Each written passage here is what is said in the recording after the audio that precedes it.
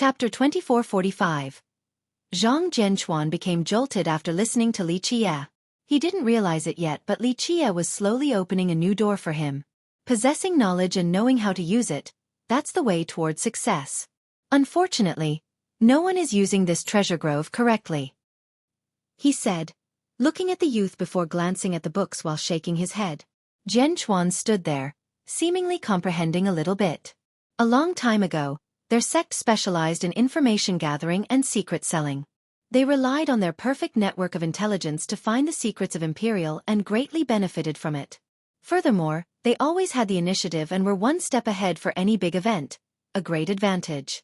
This naturally resulted in them yielding a greater harvest than the rest. They grew stronger and stronger before ending up as one of the 5 great powers. Unfortunately, the result was fewer and fewer disciples being interested in this business. What brought them to greatness suffered a swift decline. No one bothered reading the ancient scrolls in the depository. It meant that they had fewer and fewer relevant secrets, losing the advantages altogether. Of course, the ancestors thought that they didn't need to rely on this old business now that they have grown stronger. They could sweep through the world using force instead. Zhenchuan had a newfound perspective, like seeing the light of a guiding torch in the mist, telling him which direction to go. He increasingly found this king to be different from the rumors and faintly realized that the king was only putting up an act. But why did the king pretend to be such a person, even until the fall of his kingdom? Zhenchuan couldn't come up with an answer at all. Li Qie lived like a monk at God's step with only the lamp and books as his companions. Moreover, he didn't care about external events, not bothering to ask a single question. Your Majesty, are you not curious about the dynasty? Zhenchuan was familiar enough to ask a sensitive question. He was in charge of intelligence, so he still received a number of reports every day. This allowed him to know about the world without leaving God's step. What's there to find out? Li Qie said. War Saint has fallen out of grace while the rest of the world chases for the ultimate authority. Unfortunately, no one has been able to seize it. Given the current political climate, who can be in charge? The other sects are useless and only the 5 great powers are in the picture. Actually, the dynasty with its 6 legions can do something as well. However, the legion commanders, your 5 supreme ancestors, and the other experts, none of them are willing to submit to each other. Without a person capable of rising up above the others, total authority will need to wait, replaced by stagnation and deliberations. With that, he turned towards the youth and smiled. The geezer hasn't shown up recently. I'm sure he's at the Imperial City then. The 5 of them must be screaming there, but no one will give up. This casual analysis left Zhenchuan slack-jawed because Li Qie was completely spot on about the current political climate. Though 9 secret system no longer has a real ruler, the great powers here didn't wish to submit to each other. No one can suppress the entire world like lucidity, and no one had the claim to the throne like Li Qie, the rightful successor. Because of this, though the coalition armies managed to take over the Imperial City, no one could really sit on the throne for total control. The 5 great powers would never yield to someone else. They didn't want to see a second Lucidity King and actively worked against it. This created a deadlocked stalemate at the capital. The 5 powers also sent their legions there, completely occupying the area. Even the 5 supreme ancestors needed to go themselves to preside over the situation. After all, a change in the government could affect any of them for generations to come. No great powers wanted to let this go. Zhenchuan found Li Qie's insight to be incredible. He knew everything that was going on without taking a single step out of the door. Quite unbelievable. The youth calmed down and quietly said, Your Majesty, the ancestor is indeed at the Imperial City right now. It's only a waste of time. Li Qie shook his head and smiled. The 5 great powers and these supreme ancestors will, one day, come to see that they are running around blindly. This land still belongs to whom it meant to belong to. Everyone else has no idea what they're doing, mere chess pieces. Only the players can decide the fate of 9 secrets. Your Majesty, who are the players then? Zhenchuan asked, perplexed. You'll find out later. Li Qie smiled mysteriously. The answers are usually unexpected and will astonish people. However, there is one idiom pertinent to the situation. The mantis stalks the cicada, unaware of the oriole behind. Who knows who the real players are, but many certainly think they are, unaware that they are mere chess pieces. Zhenchuan shuddered. Though he didn't fully grasp the meaning of Li Qie's response nor who the chess players were, He knew that something earth-shattering was going to happen. Though the depository had many scrolls, Lichia had gone through most of them and got all the information he wanted about the things he was searching for. A great success. Didn't your progenitor leave behind a plain tablet? Lichia put away the scroll and looked at Zhenchuan today. The youth nodded. Yes, the null slate is located on the ancestral peak. All right, let's go take a look. Lichia said. There's not much to look at here in God's Step. We'll see if this tablet will be different. Zhenchuan was surprised because Lichia has been staying indoors the entire time. Now, he wanted to go take a look at the null slate? This lowly one will prepare for you, your majesty. Zhenchuan quickly agreed. After taking care of minor details, he led Lichia to the ancestral peak. This area was rumored to be where God's Step true emperor meditated in the past. Later on, it became a place for the disciples to come and reminisce about their patriarch. It was naturally the tallest peak in God's Step with numerous buildings. However, people were most interested in the stone tablet on top, bereft of any engraving. The null slate was next to the precipice, personally erected by the emperor, or so they say. No one knew why the emperor left this wordless tablet here. Perhaps it was to test the descendants, and that it contained a supreme art. Others believed that it was a meteor from an external realm. The emperor left it here for the descendants to study. No one has been able to comprehend it since the foundation of God's Step. Plenty of true emperors and eternals from the sect have tried and failed. In fact, they have even invited the ultimate genius of the Mu, Shaochen, to come take a look. The youth still couldn't see through it and the mystery remained. All in all, the null slate's purpose and the emperor's intent became an age-long question. Despite the futility of it all, disciples from God's Step still came to take a look, hoping for a miracle. Chapter 2446. Zhang Zhenchuan took Lichia to the ancestral peak for a look at null slate. The two of them crossed through numerous mountains among the clouds via bridges to make it there, meeting many peers and seniors along the way. As one of the 5 great powers, God's Step was obviously powerful with substantial resources. Despite being hidden in the sky away from the rowdiness of mundane life, the place was still lively. More than 10,000 disciples were around. Second brother. The brothers and sisters on the path greeted Zhang Zhenchuan. Zhenchuan wasn't famous in 9 secrets, but he had a high status in God's sect, being the second brother and all. Moreover, his talents for cultivation and amiability earned him the love of his peers. He also nodded and greeted them in response. His brothers and sisters found it quite strange to see their second brother being so respectful while serving Lichia. In their sect, few elders and ancestors would need the second brother to wait on them. However, this youth didn't look older than Zhenchuan and was clearly a new cultivator, not an expert genius that could sweep through the world. How could this youth enjoy such treatment from their second brother? Everyone became curious as a result. Brother, who is this gentleman? A vivacious girl came up and asked. Zhenchuan was very careful in answering. He smiled and said, an esteemed guest of our sect. He was experienced enough to give a reasonable and watertight response. Of course, no secrets last forever since Lichia has been staying here for so long. The top disciples have figured out Lichia's identity. Who is that next to second brother? Why is second brother serving him? Someone asked their senior brothers and sisters. To which a senior brother snorted and said while staring at the weak Lichia, "Humph, that's our king." The young disciples took a deep breath and quietly said, He's the fallen king? War Saint Dynasty's ruler with the shortest reign in history. A senior sister sneered, "That's him, the wretched and perverted king, deserving of losing his kingdom. It's already a blessing of 3 lives that he is still alive." This sister had nothing but contempt from the heart for the infamous king. Losing a kingdom over a woman? A man like this was a piece of trash. Hi, don't be so loud, he is still our guest. Another girl said. It's fine. A senior brother joined in. It's no longer the era of War Saint, the land is no longer his. This useless pervert, no, this piece of trash is not worthy of our saintess. That's right. The first senior sister agreed. Our senior sister is heaven's favorite, the jewel of our sect. She's beautiful and talented. Only a monstrous prodigy is worthy of her, not this debaucherous trash. No wonder why these disciples had such prejudice against Lichia. They were fans of their senior sister, splendorous saintess. They knew that she had a noble bloodline on top of being perfect in every facet imaginable. She was the pride of their sect. The girls adored and looked up to her. The boys had a crush on her.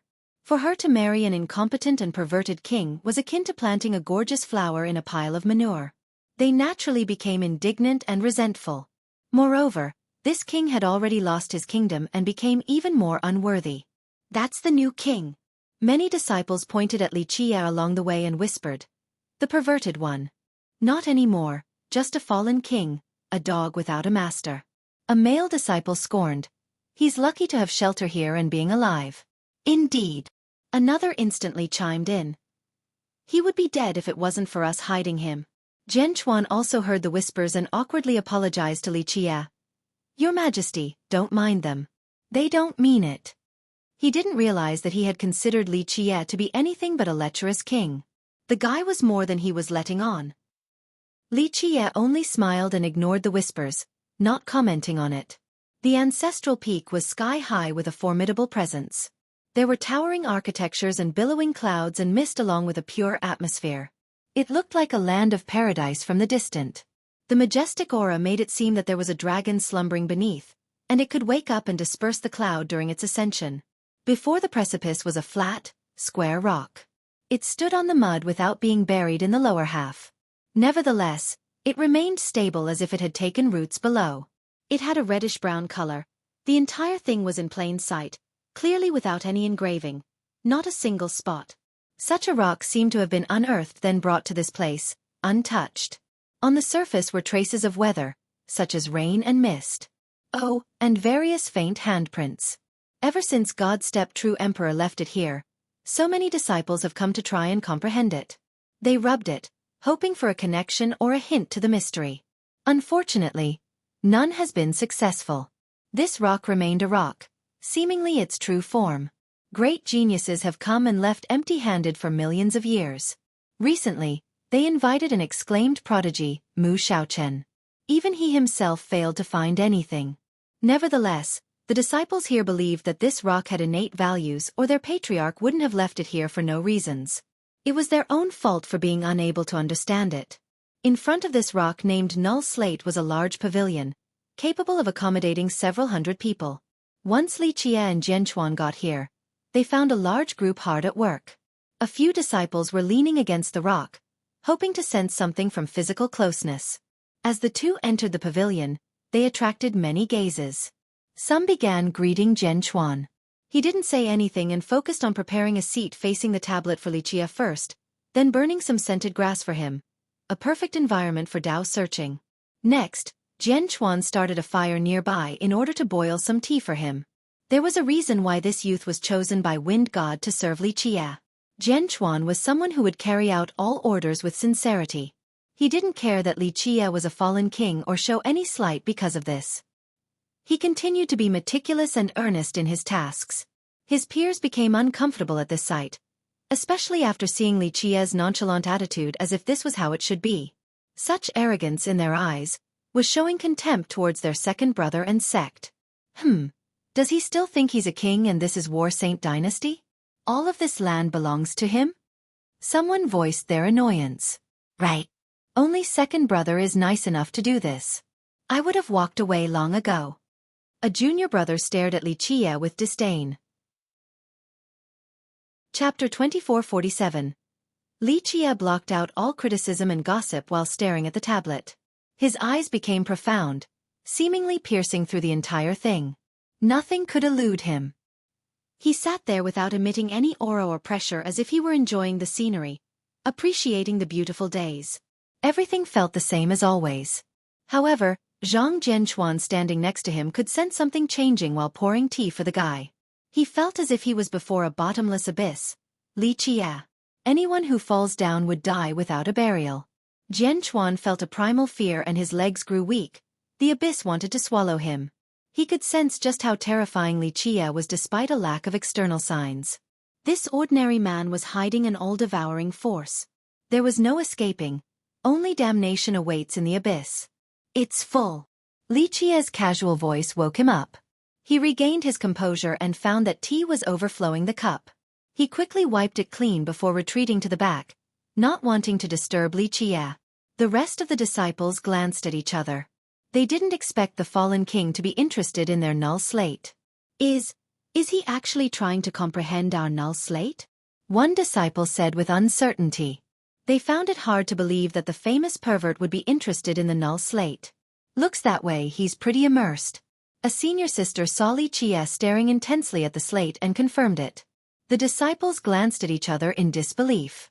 The legendary king of uselessness suddenly wanted to learn about their tablet, one that has never been figured out for eras?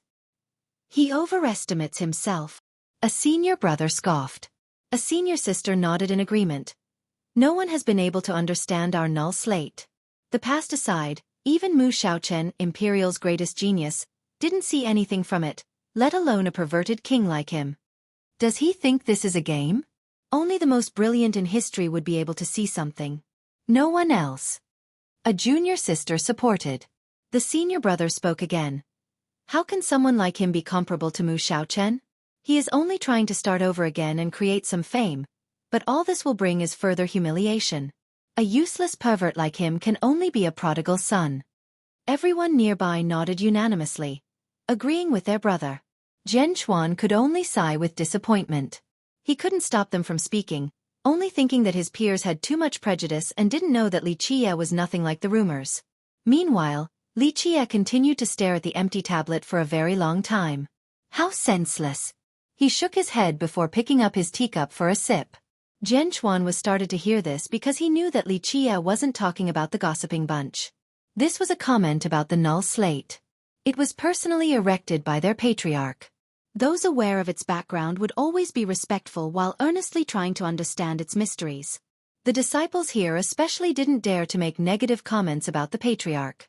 However, Li Qie didn't give a damn, as if God-Step True Emperor was a nobody, and that this tablet wasn't worth mentioning. Zhenchuan's rumination was interrupted by the gentle clattering of decorative ornaments. A sweet fragrance whiffed in the air. Everyone could feel her beauty and style before she got there. Senior sister. The disciples in the pavilion and those near the tablets all stood up respectfully with hands straight down. A figure finally appeared on the ancestral peak, accompanied by plum blossoms and floating clouds. In the next second, the figure was standing before the pavilion. This enchanting woman was tall with appealing long white legs. Her legs were perfectly shaped. A little bit more would be redundant, but a little bit less would be deficient. Such jade legs made others have the urge to touch. She wore a thin pink dress with yellow embroideries of little flowers and a silk girdle that accentuates her curves. One glance was all it takes to see her perfect outlines. She was full of life, a fair complexion with a touch of pink like the peach blossom, and was as vibrant as spring itself. The images of flowers would occasionally appear around her. Her steps seemed to give birth to the flowers on the ground, looking like they were chasing after her. Junior sister, you're here? Zhenchuan was surprised to see her. Lu Bing, or Splendorous Saintess, the daughter of God-Step Sect Master. Moreover, she was also a descendant of Wind God, so a great bloodline flowed within her. Because of her prestigious status and noble bloodline, Lucidity asked for her specifically in the past. Wind God chose to comply, albeit unwillingly. The disciples exchanged glances after seeing her. Some started looking over at Li Qie. The marriage between the two of them was no secret. There was a system-wide announcement during Li Qie's coronation. During that period, every disciple in God-Step hated this marriage. They felt indignation, especially the male disciples who were her fans. These youths hated Li Qie to the core. Nevertheless, they couldn't do anything except to accept reality. After all, Li Qie still had authority and was still the leader of 9 secrets, standing at the apex with 7 legions beneath him. Moreover, he had an eternal like Sun Lungying as his backing. This was enough to look down on the world, be the master of life and death, the decider of others' fate. Splendorous Saintess had no choice but to acquiesce. This was no longer the case. The imperious king had fallen. His authority became non-existent, just another dog that has lost its master. To be frank, even their great ancestor Wind God needed to be respectful before the new king just a while ago. But now, an ordinary disciple of God-Step could look down on him, or even bully him. Thus, how could a useless brat with no authority and backing marry their golden jewel? He's not worthy of their saintess. The eyes on Li Qie slowly turned cold. If the saintess were to give an order right now, many disciples would be more than willing to give Li Qie a good beating, or even take his life. She finally looked at him with an unfriendly stare. His lazy appearance only confirmed his uselessness, so her first impression of him was terrible. Moreover, she had heard of how he took innocent women in the capital before, completely lawless. If she were to meet someone like him on the street, she would kill them without any hesitation. Chapter 2448. The crowd held their breath while staring at Xueqi, overwhelmed with excitement about what's to come. Some had a grin on their face from schadenfreude. This group wanted to see Xueqi humiliated and shamed. Xueqi didn't seem to notice these disciples and even the saintess. He continued to drink his tea and enjoyed the floating clouds ahead. Splendorous saintess entered the pavilion and headed straight for him with coldness in both her glare and expression. Zhenchuan could tell what she wanted to do judging by her demeanor and said, "Junior sister, you're here." He gently shook his head while speaking, gesturing her to not do anything rash, especially without permission. "Greetings, Brother Zhang." She slightly bowed towards Zhenchuan but ignored his signals. It didn't take long before she stood in front of Xueqi, accompanied by a gentle fragrance. "Take it out." She stretched her jade hand towards him and demanded. Xueqi didn't bat an eye, not bothering to glance at her. "You are blocking my view."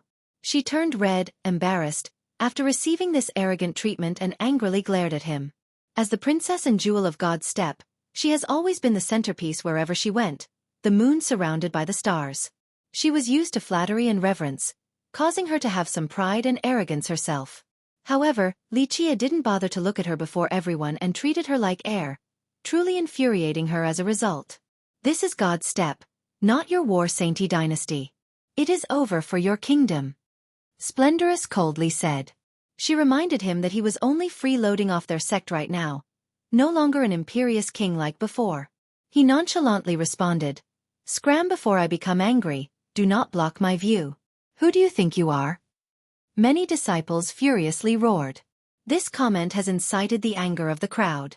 How could they let anyone insult their princess, especially a fallen king that is freeloading at their sect? Splendorous was furious, already annoyed at this marriage in the first place.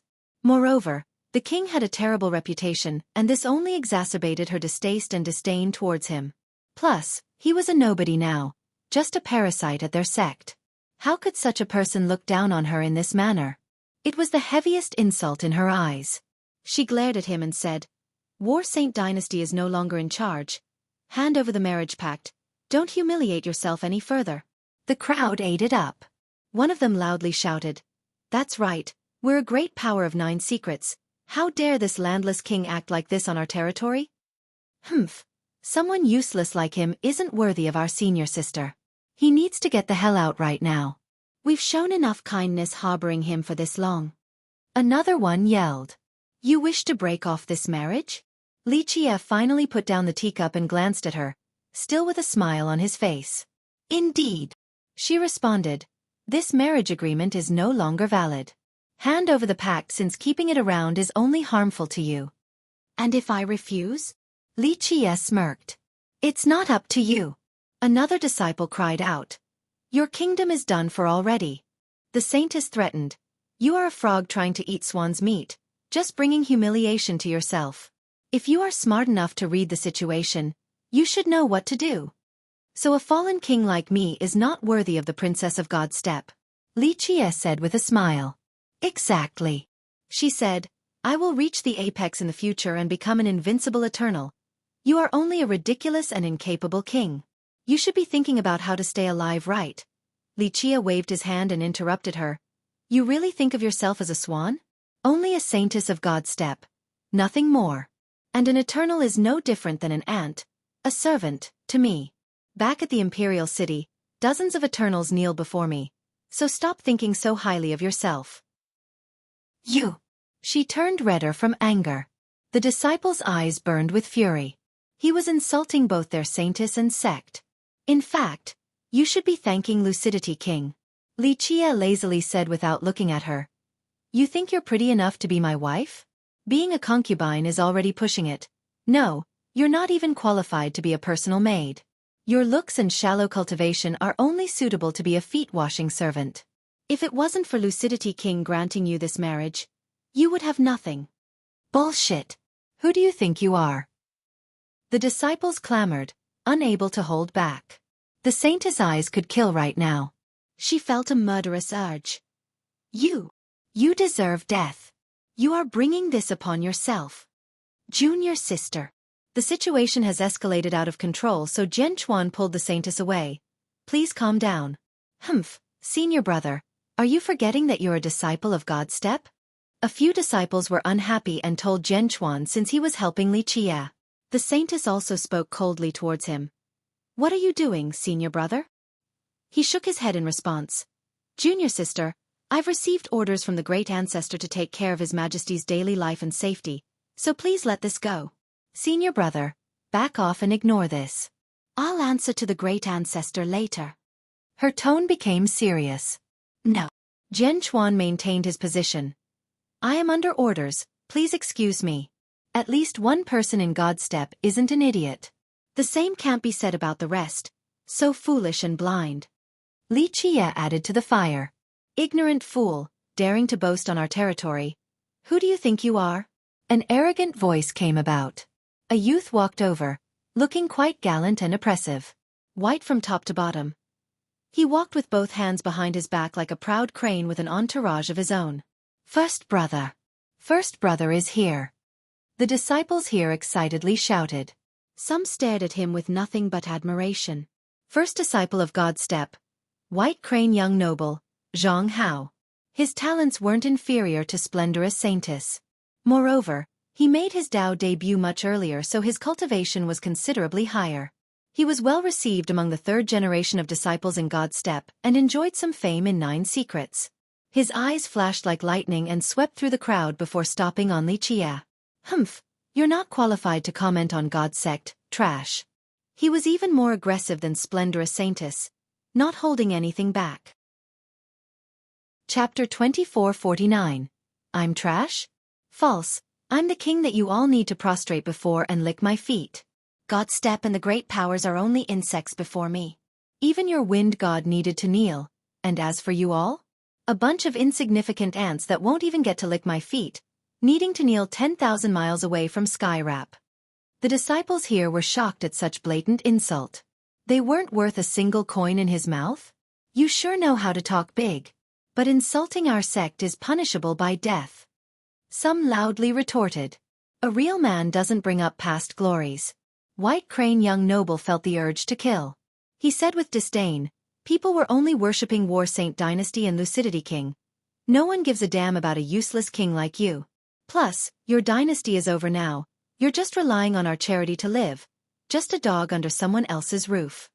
Well, excuse me then, but even if I am a useless king or just a dog, it doesn't change the fact that your God Step sect had knelt before me. As for the lot of you, I'm afraid to say that you're not qualified to lick my feet, only the dirty soles of my shoes at best.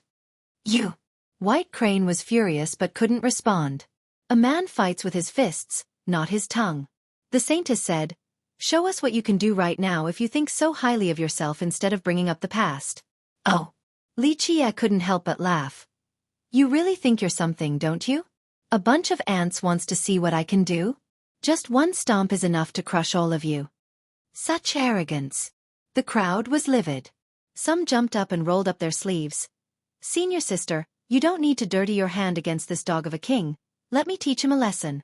White Crane stopped them and walked forward aggressively with a murderous flash in his eyes. Let me see what you can do then. Senior brother, you can't. Zhenchuan stopped him while continuously shaking his head. It wasn't easy for Zhenchuan being stuck in the middle, but he needed to protect Li Qie at all cost. Junior brother, step aside. I'll handle the consequences. White Crane uttered. Zhenchuan disagreed. Senior brother, I'm not trying to oppose you. It's just that the great ancestor has repeatedly told me to take care of His Majesty before leaving. So please, ignore us or we can't answer the great ancestor. Senior brother, I've recently learned a new merit law and would like to have a spar with you. Please give me some pointers. Suddenly, Splendorous Saintess blocked Zhenchuan's way. There was no doubt that both these two and the rest of the disciples wouldn't let this go today. Senior sister, what's the point? Zhenchuan smiled wryly after seeing this. I'm not making it difficult for him as long as he hands over the marriage pact or denies its existence. She coldly said. Though Wind God was forced in a sense, he had still agreed with lucidity. Given his status and principles, He would never change this marriage. This wasn't the case for the Saintess. She didn't want to marry a lecherous and unsalvageable wretch. Furthermore, she had the power to get him to break off the engagement in order to change her own fate. That's why she would press on today regardless of what happens. Meanwhile, White Crane young noble walked towards Lichia and said, "I won't take advantage of you. I will let you make 3 moves first before taking your dog life." "Is that so?" Lichia smiled leisurely. "I don't need to fight myself against an insect." Having said that, he took out a tiny wooden sphere with 3 different shades. Crack! Crack! It flew out of Lichia's hand and crazily assembled in a huge one. Boom! It slammed down from above with the force of a mountain, aiming straight for the young noble. Ancestral 18 transformations. The treasure refined from 3 ancestral trees and had their power. The crowd didn't expect this at all. The young noble's eyes narrowed as he shouted, "Activate!" He raised both hands in the air like a deity raising a pagoda to stop the incoming sphere, throwing away his offer of 3 free moves earlier. Boom! He far underestimated the power of the sphere. Crack! An ear-piercing sound of bone breaking came about with blood gushing out. Both of his arms were pulverized. Boom! The sphere instantly bounced back to the sky while issuing rambunctious detonations. Its spinning speed increased and headed for the young noble once more. The rolling distance amplified both its speed and size. The sphere continued to assemble and became 10 times larger than before. It was bigger than a hill now and carried a world-destroying power. The crowd quickly retreated, aghast. Chirp! During the split second before the impact, the young noble soared to the sky like a crane with lightning speed and successfully evaded the sphere. It didn't give up and exploded once more, increasing in size again. It bounced to the sky, heading straight for its target with incredible speed. Buzz! Space fluctuated. The young noble seemed to have grown a pair of wings. His movements became fluid like a dancing crane. He once again evaded the sphere. Boom! With another quake, the ball gained a massive increase in both size and speed. Rumble! Detonations resounded all over the sky. The ball crazily gave chase, but the young noble's movement technique was indeed peerless. He had learned one of Godstep's very best, allowing him to fly just like an immortal crane, allowing him to dodge successfully again and again. However, the sphere had no limits to the growth of its speed and power. After it reached a particular size and speed, even the young noble's great technique was no longer enough. Activate! He noticed that exerting his technique to the limit wasn't enough, so he roared, summoning a gigantic shield in order to face it head-on. Bang! The grounds and the mountains nearby trembled because of the impact. His shield instantly shattered to pieces, scattering all over. Ah! He screamed with more broken bones and blood gushing out everywhere, nearly being smashed to bits. Who knows if he even had one single intact bone in his body right now. He started falling down from the sky, but the sphere didn't spare him just yet. Boom! It activated itself with another explosion before starting the spinning trajectory. This time around, its speed was on a whole new level, looking like it wants to render him to a mist of blood. Chapter 2450. Not good. Everyone cried out after seeing White Crane's inability to stop the incoming brutality of the sphere. "I'm dead," White Crane muttered and closed his eyes after seeing the unstoppable sphere coming for him. In this blink of an eye, a person leaped to the sky with the force of a dragon and the grace of a phoenix. "Your Majesty, please show mercy," he shouted. His palm blotted out the sky and pushed back the sphere, resulting in a shockwave causing the ground to quake. The person also staggered several steps backward. The sphere rose to the sky and began to spin with massive explosions, ready to strike again. Go! The person grabbed White Crane and jumped into the pavilion. He cupped his fist and said, "Your Majesty, please go easy on my ignorant disciple and spare his life." He was an old man with a crane robe. He looked quite fierce with a sharp pair of eyes, not allowing people to hide anything from him. Lichia only slightly furrowed his brows, not bothering to look at this person. He waved his hand once and the great sphere rebuilt itself into the miniature version, then landed in his hand. Everyone stared at this wooden sphere instantly. They didn't expect this tiny thing to have so much power and realized that it must be a heaven-defying treasure. Of course, it wasn't strange at all for him to possess a weapon of this level. He used to be the king of war saints, so it made sense that he would have a few of these powerful treasures. "Master," Zhang Zhenchuan hurried, bowed, and respectfully greeted the old man. Father. Splendorous Saintess also greeted with a touch of coquettishness and a hint of anger. She clearly wasn't in a good mood. The old man was the sect master of God's Step, Heavenly Crane Enlightened Being, a famous expert of 9 secrets. Your Majesty, I've been overwhelmed with various matters and couldn't personally come to greet you. Please excuse me. Heavenly Crane spoke with the right amount of respect, appropriate of his status as a sect master. Li Qie casually nodded and continued drinking his tea. This arrogant attitude infuriated the already heated crowd because White Crane was the symbol of their sect. He was insulting and looking down on their sect. Your Majesty, how has your stay been? Heavenly Crane was calm, unlike the rest of the disciples. It's okay. Li Qie glanced at him before standing up and coldly said, Don't forget your promise tonight. Tell your golden daughter to come warm my bed. Having said that, he turned and left. Even the good-natured Heavenly Crane's expression turned ugly after hearing this. He was furious, but someone like him would never show his anger outwardly and only snorted in response. The rest of the disciple was gritting their teeth and glared at the departing Li Qie. Pah! The Saintess felt the same way and said with disdain, A frog wanting to eat swan's meat, he should take a look in the mirror first.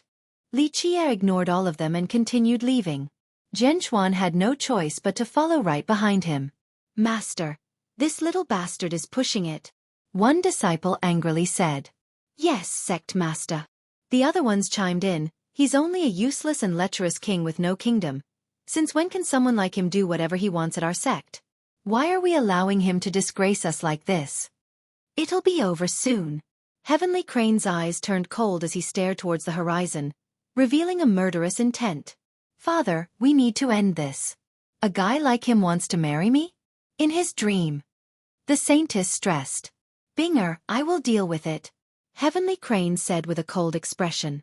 He would never let his daughter marry a fallen king, especially one that was so wretched. Back in their place, Zhenchuan opened his mouth but eventually decided from speaking. In fact, he was under great pressure. Protecting Li Qie earlier could be viewed as a betrayal by his fellow disciples. You think that I have gone too far? Li Qie chuckled after noticing this. Zhenchuan smiled wryly. Your Majesty, you should try to be closer to other people. He could tell that Li Qie wasn't that terrible to be around, that he wasn't such an intolerable person all the time. To which Li Qie responded, Closer?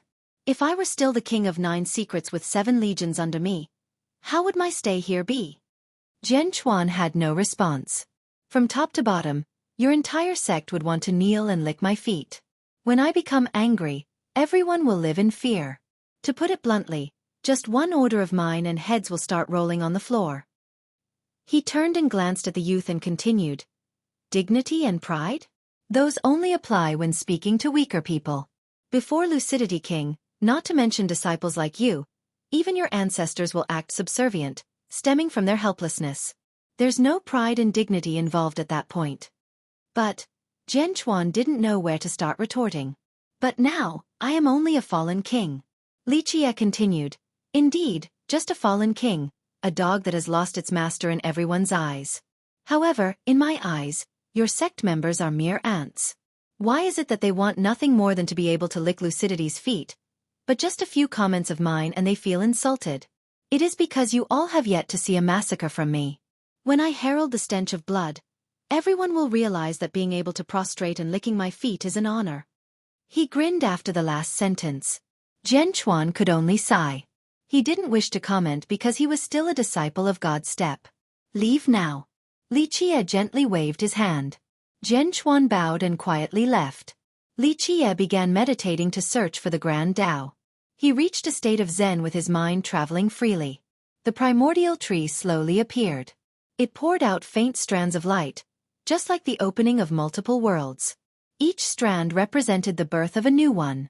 These new worlds were full of chaos, a state of the very beginning.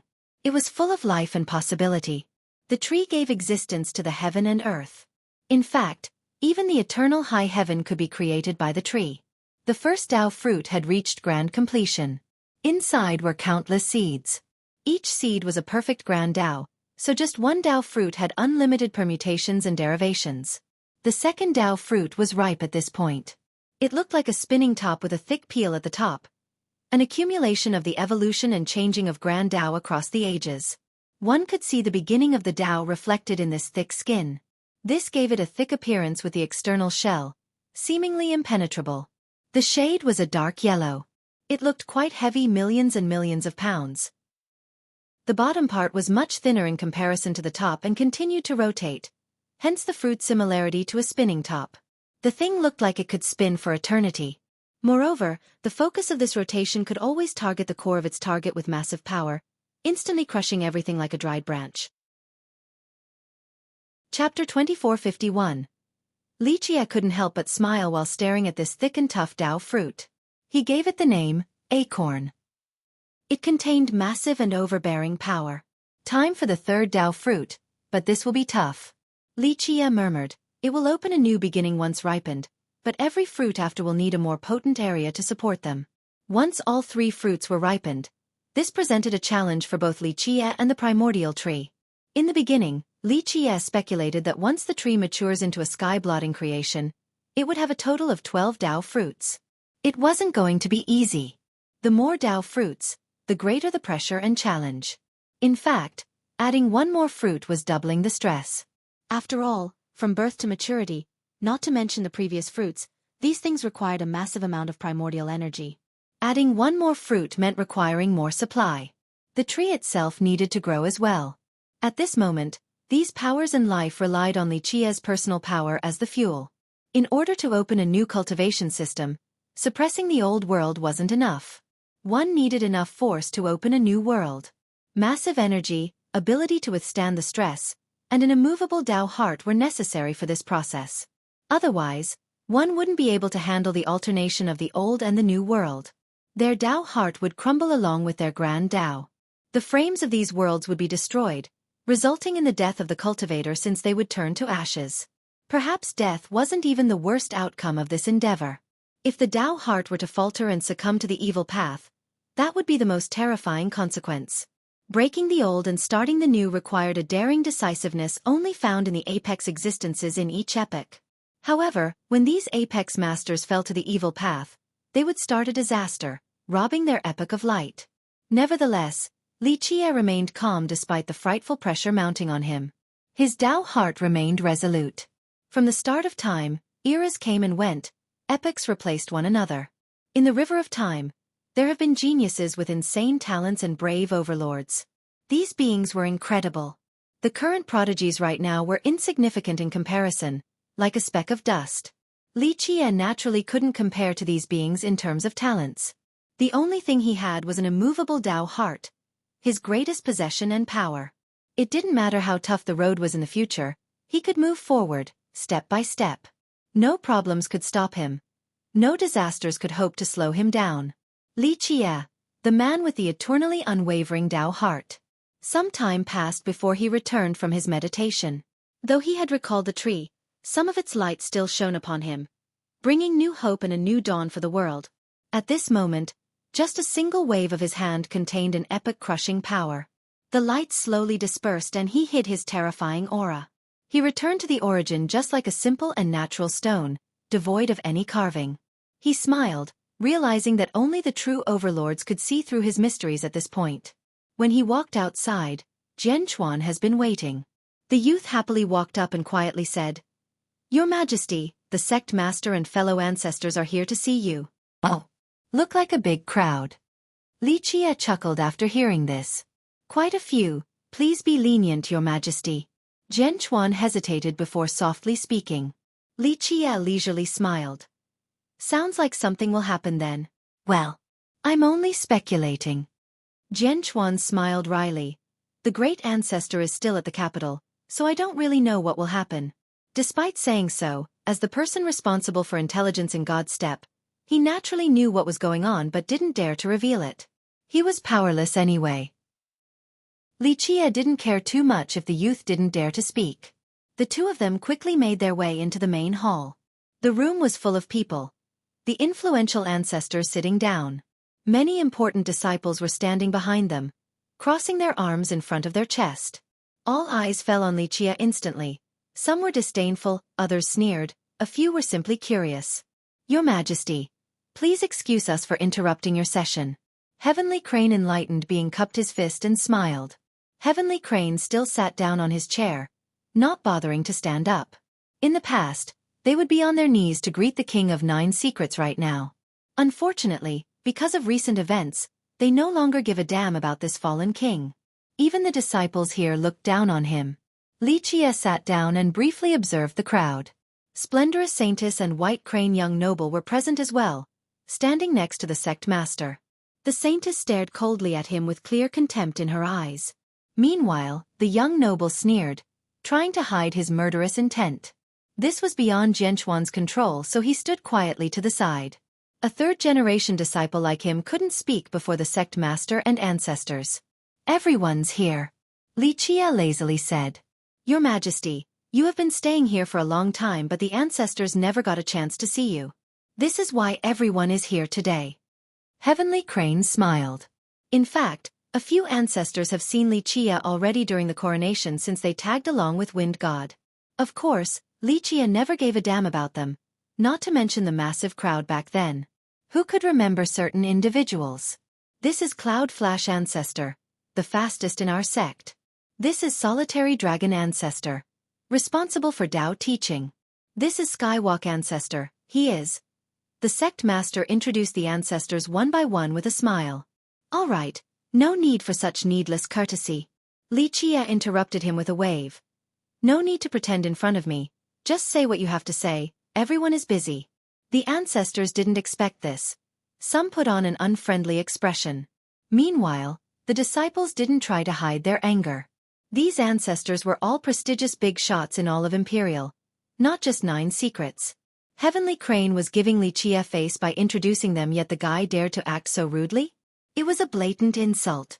How could a downtrodden dog needing their protection act arrogantly like this before them? The atmosphere became tense instantly. The previous cordial pretense disappeared. Well, Heavenly Crane's smile slowly went away. He then nodded towards the Saintess. We are here today for one thing only. Just one demand. Hand over the marriage pact. It will be nothing but beneficial for you. The Saintess said coldly. Chapter 2452. The other ancestors calmly sat there after Splendorous made her demand without being taken aback. This was all part of their plan. The disciples outside the hall were staring at Lichia with different emotions, mainly negative towards Lichia. They didn't know what was about to happen. Only the members of the upper echelon were part of the planning. Lichia looked at the Saintess and smiled. So ultimately, all of you wish to deny this marriage and have it annulled. That's right. The Saintess coldly said. Marriage is the most significant event in life where the party's social status must be in harmony. You are no longer the King of Nine Secrets, and War Saint is heading for destruction, no longer on the same level as Godstep sect. Be smart and personally back off instead of doing something so senseless. Splendorous made it clear enough without holding anything back. This was indeed the case. Marriage was of the utmost importance. Before everything became decided, she grasped the best opportunity in order to change her fate. She would never marry this incapable king and be connected with him in the future. She had unlimited potential. Not only beautiful but also talented. How could she agree to a husband like him? She was a phoenix soaring on the horizon and couldn't be tied down to a man like this. The 9 firmaments were her goal. Social status must be in harmony? You aren't qualified to bring that up before me. Lichia smiled and shook his head. You. The Saintess turned red and glared at him, anger churning deep inside. You're just a homeless dog right now. Stop boasting so shamelessly. A disciple outside yelled with indignation. Even White Crane young noble scoffed in response. Can't even appreciate a favor. Ahem. Heavenly Crane interrupted everyone and revealed a smile. Your Majesty, the young ones are too impetuous, please forgive them. Lichia didn't respond, only staring at Heavenly Crane with a thick smirk. The sect master said seriously. Your Majesty, we are one of the 5 great powers in 9 Secrets. So we can keep our words and have no intention of changing our mind about the marriage, Father. The Saintess was alarmed. This was completely different from her request, so she became afraid that her father might actually marry her off. Ahem. Heavenly Crane coughed again and continued. Your Majesty, our Saintess should indeed marry you as long as everything fits, Father. "I rather die than marrying this useless king." The saintess was astounded and cried out, "Behave!" Heavenly Crane acted awe-inspiringly just like a sect master and raised his voice. "It is not your place to speak during an important event for the sect." The saintess angrily stomped her foot before stepping to the side. She didn't dare to act impudently before the ancestors. Meanwhile, White Crane young noble was surprised. He didn't expect this development after hearing his master. Heavenly Crane continued, "Your Majesty, because of our sect's status, the marriage of our saintess is a grand event and can't be taken lightly. Don't you agree?" And Lichia smiled, seemingly amused. "Your Majesty, my daughter will marry you soon, so it is about time for you to present the bride token. May I ask what you have in mind?" Heavenly Crane smiled heartily. "What do you want?" Lichia leisurely asked. Heavenly Crane went on, "Your Majesty, as you already know, I only have one daughter and Godstep only has one saintess. Her marriage should be grand, that's only appropriate for a man of your stature. In my opinion, the bride token requires 5 true emperor treasures, at the very least." The saintess' eyes became wide open. This was the opposite of her expectation. White Crane young noble smirked, realizing his master's intent. The ancestors remained calm, not surprised in the slightest. Meanwhile, the disciples outside the hall took a deep breath. This was definitely a big ask. Their sect didn't have that many imperial treasures, and definitely couldn't afford to give them away for any reason, whether it be a dowry or bride token. They calmed down then stared at Lichia with a gloating smile, full of disdain. They believed that this fallen king would never be able to afford this much. "And if I can't?" Lichia smiled. Heavenly Crane replied, "Your Majesty, if you can't afford this bride token, then there is nothing we can do. After all, how can we marry away our golden daughter without enough consideration? This is your inability to marry her, meaning that this marriage will be nullified, and the fault is on you, not us. Please understand." The initially unhappy saintess revealed an excited expression, finally understanding what her father was trying to do. He came up with a perfect excuse to end the marriage without suffering criticism. If Lichia couldn't handle this bride token, then the marriage would be over. It was his own fault for being unable to fulfill his obligation, no longer an issue of their sect reneging. "Can't even handle the bride token? Stop dreaming about marrying our saintess then." The ones outside started whispering among themselves. Everyone was waiting for Lichia, including the ancestors and Heavenly Crane. They all had a flash of greed in their eyes, albeit barely noticeable. This was because Lichia used his sphere to injure White Crane yesterday. This was an incredible treasure. It wasn't surprising for him to possess something like this since he must have had access to War Saint Dynasty's treasury, the largest one in 9 secrets. Thus, Heavenly Crane wanted to know how many treasures Lichia took with him. Just thinking about this made him greedy. If Lichia had enough on him, perhaps even an ancestral weapon, it would be a godsend opportunity for their sect. They would never stop until they take it all from him. During his reign, Lucidity King had taken numerous treasures from Imperial and filled the dynasty's vault. It contained highly coveted items. Perhaps Lichia had taken some or even all of them before leaving War Saint Dynasty.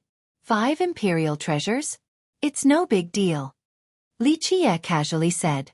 Everyone was stunned, including Heavenly Crane. He didn't expect for Lichia to agree so fast. Nonsense. Do you think Imperial treasures are mere cabbages? That someone can just take out 5 of them? White Crane sneered. Only 5 Imperial treasures, not 5 ancestral treasures. It's no problem. Lichia smiled. Chapter 2453. Take it, I can handle this much for the bride token. Lichia casually threw out 5 treasures. Sure enough, their imperial aura permeated the area. A jewel, armor, divine garment. All 5 were resplendent with a distinctive aura. Imperial treasures. The disciples outside became tumultuous. They stood on their toes and stretched their neck in order to get a better view. Although Godstep sect could come up with similar treasures, they couldn't just throw them away in such a careless manner, treating like them cabbages. After a while, the sect master and the ancestors calmed down then glanced at each other. They didn't expect for Lichia to be so generous, so they didn't know what to say, only standing there awkwardly. This request was to get Lichia to back off on top of probing him out. If Li Qie couldn't come up with this bride token, then their sect could annul the marriage without any problem. It would no longer be them breaking their promise but rather Li Qie's inability to marry the saintess. All of them realized something. If Li Qie could do this to items considered great treasures by others, it meant that he had many more than just 5. This naturally startled them. Lucidity's treasury must have been incredible. Though he was dead and War Saint was done for, his treasury must have been inherited by Li Qie. Greed appeared in their eyes now, just imagining the potential of their sect if they could obtain this treasury. They would be able to take another step forward, gaining new resources and ace cards against the other 4 powers when vying for the world. No, I will not marry. Splendorous Saintess stepped out and protected. Not even for 100 imperial treasures, I'm not a piece of merchandise. I don't agree with this transaction. Is that so? I've given you the bride token. From now on, you are my woman. Li Qie leisurely said while staring at her. In your dream. The Saintess barked back with a derisive stare. You can have the entire royal treasury, 1,000,000 imperial treasures, and I still wouldn't marry a useless fool like you. Her existing prejudice regarding him rendered her unable to accept this marriage. How could a proud heaven's favorite like her care for this piece of trash, let alone marrying him? Let her come warm my bed tonight. Li Qie stared at the Saintess while rubbing his chin, amused. He then turned towards the sect master. I will have fun tonight educating this girl to be more obedient. The Saintess' expression became extremely ugly. A fire was about to spew from her eyes. The disciples outside were outraged as well after hearing their goddess being insulted. Watch your foul mouth. White Crane young noble angrily shouted. Oh, you're against it? Only a woman. It is her honor to be on my bed and being trained by me. Li Qie lazily said. You court death. White Crane obviously had a crush on the Saintess, so how could he take this lying down? Unable to swallow this anger, he took out his sword and aimed it straight for Li Qie's throat. He was aware of Li Qie's heaven-defying treasures, so he needed to make this first move count, not giving the guy a chance to retaliate. The lightning-fast thrust made the upper echelons stare at each other. They didn't try to stop him or even shout for him to stop. They thought that it wouldn't be a bad thing if Li Qie were to die right now. They could see that his cultivation was negligible and that he only relied on the treasures left behind by lucidity. As long as the young noble could deliver the fatal blow first, Li Qie would never have the chance to take out a treasure. Clank! The thrust was fast to the point of being imperceptible by the disciples outside. Bang! His sword instantly collapsed to the astonishment of the crowd. Before they could recover, Li Qie had caught the young noble, lifting him up in the air by the neck. Everything happened so quickly. Everyone didn't know what the hell was going on or how Li Qie did it, only the result. Mere ants daring to prance in front of Li Qie. Li Qie nonchalantly said, I'm only here to kill the boredom and play with you all, to actually think that I'm weak, ha. Poof. The young noble got crushed into a mist of blood. He never had the chance to react, let alone beg for help. No. The disciples in the sect screamed. No one expected this sudden reversal. Not even the ancestors and Heavenly Crane. Clank! Clank! Clank! The shocked elders instantly stood up and unsheathed their weapons, glaring intensely at Li Qie. Oh. Want to go together? That's fine. I'll see what you all can do. Li Qie gave them a quick glance and smirked. Brat, you're too arrogant. Heavenly Crane had a cold expression, same with his tone. Daring to kill in our sect, you think we can't do anything? He no longer addressed Li Qie as His Majesty and had a murderous flash in his eyes. Though White Crane was his disciple, the youth was also like a son to him. Revenge was in order. Li Qie didn't care for them at all. Godstep is nothing more than an ant nest to me, can't reach the apex. Ignorant fool. One ancestor roared. With a loud explosion, he swung his huge hammer straight for Li Qie. Boom! Before the actual impact, the entire hall has already collapsed from the force.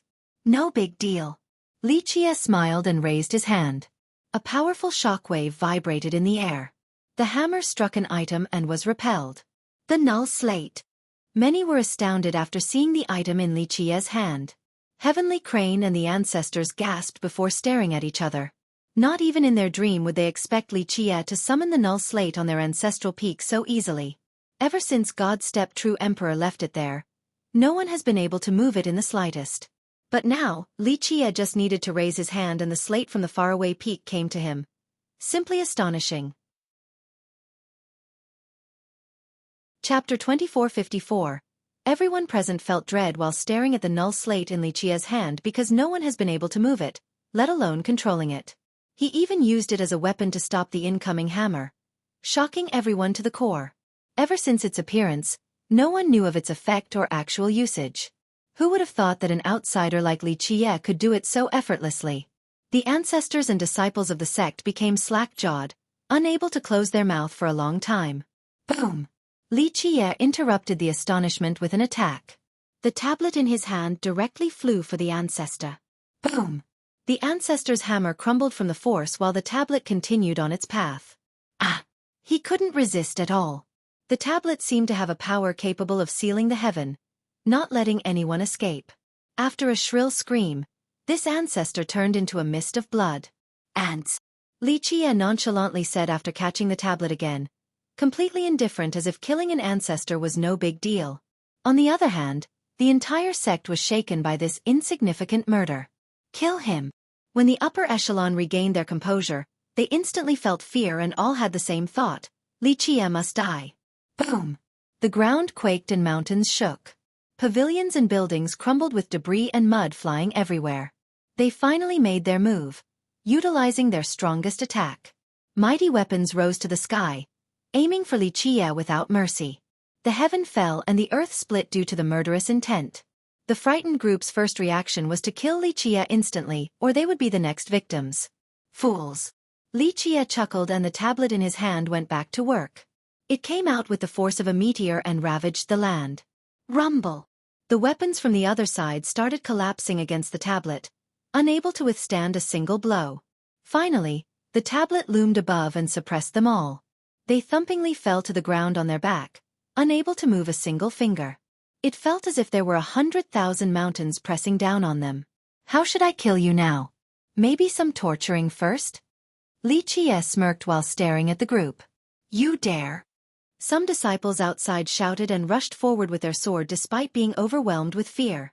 They only wanted to save their sect master and ancestors without thinking too much. Quite brave, though you all overestimate yourselves. Liqia chuckled and flicked his finger. Boom!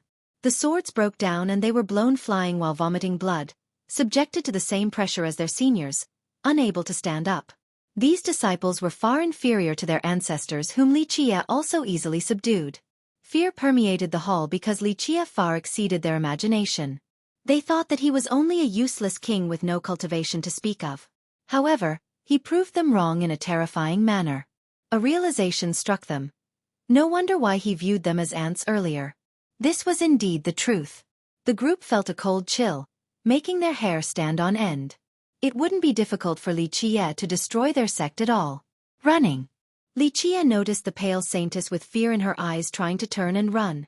He simply raised his palm and she fell into his control, completely sealed. Her body started flying towards him. Being grabbed by him left her stricken with horror. Didn't you look down on me earlier? But now, I can do whatever I want, and who can save you? You dare? She quivered and shouted. There's not an act in this world that I don't dare to do. Liqia grinned. With a loud rip, he tore her dress, revealing her white as snow and shiny skin, albeit mostly covered by her inner garment. Of course, the lack of full visibility only made it even more seductive. Her round and soft breasts couldn't be completely covered, almost falling out. If one looked hard enough, they could see two red dots pointing up like two little strawberries, ripe and ready for the taking, tempting others into taking a bite. Liqia wasn't shy at all and slipped his hand beneath to grab the round softness. He rubbed and kneaded without holding back. Splendorous was an innocent girl and has never been subjected to this type of harassment before. Under his appreciation, they seemed to be sticking out even more, adding to the enticement. No, she cried out. The shame of being in public made it even worse. You won't die a good death. Heavenly Crane bellowed after seeing this public humiliation. Shut up. Liqia flicked his finger again, striking the sect master's mouth and spilling blood. Liqia continued speaking to the saintess. You think too highly of yourself. If I want a woman, I just need to wiggle my finger and numerous goddesses will come running. As long as I am willing, I can do you whenever. So do you still think you're an imperious princess? But even an imperious princess isn't worth a single coin before me. Tears started to flow down her cheeks, but she didn't even dare to cry, afraid that it might stimulate Li Qie. Your Majesty, Your Majesty. Zhenchuan standing beside him finally got on his knees and started begging, shivering with fear. Oh, asking me for mercy? Li Qie smiled and looked at him. This lowly one is from God's steppe. It is my home, the shivering youth quietly beseeched. He was the only one on scene qualified to beg for mercy, and the only one that Li Qie would give some consideration to. Li Qie smiled and casually threw that saintess to the side. A bit interesting. Fine, I'll spare you for now. The saintess hurriedly pulled up her dress and covered herself before looking on the ground. She didn't dare to weep loudly while continuously quivering, scared out of her mind. Actually trying to take my treasures, can't be any stupider. Li Qie smiled and said. The moment he finished, warning gongs resounded across God's steppe. Rumble. Detonations and strands of light oozed out. A majestic aura billowed from the horizon, akin to a massive tsunami. Chapter 2455. Boom. The boundless light illuminated both the sky and God's steppe. An invincible aura of emperors permeated through every inch of the land. It seemed as if these great beings were awakening along with Eternals. This powerful aura was more than enough to crush the heaven and earth, suppressing the 8 directions. Not to mention the birds and fish, even the disciples here shuddered. Some crawled on the ground from the pressure. Our true power is awakening. Some disciples became excited and emotional. A few disciples lucky enough to escape have informed the other ancestors. After hearing this news, these ancestors gathered and hastily activated the supreme formation of their sect, resulting in this majestic power. After the start of the formation, the grand momentum of the sect began to flow. This woke up the ace cards and resources. These things have been blessed and augmented by the late emperors and gods of the sect for generations. This accumulated was incredible, capable of suppressing just about anything. Boom! Eventually, the bright torrent of power came together to form a seal in the sky larger than a mountain. It carved into the void with a golden brilliance and took the shape of a Buddha's foot. In the next second, it was as if an invincible true emperor was standing on the sky vault, above the 9 firmaments. Just one wave from this being could defeat all foes and take down the ages. Li Qie laughed in response. Know your place. Even your progenitor can't do anything, let alone a grand momentum. Boom! The seal answered by stomping down on Li Qie. Space crumbled before this force. All evil creatures and demons would be rendered to dust. This stomp combined the momentum from the geography of the sect along with generational blessings. Truly an apocalyptic strike. Mountains and rivers collapsed. Even the stars and celestials turned into nothingness. Break! Li Qie didn't mind at all and raised the null slate. Buzz! The center of the tablet became a whirling vortex, gathering all the strength in this world. Boom! Something unbelievable happened. The tablet actually broke down, revealing its true appearance inside, a great shield. This shield was made from stone, looking both simple and ancient, adorned with tiny runes that were brimming with power. Raising this shield was akin to raising an entire world. Bang! Li Qie slammed this shield straight for the foot. The shield emitted blinding lights, capable of tearing the world asunder. The foot was crushed from the impact. Pieces fell down after another before a total collapse. Boom! The sect quaked as a result while huge boulders from the sky started falling down. The impact didn't stop there. It continued going, seemingly wanting to crush the momentum of the sect completely. No! The ancestors screamed in horror. They knew that if their momentum were to be destroyed, then the sect wouldn't be able to escape the same fate. Thus, they crazily poured their power and true energy to fuel this momentum. This force became bright once more after the empowerment, wishing to stop the shield slam. Poof! A few ancestors couldn't handle the shockwaves and became blood instantly without the chance to scream. Your Majesty, please show mercy. A loud roar came from the horizon. A might as vast as an ocean of stars came forward and aided the momentum. Finally, this momentum was able to stop the onslaught of the shield. Nevertheless, the areas around the sect were devastated. In this split second, someone arrived in God's steppe with the speed of the wind. His godlike aura carried a world-destroying capability. Great ancestor! The members of God's steppe became ecstatic after seeing this old man.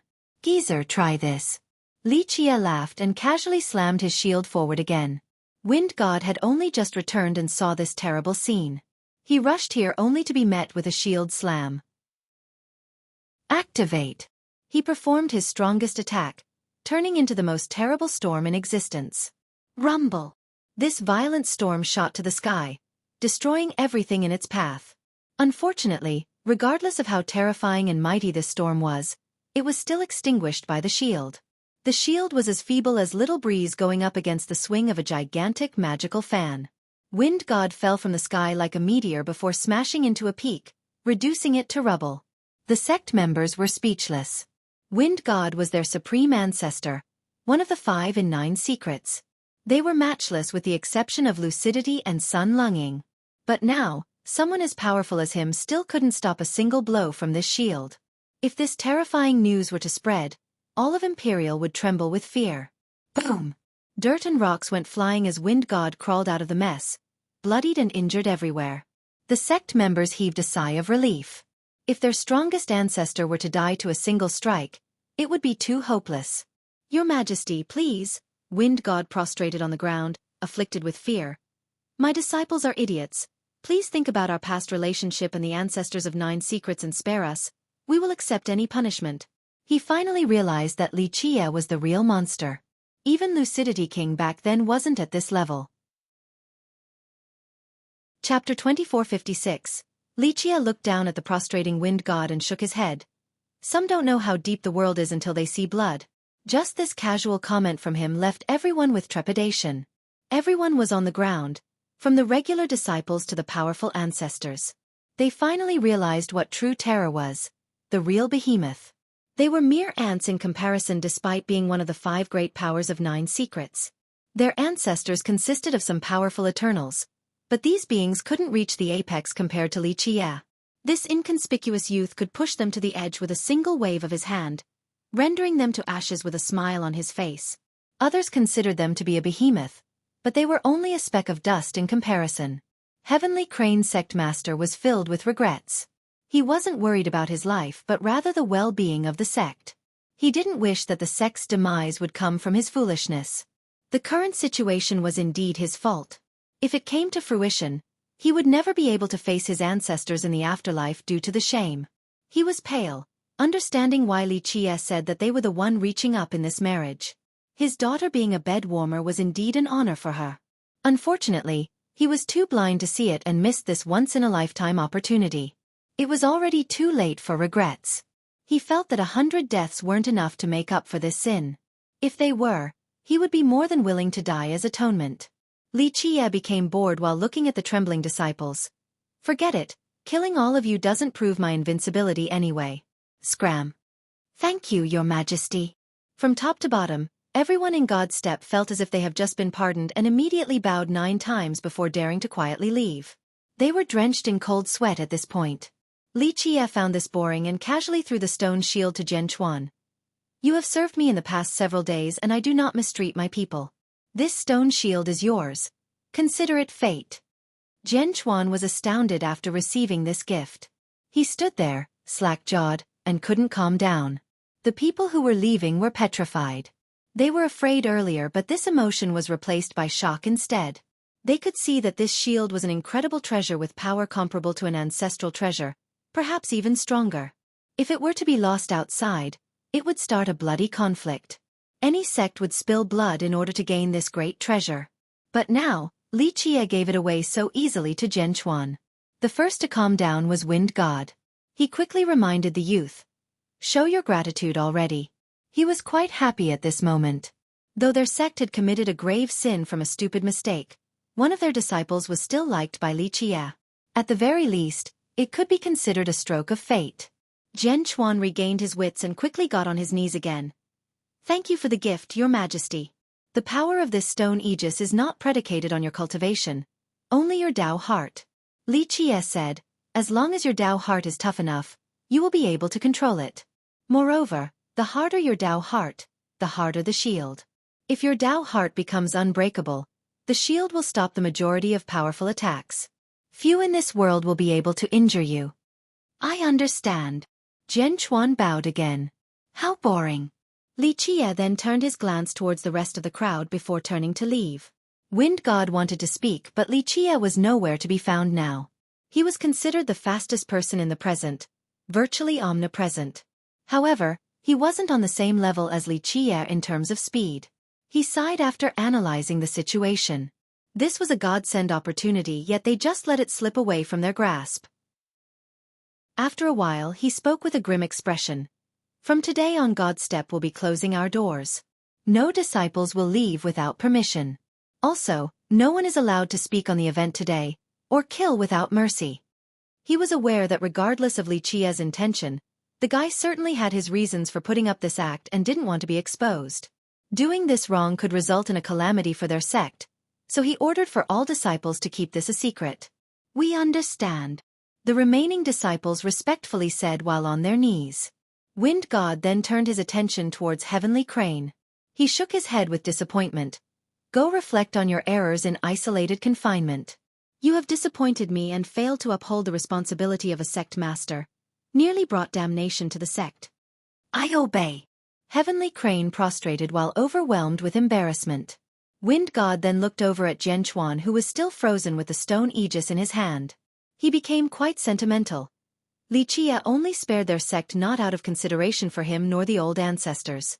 It was because of this disciple. Train hard. Come ask me if you have any questions. Wind God told Zhenchuan. We still have a long way to go, the sect needs you. Normally, a disciple like Zhenchuan wouldn't be personally taught by a supreme ancestor like Wind God. After all, he was low on the seniority ranking. Many before him wanted to be caught by Wind God. Furthermore, he wasn't the most talented nor the one with the most potential and could only be considered a regular prodigy. A disciple like him, if lucky, could only be given a few pointers from Wind God at best under normal circumstances. This was no longer the case. Zhenchuan had turned into the pillar of God's step. Its very survival in the future relied on him. That's why Wind God would certainly train him as preparation. Zhenchuan got on the ground and said, Thank you, ancestor. No, the sect should be thanking you for saving it. Keep on working hard. Wind God raised him up and replied sentimentally. Finally, he shifted his gaze towards the petrified Splendorous Saintess and couldn't help but sigh. He agreed to this marriage with lucidity out of fear and willingness to repay his debts. After Lucidity's death and War Saint's decline, he hoped for Li Qie to give up on the marriage on his own volition. Who would have thought that the tables would turn in this manner? Splendorous Saintess no longer had a chance and this marriage was over. Prior to this, the disciples here believed that Li Qie was reaching above his station. Now, the opposite was clearly the case. They no longer had this opportunity either. Wind God was lamenting that they have wasted this incredible fortune and nearly brought forward a disaster. He had all kinds of emotions while looking towards the departing direction of Li Qie. He finally understood why Lucidity King would pick Li Qie to be the successor. Old Ginger is indeed hotter than young Ginger. Lucidity's vision far exceeded theirs. This new king was untouchable. The people in this world would be shocked after finding out. The so-called Trash King was even more terrifying than Lucidity King. Lineages would quiver in response. Lucidity was unbeatable enough. If the new king were to take back his reign, who could actually stop him? Wind God gazed towards the direction of Skyrap. The great powers and legions were still vying for power, confident in victory. Little did they know that they were mere chess pieces on the board. Despite being drenched in cold sweat, Wind God found optimism in a bad event since this could actually be a good thing. Their sect could stop mingling with the other bad parties now and have a clearer direction for the future to avoid a terrible fate. Chapter 2457. Li Qie headed southward after leaving God's step. He wasn't in a rush, for there were beautiful sceneries awaiting him. 9 Secret System was built in the distant past. After many eras, it wasn't only an independent world but also had its own creations and fortunes. Its Tao source was unfathomable. The location of this Tao source remained a secret within the territory of 9 secrets. One would find it difficult to sense the rhythm and order of the Tao land. It seemed that it was only a regular place, lacking the majestic power found in other systems. In fact, 9 Secrets has returned to a state of original simplicity. For millions of years, some have been able to control the power of 9 Secrets, but this was only at a surface level. People even said that outside of a selected few, no one could even garner 10 to 20% of the system's power. As for the whole thing, only 9 secrets ancestor. The brilliant Eternals and true Emperors failed to do so. He finally stopped before a mountain range. This place looked like an ocean of green, filled with a majestic life force. 9 linked mountains. Lichia smiled and said, "Let's see if I can find what I'm looking for here." After all, 9 Secrets is still Bao Pu's disciple. This place was a famous location in 9 Secrets. Some even considered it as holy ground. An aerial view of this place was beautiful and verdant with 9 peaks standing out from the rest. They formed a circle, almost creating a crown with 9 sharp tips. Inside this circle were 9 lakes of varying colors. From above, they would look like 9 jewels engraved on the crown. If one were to go even further above and looking down, they would find that the mountain range would look like a long chain instead of a crown. The 9 peaks and 9 lakes would serve as the decorating bells instead. Li Qie took his first step inside and was met with a chilling aura. After taking a deep breath and smacking his lips, he felt a sweet and oceanic taste. This was quite unexpected because this inland place was full of mountains. How could it have the aura of an ocean? How interesting. Just how large of a world did 9 Secrets refine back then? Li Qie continued forward. Despite its terrain, the place wasn't desolate and bereft of people. With the same name as the mountain range, 9 Linked Mountains was actually another lineage in 9 Secrets, one of the oldest and most mysterious. Some claimed that it was the direct branch of the progenitor. The sect itself never confirmed nor denied this rumor. No one knew how strong it was. They only knew that it has existed since the very foundation and never interfered with external matters. Its disciples didn't come out to the world in order to maintain a neutral stance. As time passed, the place became a sacred place or an ancestral ground of the system. Many came here to train and search for the Tao. Moreover, the dynasty or sect in charge would perform ceremonial rites in this place in order to further legitimize their reign. Because of this, the Tao source was believed to be in this mountain range. Of course, Sky Rap Mountain was another candidate, but War Saint Dynasty never commented on this. However, the long-living ancestors felt that the former was the more likely candidate. Ultimately, whether the Tao source was located in Sky Rap or not didn't affect War Saint Dynasty. Most people have already accepted 9 Linked Mountains as the ancestral ground. 9 Linked Mountains didn't have that many disciples per generation, only a few dozens or so. Due to its vast territory, its disciples spread far away from each other, so it looked very desolate, unlike a thriving sect. Strange enough, this cold and cheerless sect continued to survive. 9 Secret System had many different rulers at this point. Heroes have turned to ashes, but 9 Linked Mountains remained. "Who are you?" someone asked as Li Qie reached the base of a mountain with a wooden hut. The entrance to this mountain wasn't an impressive gate made out of stone, only by 3 pieces of wood. It looked like it could fall down at any moment. There was a tiny plaque with the words, 9 Linked Mountains. The calligraphy was slovenly and ugly. Even a new learner could do a better job. A shabby gate and terrible plaque. If it wasn't for the massive mountain range, people would wonder if this was an impersonating sect. The one who called Li Qie out was a middle-aged man wearing an ordinary robe. This robe was clean, but it had many patches. The guy looked more like a farmer than a cultivator. 9 Secret Systems reigning king. Li Qie smiled in response. The man wasn't startled and gave him a brief glance. "Have proof of identity?" "Indeed." Li Qie casually threw the jade seal of 9 Secrets to him. The man took a quick look before adding him to the list. New king of 9 Secrets. He didn't try to verify whether the seal was real or not at all. "May I ask what you are here for, Your Majesty? Dao search, sightseeing, or just curious?" The man asked while writing down the registration. "Just taking a look. If I'm in a good mood, maybe I'll train in the 9 Secrets for fun." Li Qie chuckled. The man took another analyzing look at him after hearing this. Others would think that he was insane, claiming to train the 9 Secrets in such a casual manner. Since the start of time, only 1 or 2 could do so, and this was limited in the legend. "For fun, I see." The man seriously added this line to the registration despite Li Qie's carefree comment. Li Qie only smiled and didn't care at all about what the man was writing down. "May I ask, where do you want to stay, Your Majesty?" The man continued. "The place closest to the great desolate heavenly prison." Li Qie answered. Closest to great desolate heavenly prison? Are you sure, Your Majesty? The old man was surprised and tried to confirm. Yes, Li Qie said. That would be Great Desolate Mountain. We have several halls there that aren't too bad. You can stay in one of them. The man added. No problem. Li Qie wasn't picky about his dwelling. His Majesty will stay at Great Desolate Mountain. The man earnestly recorded. Chapter 2458. After finishing the registration, the middle-aged man gave Li Qie a wooden badge to hang by his waist and said, Your Majesty, Great Desolate Mountain is at the very south of this mountain range.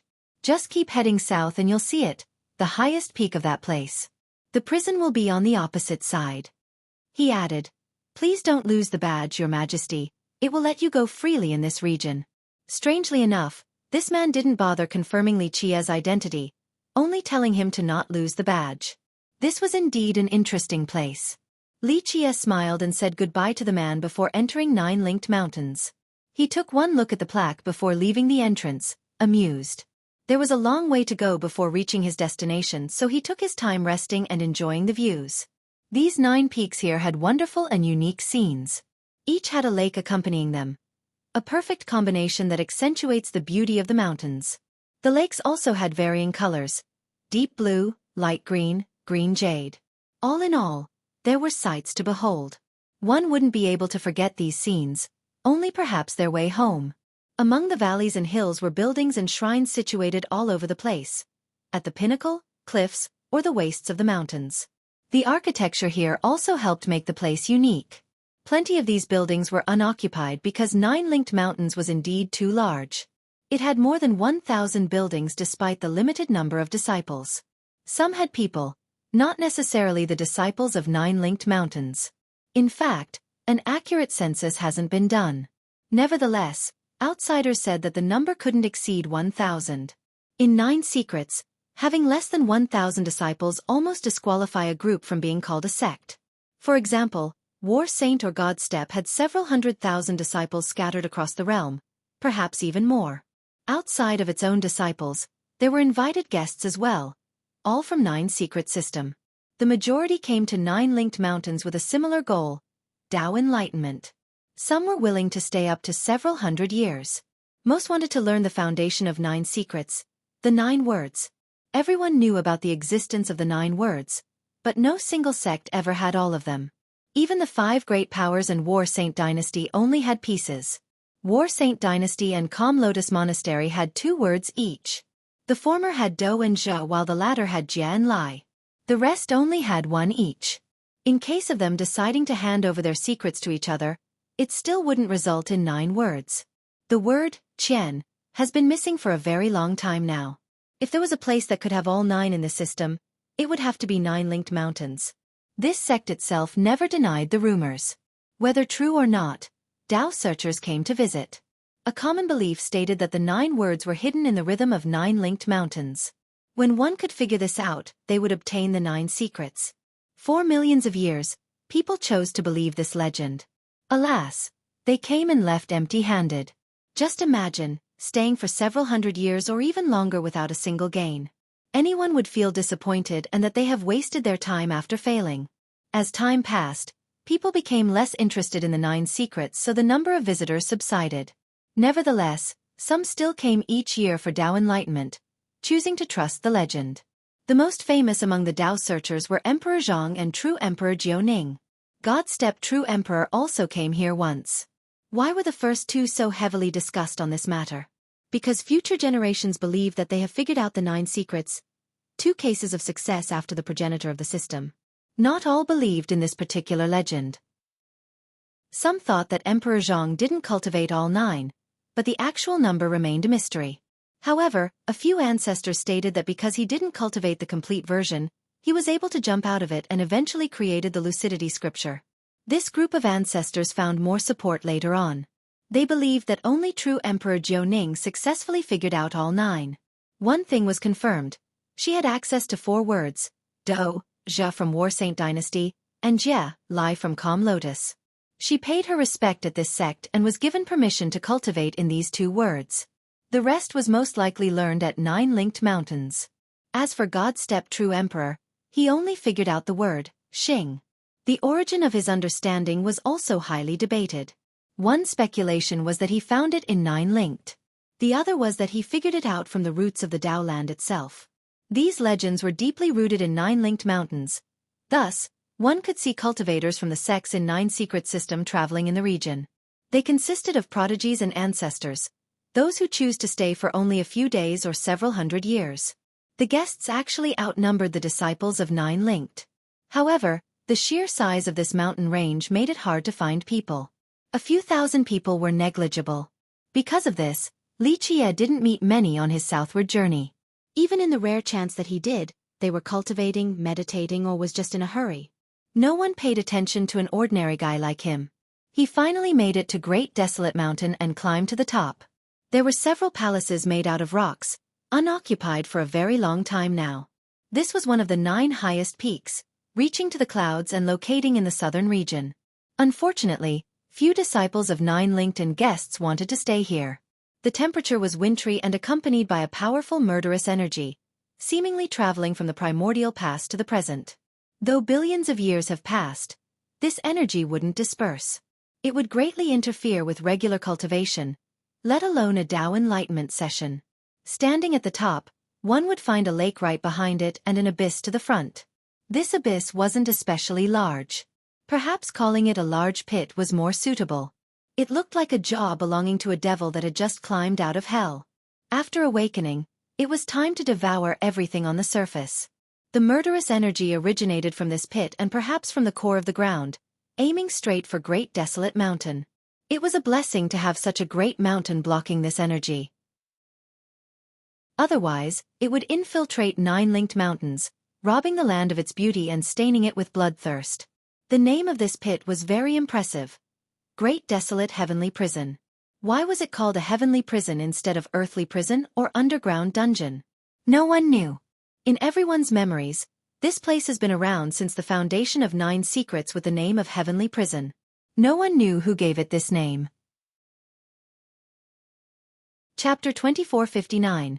Xueqi remained aloof about the mountain and the lake, only caring about the great pit. He smiled while gazing at the prison. Looks like Lucidity King himself coveted this place despite not being able to see through the mysteries. In fact, many people knew the name of Grand Desolate Heavenly Prison. It wasn't because of the prison in and of itself, but rather Lucidity King. Rumor has it that back in the olden days, this prison had imprisoned very powerful beings. There was no escaping either. Another one stated that the progenitor of Nine Secrets used it to imprison a few murderous people. The system also repeated this in future generations. This practice stopped later on because of a very simple reason. If one could subdue the enemy enough to put them into the prison, it meant that the enemy was helpless and could just be killed easily. Moreover, there was no escaping after entering this prison. Throwing someone into this place was no different than killing them. If this was the case, then why bother wasting energy to trap a monster or an enemy in this place? Killing them was far simpler. For some unknown reasons, after Lucidity obtained sovereignty and reached the peak, he began using this prison for some of his foes. They were his mighty enemies. Some used to be even stronger than him. No one knew why he chose this to painstakingly capture them alive instead of just killing them. A few ancestors speculated that it wasn't meant to be a punishment. He was using them to find something. Perhaps an item he wanted to locate was in the heavenly prison. Some wise sages and true emperors extended this notion back to the ancient ages. Perhaps even their progenitors or forefathers didn't send prisoners here to trap them. They were meant to be experimental subjects for something. Thus, the prison must contain something coveted even by Nine Secrets' ancestor. Unfortunately, the progenitor couldn't obtain it. It's my turn if others can't get it. Xueqi smiled before entering a stone hall. His stay at Grand Desolate Mountain began just like that. Though he was a guest, no disciples from the sect came to serve him. Of course, this was the case for just anyone. Even Lucidity himself didn't have servants and was only registered. That's why when he came to Dao's search, he brought his own servants. The brilliant Emperor Zhang didn't have any special treatment either in the past. Nine Linked Mountains has always been like this. A very unique place indeed. Nevertheless, no one would find this offensive. For millions of years now, no one dared to go crazy. Not even the invincible emperors. They kept a low profile and just carried out their business in peace. Li Qie didn't mind the lack of hospitality. For him, staying outdoors to weather the wind and early morning dew was fine as well. He didn't immediately start looking into the prison. He chose to take in the air here for Tao enlightenment instead. Whenever the sun rose, he would already be sitting on top of the mountain facing the prison in a meditative state. There was no brilliant aura or auspicious phenomena. He didn't look different from a mortal meditating. The primordial tree appeared inside his palace. The pine cone and acorn were mature enough to fall at any moment. Meanwhile, the third Tao flower had a golden luster, seemingly made out of gold and looking quite pure. The blossoming of this third flower filled the tree with primordial energy and a source of life. The tree itself couldn't handle producing another flower and fruit by itself, but everything was going well because Li Qie added his own power. The tree required a massive amount of supporting energy, but it also brought endless primordial aura to him. He could turn this force into his own as he fused them into his flesh. His physical constitution became different from everyone else. Far superior. Days of serenity and Tao enlightenment went on. The entire world seemed so tranquil. After all, this was the deep south of 9 linked mountains, its most deserted area. No one was here to bother him with the exception of another soul. It was an old man wearing a woodcutter outfit. A shabby and old robe made of cheap cloth with a hemp rope around his waist holding up an axe meant for woodcutting. The handle was entirely rusted but the blade was still as sharp as ever. He was full of wrinkles with a dark yellow complexion, seemingly polished by the harsh weather across the years, the picture of a worker grounded in reality. His eyes weren't exceptional outside of being as clear as the water in a stream. One could sense something cool out of them even in hot weather. He would be at the foot of the mountain before sunrise and meditate before the heavenly prison. He faced the murderous energy coming out, seemingly wanting to devour it. Once the sun came up, he would stop and begin cutting wood. After filling 2 full loads held on a shoulder stick, he would go down to the lake and wash his face before leaving. A mortal like me shouldn't go to the immortal garret. He loudly sang a folk song while departing. The warm sunlight illuminated the mountain range while his song echoed. It was as if this was the scene of a painting, lasting for the ages. Li Qie seemed to enjoy this work of art with a smile on his face. This process would repeat each day, seemingly part of the natural order in this mountain. On this day, the man started chopping wood and Li Qie finished his meditation early. He leisurely strolled around and saw the old man. "Young friend, calling it early today?" The old man stopped and asked. It looked like he was aware of Li Qie's stay at the peak but never bothered him. Just having nothing to do. Li Qie smiled and stared at the axe. The blade seemed to be made from mortal steel. Not a bad axe. He casually praised. "Oh, need it for a living, you know?" The old man smiled back. "I polish it each day so it gets sharper. Cutting wood is very easy now." "The axe isn't the only thing being polished, your Tao heart is as well." Li Qie shook his head and said. The old man was raising his axe for another chop but paused after hearing this. He looked at the youth and said, "Wise words from you, young friend. Just running my mouth without thinking."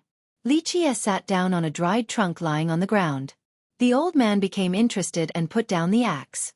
He sat down as well and took out a tobacco pipe.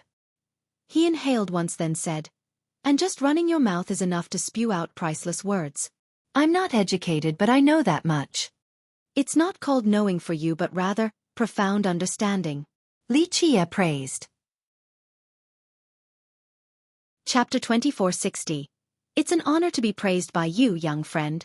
The old man inhaled his pipe again before breathing out a long puff of lingering smoke. The mood was good as if they were old friends. Li Qie then continued into the forest, no longer chatting with the old man. He came before a cave, the entrance to the great prison leading all the way to hell. It was unfathomable and as dark as ink.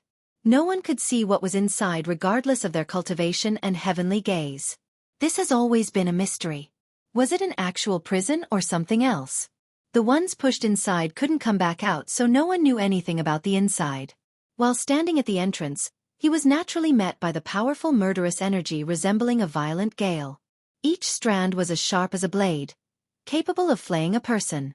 His eyes narrowed, intending to pierce through the darkness to see the deepest area. It's bottomless. Who knows how far it goes without entering? A person clicked their tongue behind him. The old man from before appeared out of nowhere and was sitting on a boulder nearby while smoking his pipe. Li Qie smiled and agreed. Indeed, or perhaps there is no bottom so one can't see it. With that, he sat down on the boulder as well and glanced at the old man. Using murderous energy to train, it's not a bad method. I'm just a clumsy man using a silly method. The old man puffed out smoke, clearly happy with the praise. No talents, not cultured, just a brute compared to the geniuses, but I love cultivation. I'm aware that only through arduous hardship will I be able to reach perfection.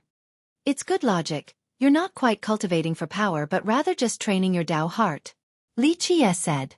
The old man replied, I don't understand grand logics but I always remind myself to not be shaken with temptation or weakness. There are many ways in this world to train the mind and Tao heart. I'm simply using a method suitable for me and probably can't try anything else. A different method might not yield the same harvest. Li Qie turned towards the entrance. This energy is tough to handle for so long but also certainly beneficial. Right. The old man didn't deny this. It was outside of my expectation. I only wanted to toughen up mentally in the beginning, not expecting to gain so much. If we were to discuss the various grand Tao, this is an orthodox path. Li Qie smiled. Using the heart to find Buddha will result in finding Buddha. Gaining Buddhist laws is only a side benefit. A clear disparity between the Tao and laws. The old man shook his head. You think too highly of me, young friend. I'm not that smart and only got lucky. It must be a blessing from heaven.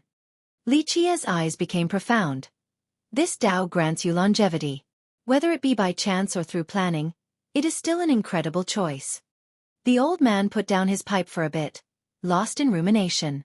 It took a while before he started smoking again. The nearly extinguished pipe lit up once more with tiny sparks. It is thanks to this Tao that I can live for so long, the old man said with a serious tone. Because of this, Lucidity King was interested in this place, searching not for treasures but rather lifespan. Li Qie chuckled. The old man was surprised to hear this. He eventually puffed out a smoke ring and said, Longevity is one thing, but eternal life is too greedy. He was referring to Lucidity's reign for 3 long generations. This was an incredible miracle in Imperial. The only way to continue surviving was to enter immortal. It's a shame that Lucidity didn't completely understand. Li Qie said. How many can truly understand 9 secrets? The old man murmured. Comprehending is one thing, but to actually grasp them? Easier said than done. So many wise sages and progenitors have experimented but failed across the ages. Lucidity's ambition was only a pipe dream. That old man was ambitious indeed. Unfortunately, throwing people in there is the same as throwing a meat bun at a dog. Li Qie smiled and shook his head. Lucidity threw several powerful enemies and ferocious characters into the prison across a long period of time. However, he had no choice but to give up eventually. Lucidity was only testing the water but throwing more and more still didn't yield any feedback. The old man said. Because they weren't strong enough, that's all. Li Qie smiled. The old man paused for a bit before replying. There were many powerful foes during his reign, mainly Eternals, and 5 stood out the most, with 1 easily occupying the first place. He then stared at the entrance and said, These 5, whether it be power or influence, weren't inferior to Lucidity.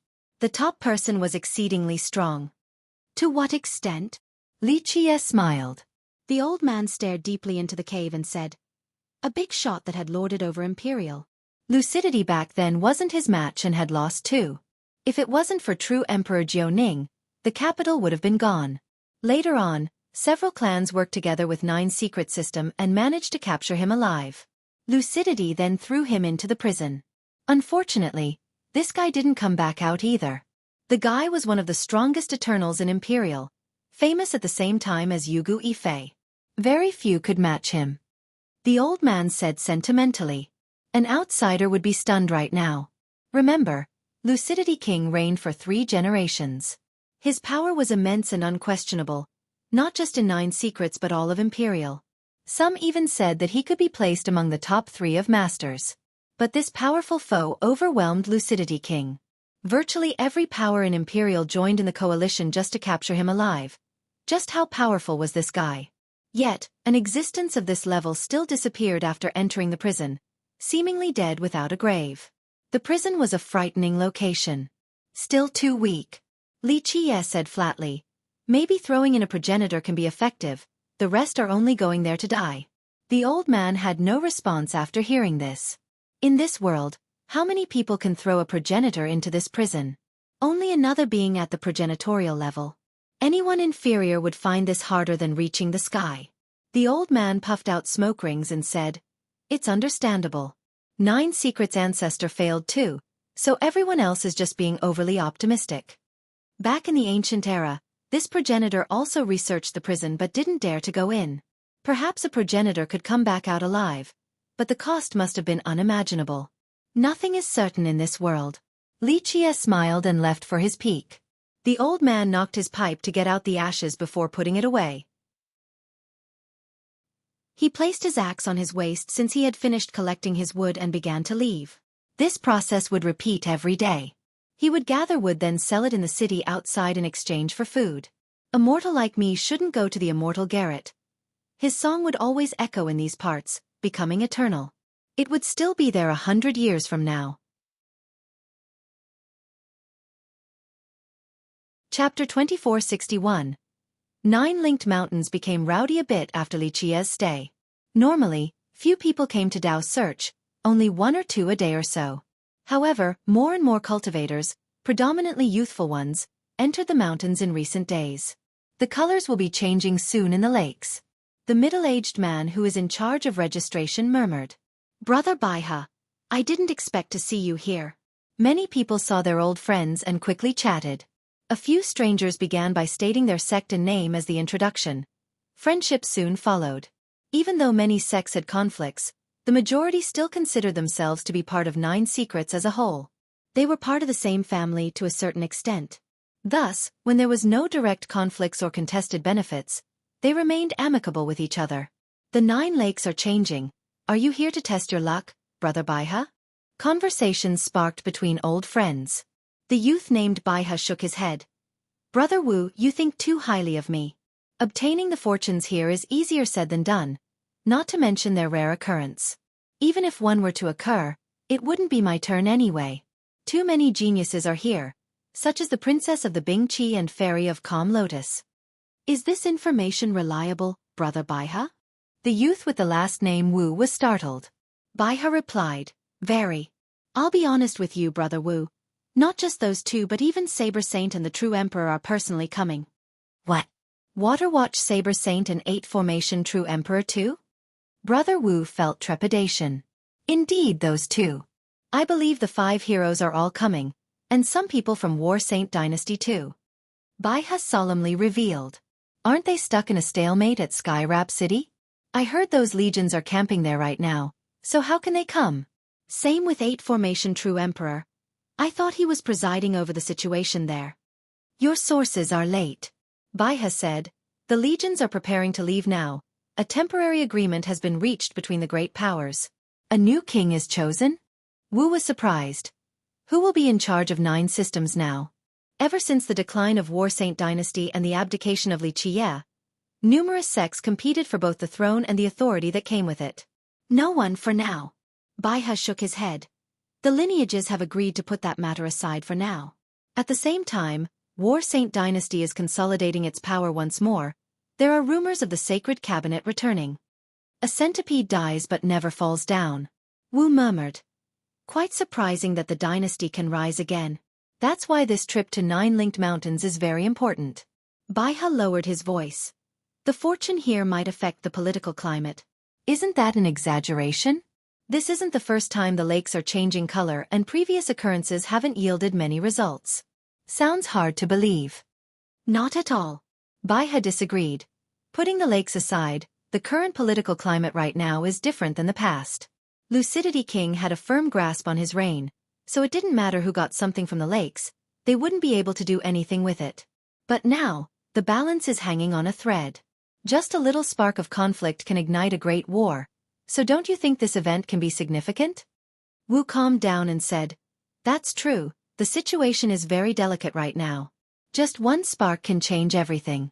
If something amazing were to come out of the 9 lakes, then everyone will be pulled in, resulting in a bloody battle." He shuddered after thinking of this. In the past, people were only competing for the treasures or fortunes at the lake, not thinking about influence and power since Lucidity King was untouchable. Now, chaos permeated the system and sects had other agendas when coming to this place. The influx of people didn't slow down, so the mountains became bustling with noise and excitement. Let me tell you something shocking. A cultivator told his friend with a mysterious tone. What? Acting all mysterious now? The friend said. This cultivator pulled his friend to a corner and looked around before whispering. I found out something earth-shattering. What is it? The friend noticed his companion's serious expression. Do not tell anyone else, all right? I found out that the new king is staying right here in 9 Linked Mountains. Really? The friend jolted backward and shouted. Shoo! The cultivator immediately pulled him back and pressed one finger on his lips, telling him to be quiet. This friend took a while before calming down, staring at the cultivator in disbelief. He eventually took a deep breath and said, Are you just speculating? Why would the new king be here? I'm absolutely certain. During the registration, I accidentally saw the new king's name on that scroll. It can't be fake. The cultivator hurriedly said. Impossible. So many people tried to find him and failed, so why would he run here? It must be a fake. The friend remained skeptical. No one knew who saved the king after the fall of Xueqi City. Many tried to find him, all kinds of rumors came out but nothing concrete. So now, his presence here was naturally shocking. If people were to find out, the great powers would surely send their legions here. Pretending to be the king isn't a joke, that's a crime punishable by death. The cultivator whispered. Who would dare to do so?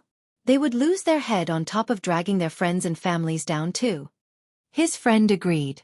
The world wanted the king to be dead right now, so who would take that risk unless they were suicidal? Shit! This place isn't safe then. The friend shuddered. Would armies come the moment the great powers find out? This place will turn into a battlefield and we'll be trapped by the flames of war. How are we going to survive? That won't happen. Don't forget that this is 9 Linked Mountains. No one is going to cause trouble. This has always been the case. Like Lucidity King never gave a damn about anyone, but he didn't dare to put up the same pompous act in this place. It is unfathomable. Sending an army here and starting a battle will be very unwise, because of the consequences. The cultivator reasoned. You're right. The friend rubbed his palms and became excited. Hee, why don't we go take a look at the new king? Why? He's just a piece of trash. The cultivator was disinterested. A piece of trash, but still a king. If we kidnap him and bring him back to our sect, that will be a great contribution, maybe we'll get rich from it. You're insane. The cultivator slapped the guy's head. That guy is a beehive right now. Messing with him will only incite needless trouble. One wrong move and a disaster will come. How are you going to earn any rewards when you're dead?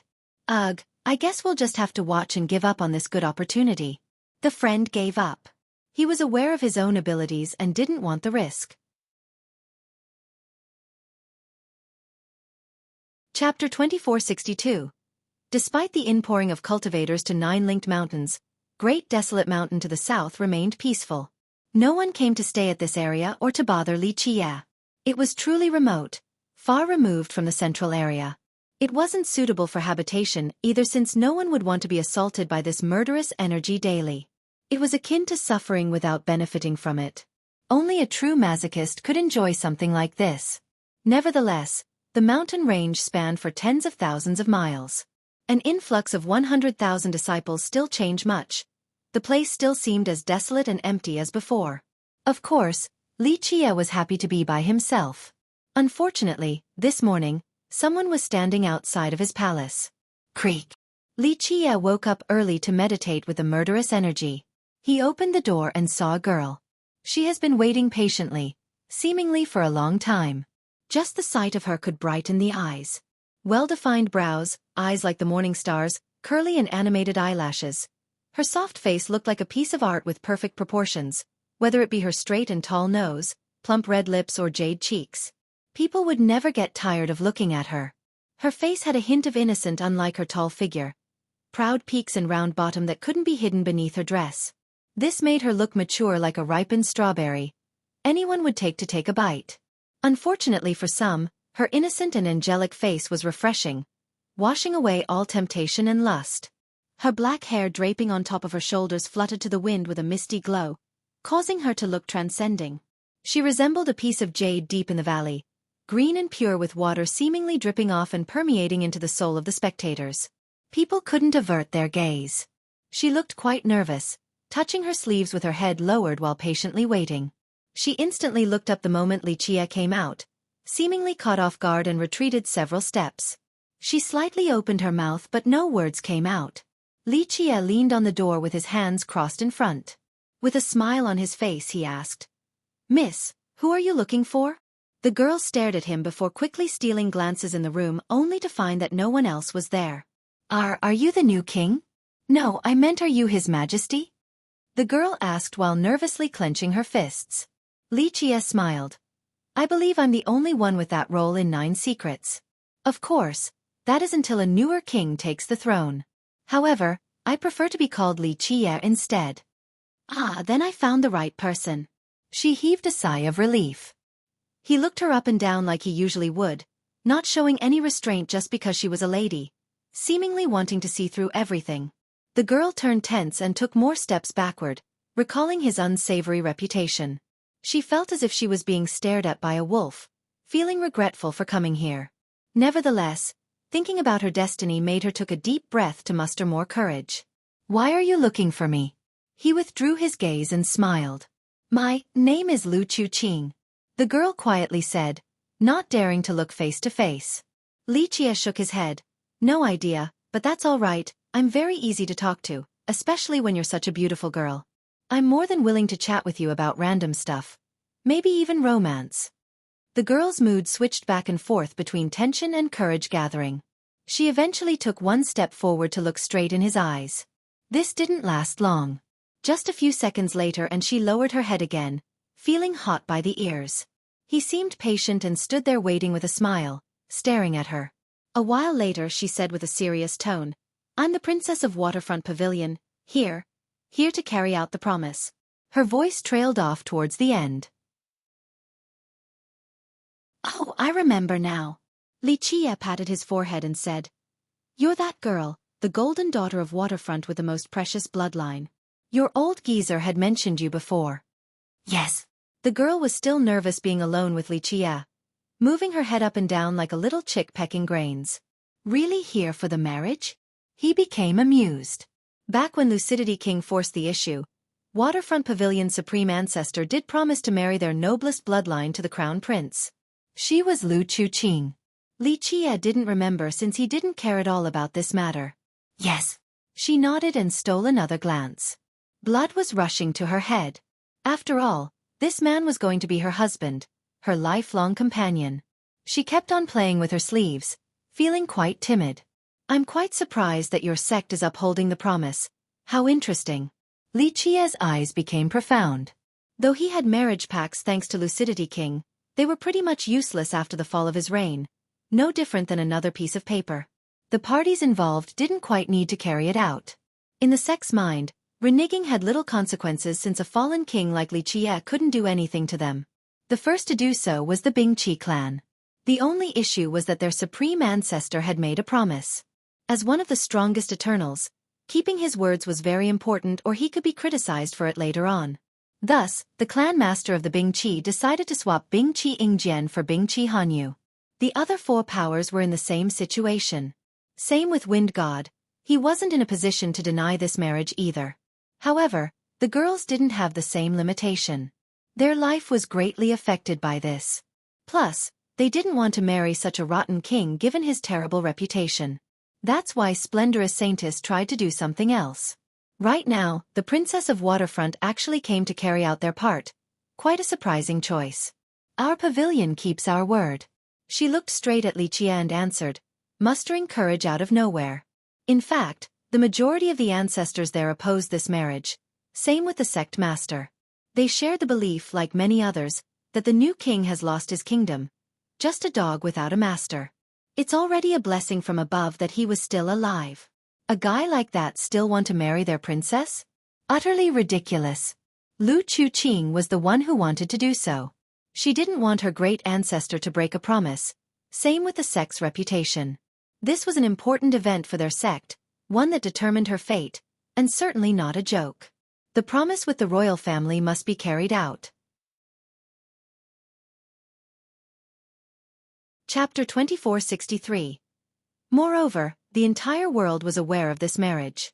At that point, she has become the new kingswoman, for that is her fate.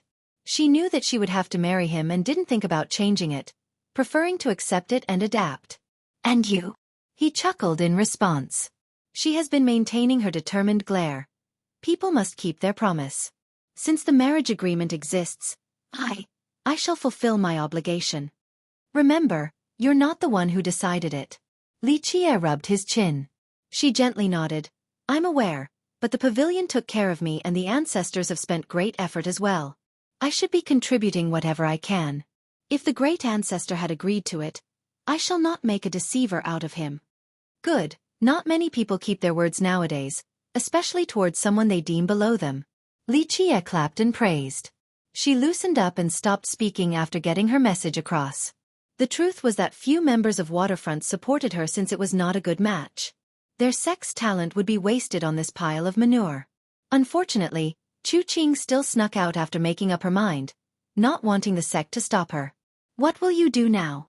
Li Qie asked. She gave him one quick glance before being embarrassed by her own response. If you marry a chicken, follow the chicken. If you marry a dog, follow the dog. The common adage could barely be heard towards the end. She felt her entire face becoming hot. Well said, I like a good girl like you. Come on in. He nodded approvingly. The girl's heart skipped a beat from being nervous. Nevertheless, she thought that this was only the beginning and cheered herself up. Li Qie had already entered. She hesitated for a moment before following him into the stone hall. She suddenly realized something afterward. This mountain and stone hall were large, but there were only the two of them around. She had heard of his infamous debauchery as well, like everyone else in the world. What was she going to do if he wanted to do something ungentlemanly in this abandoned place? She had thoughts of retreating. An innocent girl of her has yet to experience certain things, and this frightened her. However, the two of them had a marriage agreement, so their status as husband and wife have been determined. Even if he were to do a certain something to her, at the very least, it's natural and should happen anyway. While feeling uneasy with fear, she still didn't want to give up. She eventually took a deep breath and followed right behind him, wanting to get used to this on top of changing his nature. Li Qie sat down on the main chair and smiled.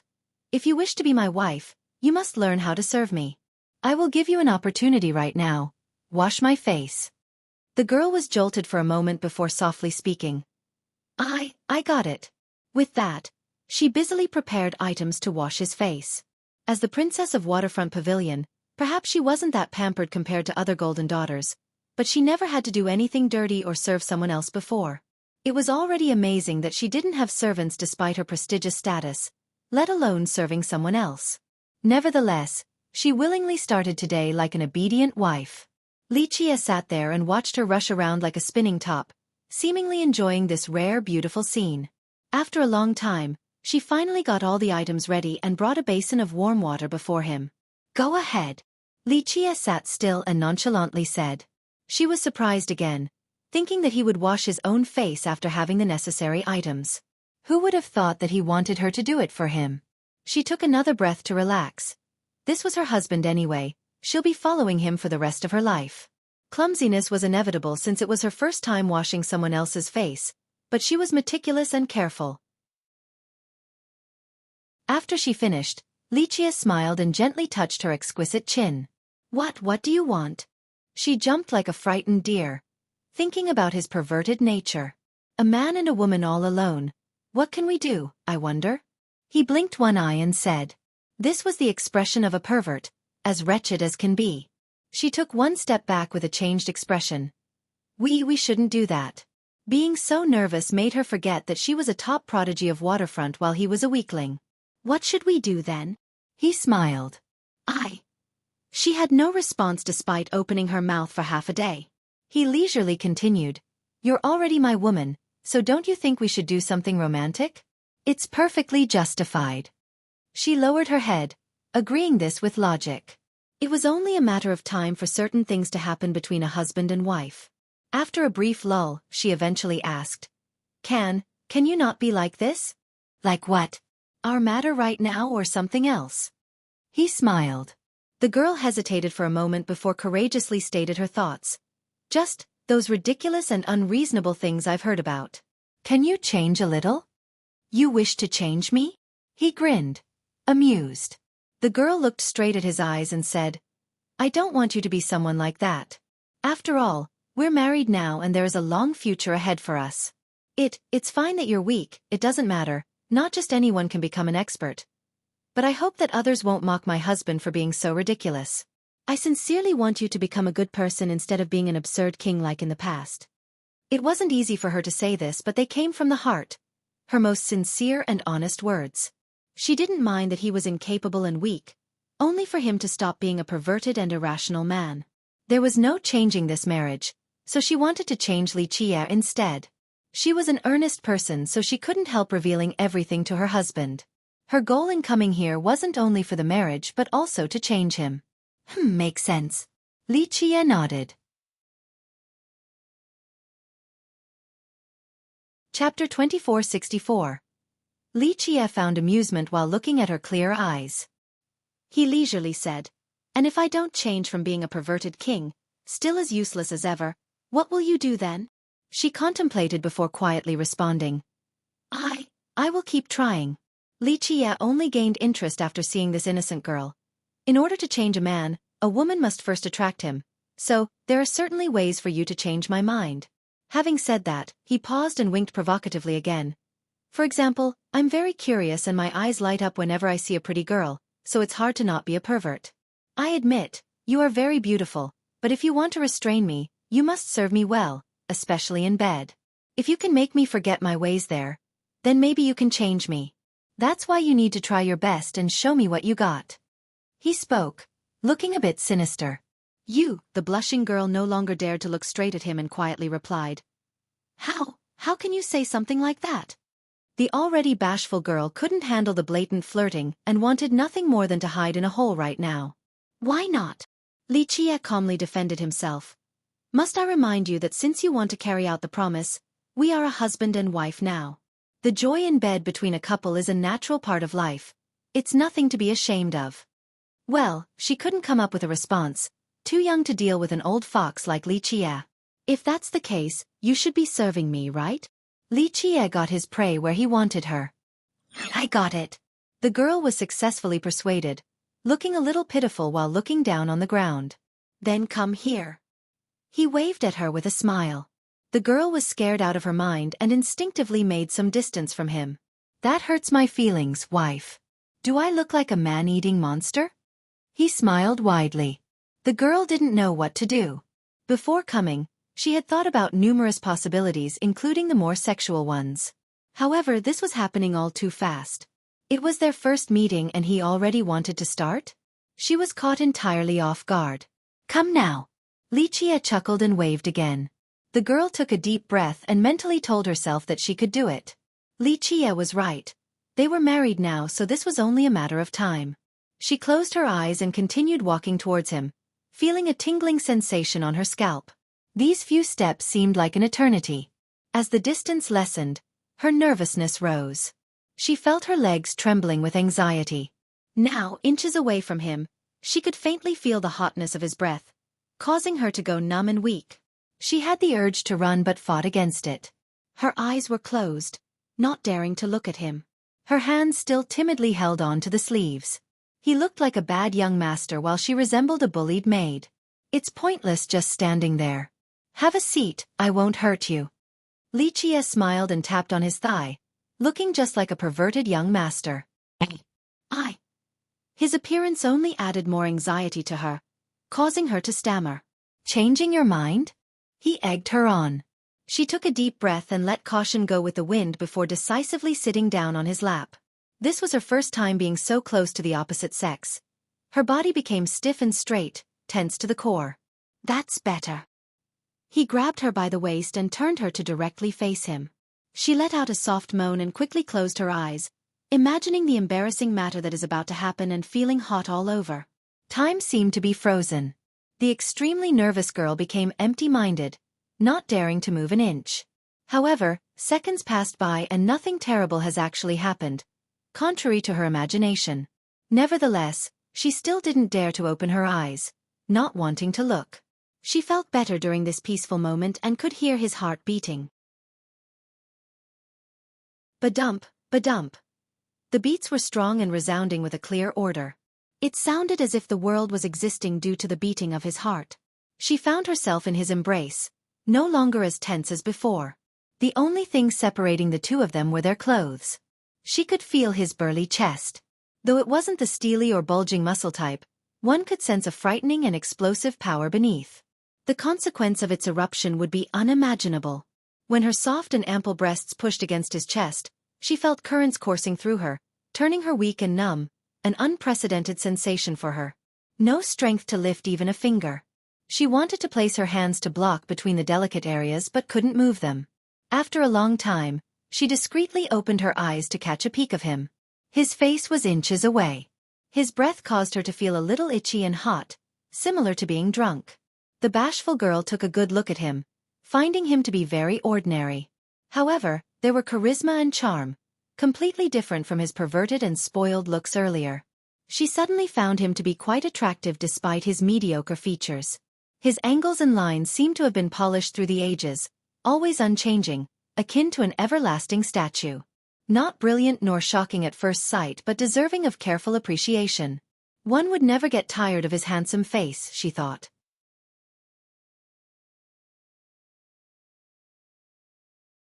Chapter 2465. The embrace felt quite comfortable and pleasant to the point where Li Qie, seemingly falling asleep. Lu Chuqing was bold enough to steal glimpses of him. His eyes were a top target but she wasn't that audacious just yet, so she stared at his brows. Suddenly, he opened his eyes. There was no impressive aura or visual phenomena, but she felt as if his eyes contained a cosmic power, capable of changing the very state of the world. This feeling was too exaggerated, but she told herself that it was indeed the truth. The world turned dark when he closed his eyes and vice versa. He looked at her, peering through her windows of the soul. She found his gaze looking straight into her heart and mind. There was a warm yet penetrating sensation. No secrets could be kept from him. Everything was laid out in the open. She couldn't help but look into his eyes due to the irresistible attraction, almost like a magnet. She found his eyes to be extremely profound, rendering her unable to look away, just like a moth drawn to the light. Her soul seemed to be leaving the body, wanting to fly into his eyes. It didn't matter if turning to ashes was the outcome. With her soul devoured, she was becoming one with him. She felt infinitely close with this fusion. The feeling left her heart jubilating with joy. Her entire being was under his control, yet it was as pleasant as floating among the clouds. She wanted nothing more than for time to stop, for she had fallen into his trap, drowned by his embrace. Li Qie had reached an incredible level. He didn't need any trickery or scheme to conquer a woman. Just his one gaze alone was enough, if he willed it so. I know I'm very attractive, but you're drooling right now. Li Qie blew softly into her ear before whispering. The girl regained her wits, overwhelmed with embarrassment. She felt weak all over, as if she had no bones to support her, leaving her limping on his chest. She buried her head deep in there in order to hide her red face. After a long time, she coquettishly groaned, wanting to get up, but Li Qie held her tight enough that this struggle was futile. She gave up right away because this act of resting on his chest was very pleasant. She felt happiness, peace, and comfort. This matter wasn't as scary as she had thought. The initial fear and nervousness have all disappeared. Even her shyness was dissipating while listening to his heartbeat. Do you know what is the most precious thing in this world? He leisurely said. She gently shook her head but still tried to answer. An invincible treasure or a peerless merit law? This was the answer for many cultivators. No, it's the heart, Li Qie stated. The heart. She mumbled and mused. Not just any heart, but one that is brave enough for self-reflection. Once you dare to face who you and realize your flaws, you will have a fearless heart in the future. The foundation of an immovable Tao heart which leads to resolve. Usually, a heart this pure is only found in newborns. Li Qie said sentimentally. So a fearless heart leads to having strong resolve. She quietly repeated. You'll understand later. He smiled, not wanting to elaborate. Just like that, Lu Chuqing stayed behind to serve him in Great Desolate Mountain just like a young wife, innocent and cute. She had thrown away her status as a pampered princess of Waterfront Pavilion, choosing to stay as an obedient wife. She never needed to do menial tasks back in her sect, but after following him, she started to learn every little thing so that she could do a good job. During their time together, she slowly found that Li Qie was nothing like the negative rumors. People said that he was a useless king, a debaucherous tyrant that loved sex more than his own life. On the contrary, he was very proper when dealing with her, even to the point of being very protective and doting. It didn't take long for this young girl to fall in love with the domineering man. No cure for a maiden in love. She loved every second with him, adored being embraced and doted on by him. She thought that everyone else purposely vilified him in order to take his throne. They started false propaganda with that purpose in mind. In her eyes, Li Qie was virtually perfect. She would believe just about anything when they came from him. She couldn't resist the charm of such a supreme existence. There was no escaping once fallen. A mortal like me shouldn't go to the immortal garret. Early in the morning, the old man began to sing. His powerful voice became a part of 9 linked mountains. That grandpa must be very strong, absorbing the murderous energy every day. Lu Chuqing, standing next to Li Qie on the peak, praised after hearing the old man. She has grown used to watching him refine energy and gather firewood each day. He himself is not strong, but his Tao heart is stronger than the majority of people in Imperial. Li Qie gently shook his head. A fearless Tao heart? She asked. The two of them have grown closer in recent days. Unfortunately, she became a bit absent-minded due to being envious. She was not courageous, so she envied those different from her. No need for that.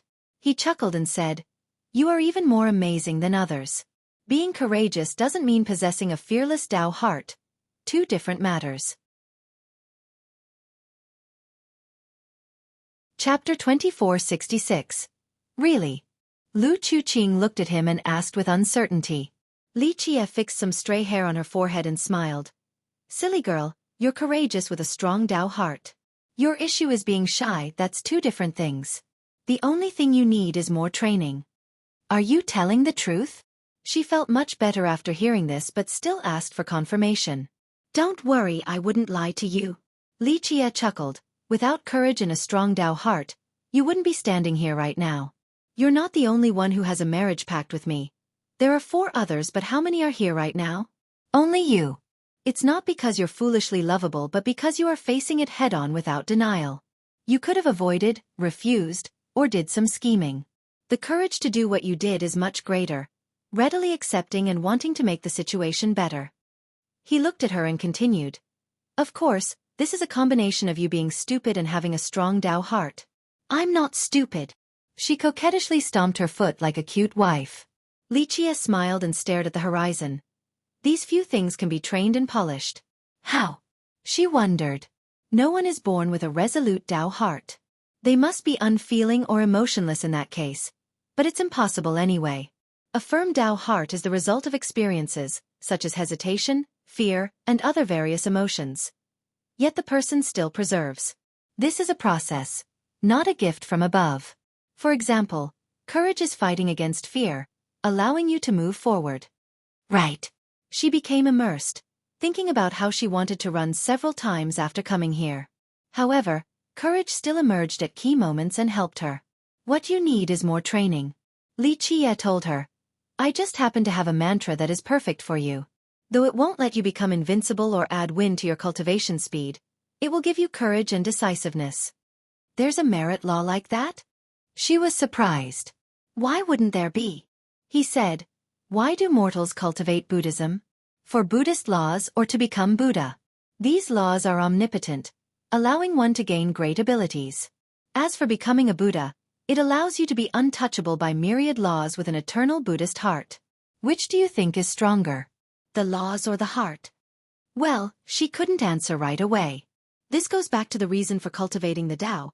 Is it to gain amazing abilities or to have an eternal Tao heart? Li Qie continued. She earnestly listened because this was a new and beneficial topic for her. No one has talked to her about this topic before. To become an invincible true emperor isn't hard, But to become one with an eternal Tao heart is exceedingly difficult. The latter might not show up in an epoch. Li Qie continued, with an indestructible Tao heart, no laws can touch you. Even if the world were to collapse, you would still be fine during its destruction. So which is more crucial, having Tao laws or a strong Tao heart? The laws won't make you eternal, but the Tao heart can. Anyone else would be snorting right now, thinking that Li Qie was spouting worthless nonsense. Lu Chuqing didn't think so. She had a rather pure and intelligent heart. Her innate fortunes far exceeded other geniuses. She was completely entranced by the relevant topic, leading her into a new domain. All of this is possible? She said softly. Nothing is impossible for me. Li Qie said with a smile. Listen up, I will pass the mantra down to you now. Carefully train and ask me if you have any questions.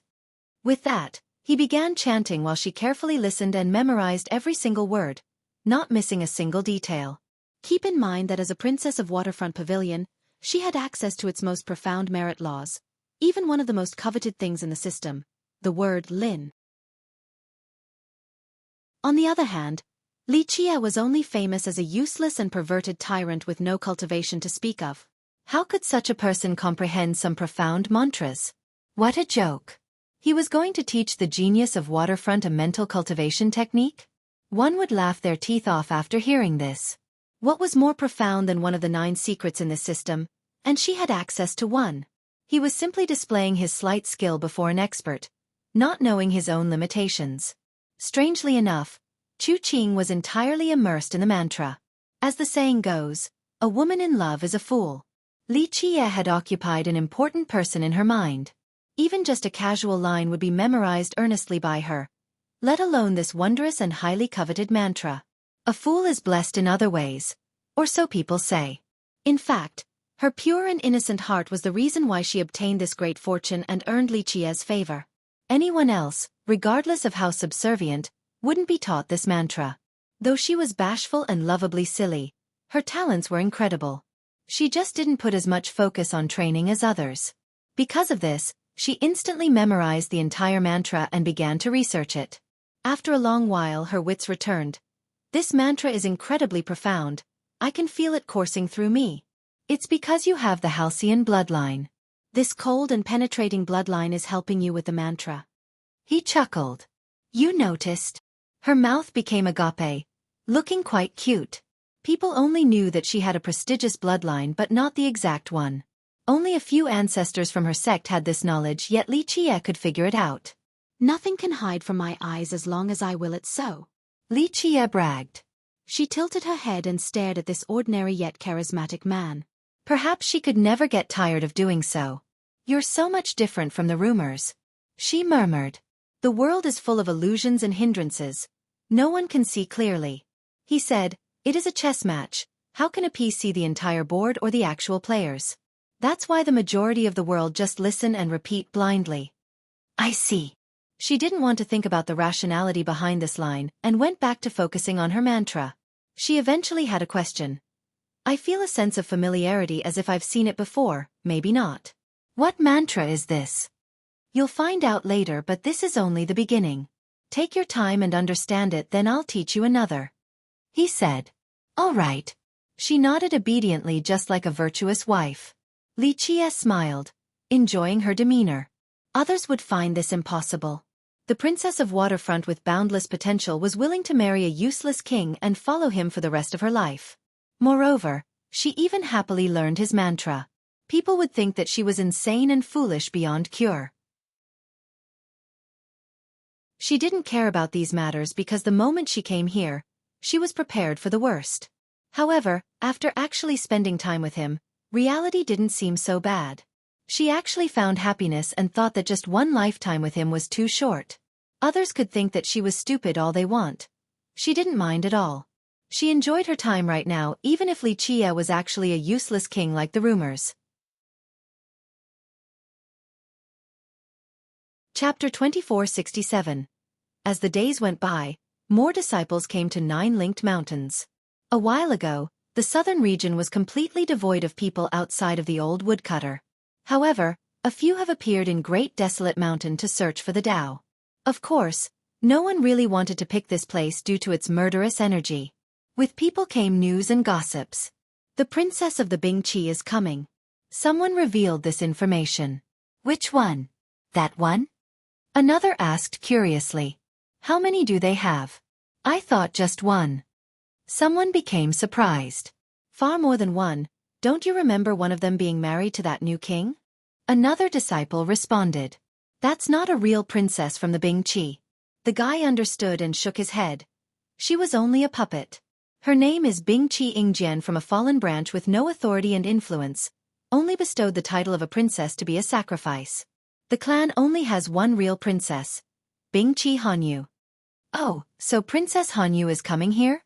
Doesn't that mean 8 Formation True Emperor is coming as well? A different disciple joined in. How are the two things connected? A disciple unaware of the current situation casually asked. I heard 8 Formation True Emperor is Princess Hanyu's fiancé now. The knowledgeable disciple said. Myriad Formation Kingdom is having a marriage alliance with the Bingqi? The crowd became surprised. This is old news, everyone knows by now. An older man jumped in. It's not surprising at all. When the Bingqi was surrounded by the 5 legions, Myriad Formation was the first to come help. It shows how close the two powers are. Plus, after the new king had lost his throne, the world is chasing after this supreme authority. It makes sense for them to team up, especially with a marriage alliance. But, I thought Princess Hanyu was betrothed to the king? Didn't the supreme ancestor from that clan have a marriage pact with the late king? It seems rather strange for her to be engaged to 8 Formation True Emperor now. A young one quietly said, aware of this potentially dangerous statement. The cultivators nearby looked around and found that no one from these two powers was around. They felt much better. The time has changed.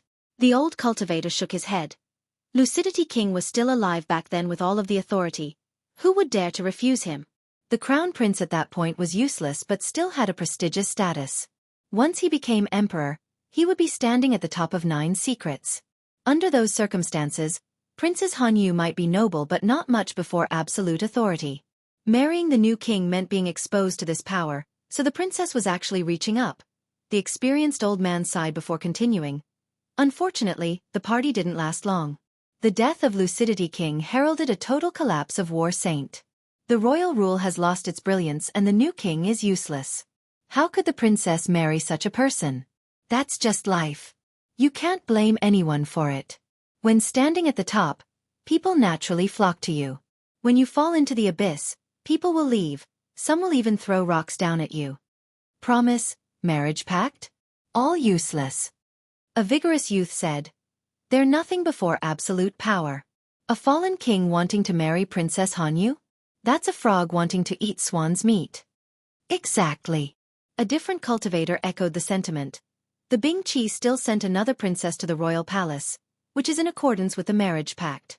They were already nice enough. It's the king's fault for being so lecherous, harassing innocent girls and losing his kingdom over a woman. The crowd became silent after hearing this. It was a world of the strong.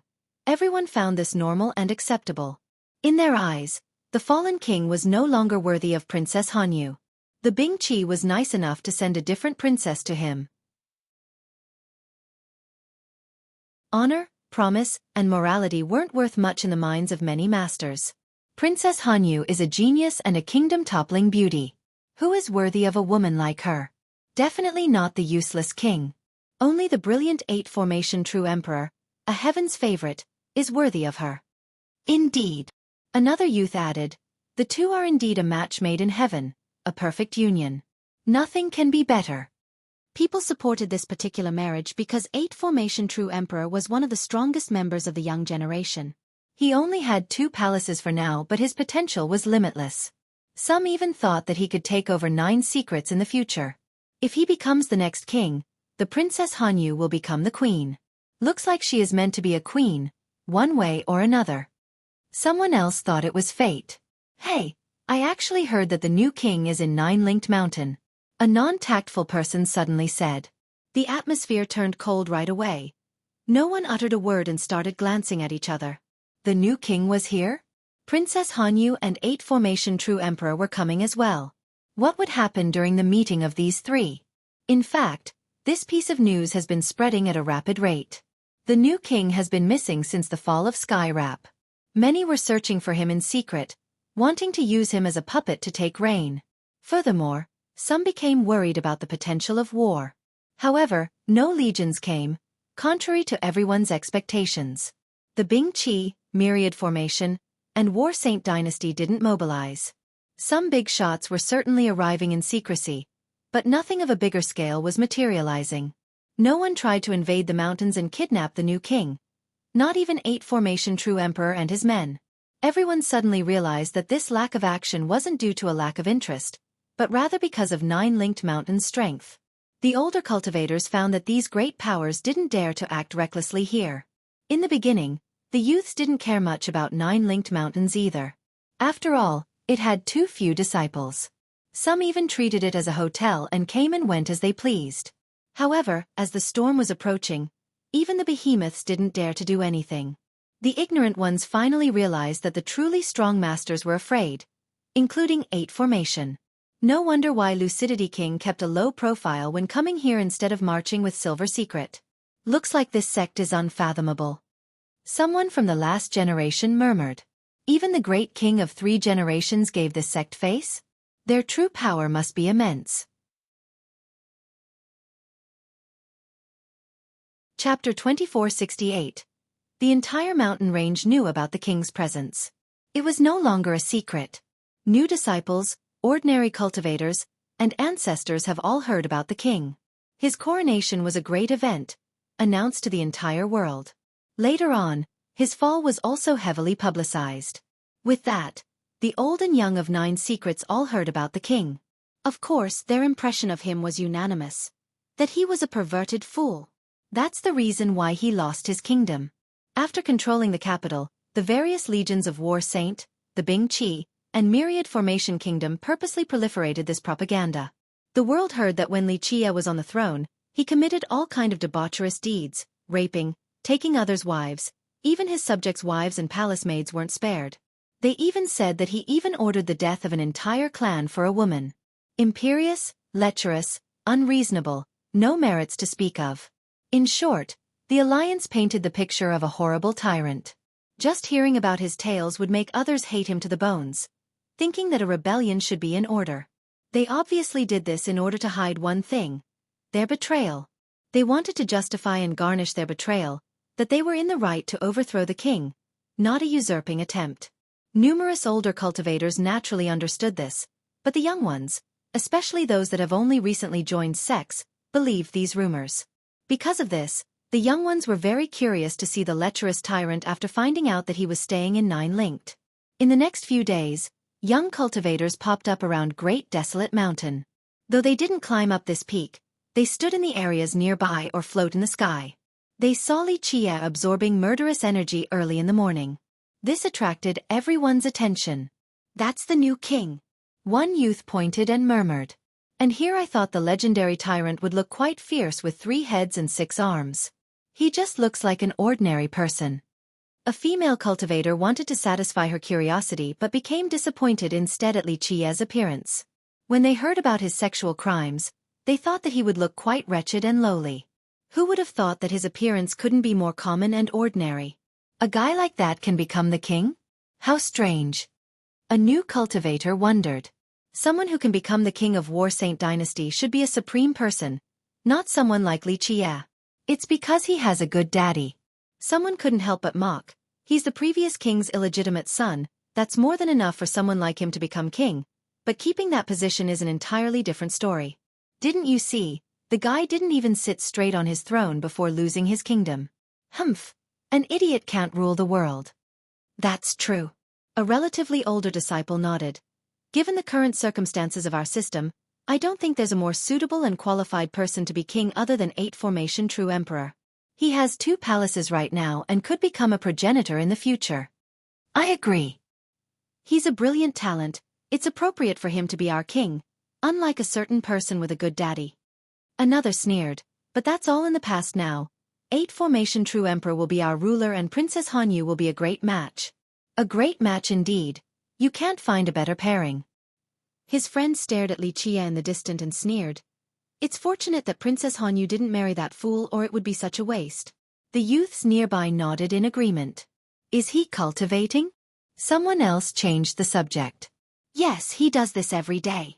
A different disciple has been watching him early on, so he had a good grasp on Lichia. He's very diligent too, always on time. Maybe losing the kingdom was a great blow to him. A sentimental commenter stated, perhaps he wants to change completely and start all over again. That's why he's here at 9 Linked Mountains to train hard in order to rise up after becoming a master. In his dream, a supporter of 8 formation scoffed. With his pitiful cultivation, he could cultivate for another 1,000 years and wouldn't be as strong as 1 finger from 8 formation true emperor. The emperor will easily crush him. No one bothered to respond because the situation was very delicate right now in 9 Secrets. Who knows if 8 formation true emperor can become the next king? However, most did admit that he made sense. At the very least, the new king wouldn't be able to accomplish anything regardless of his change. Everyone could see how weak he was, not comparable to 8 formation true emperor and the others at all. Seizing the throne again was simply impossible. As for Lichia, he ignored all of these gossipers. They didn't affect his daily ritual at all. Despite the crowd building around Lichia, they only wanted to satisfy their curiosity and didn't do anything to him. After all, there was no conflict and enmity between them and the new king. Even if he was a lecherous tyrant during his reign, they were too far away to be affected. Plus, they weren't qualified to meet him back then either. Furthermore, he might not have a kingdom anymore, but some remnant vestiges and authority remained. No one wanted to mess with this matter because it might bring about a calamity. This isn't to say that all the youths felt the same way. Some had ulterior motives and reasons. Today, one youth climbed up the peak with a dozen of tough-looking men. Each had a ferocious presence, clearly part of the army. The youth had an expensive robe, but due to his impressive physique, he seemed to be a warrior as well. Zhang Yibin is coming for the new king. This news came out while the group was climbing up the peak. What does he want to do? A curious spectator wondered. Probably to pick a fight. A cultivator from the capital quietly said, "Don't forget, Yibin is a cousin of young Lord Ma." The Ma clan? The military one of Central Legion Commander Ma Mingchun? People shuddered after hearing this. That's the one. The person answered. The crowd glanced at each other and took a deep breath. The Central Legion was one of the strongest legions of 9 Secrets. Even back in Lucidity King's reign, this legion was one of his strongest fighting force. Ma Mingchun was a powerful eternal, beloved by his men.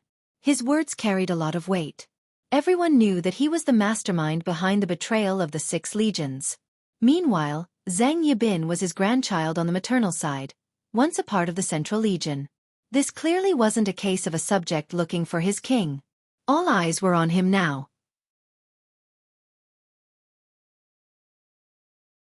Chapter 2469. Boom! After Zhang Yibin and his men made it to the top, one of them walked to the front of the stone hall and stomped on the door. It was instantly blown flying. Who is being so rude? A lazy voice came about. Li Chia slowly walked out with a beautiful girl behind him, Lu Chuqing. He had a faint smile on his face with no sign of anger. Me, Zhang Yibin. Yibin arched his chest proudly, knowing that many people were watching. As Ma Mingchuan's grandchild, he was relatively exceptional among the young generation. Unfortunately, he couldn't handle the tough army life and returned to his clan. Of course, he couldn't compare to the real geniuses and was only a little well-known, no match for his older cousin, Ma Jinming. Doing something dominating like this satisfied his ego and vanity. After all, others wouldn't dare to do this right now. No idea who you are, Li Chia drowsily said. Now you do. Yibin arrogantly said, I am a child of the Zhang clan, the captain of the 8th Battalion of the Central Legion with 1 decorated star. He had a good background and eventually became a low-ranking general in the Legion. This raised his status, so he looked quite pleased when introducing himself. Oh, battalion captain? No, just a nobody that isn't qualified to even lick my feet at the Golden Hall. Li Chia casually said. The gloating youth's expression became extremely unsightly, as if someone had just poured cold water over him. Unfortunately, he couldn't quite retort because this was indeed the case. Someone of his level wasn't qualified to enter the Golden Hall, let alone prostrating before the king. Only a commander like Ma Mingchun could be there. During the reign of Lucidity King, the dynasty produced countless talents. An insignificant and low-ranking general like him wasn't worth mentioning. Just another fish in the ocean. The spectators laughed in response because Yibin's demeanor just now was so wretched, like a dog finally able to bite a downed tiger. Though the king was even more useless, he was still the king. Humph, keep on acting cool, this general won't stoop down to your level. Yibin snorted and coldly answered. He was still boasting about his position despite not being one any longer. Get the hell out. From now on, we are in charge of this peak. He declared. Why should I? Lichia smiled and said. Because I like this place. Our Central Legion is about to occupy this area, so be smart and scram, don't invite needless trouble. Yibin revealed an unfriendly expression. A spectator in the distance quietly asked, the Central Legion is really coming to Nine-Linked Mountains? No way, he's coming up with an excuse. An older cultivator said with uncertainty. And if I refuse? Lichia asked. Yibin's eyes chillingly flashed as he responded. I'm afraid it's not up to you.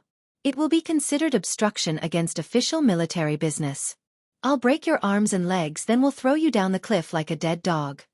He laughed and looked down on Lichia as if the guy was an ant. This style gave him great pleasure, satisfying his ego and previous grievances. Keep in mind that a general like him wouldn't be able to meet the king at all. This fool, as long as he was on the throne, was still a supreme existence, able to look down on a general as if they were ants. This was no longer the case. This imperious king was now a dog without a master. No one would give a damn about him. He could treat this king like an ant now.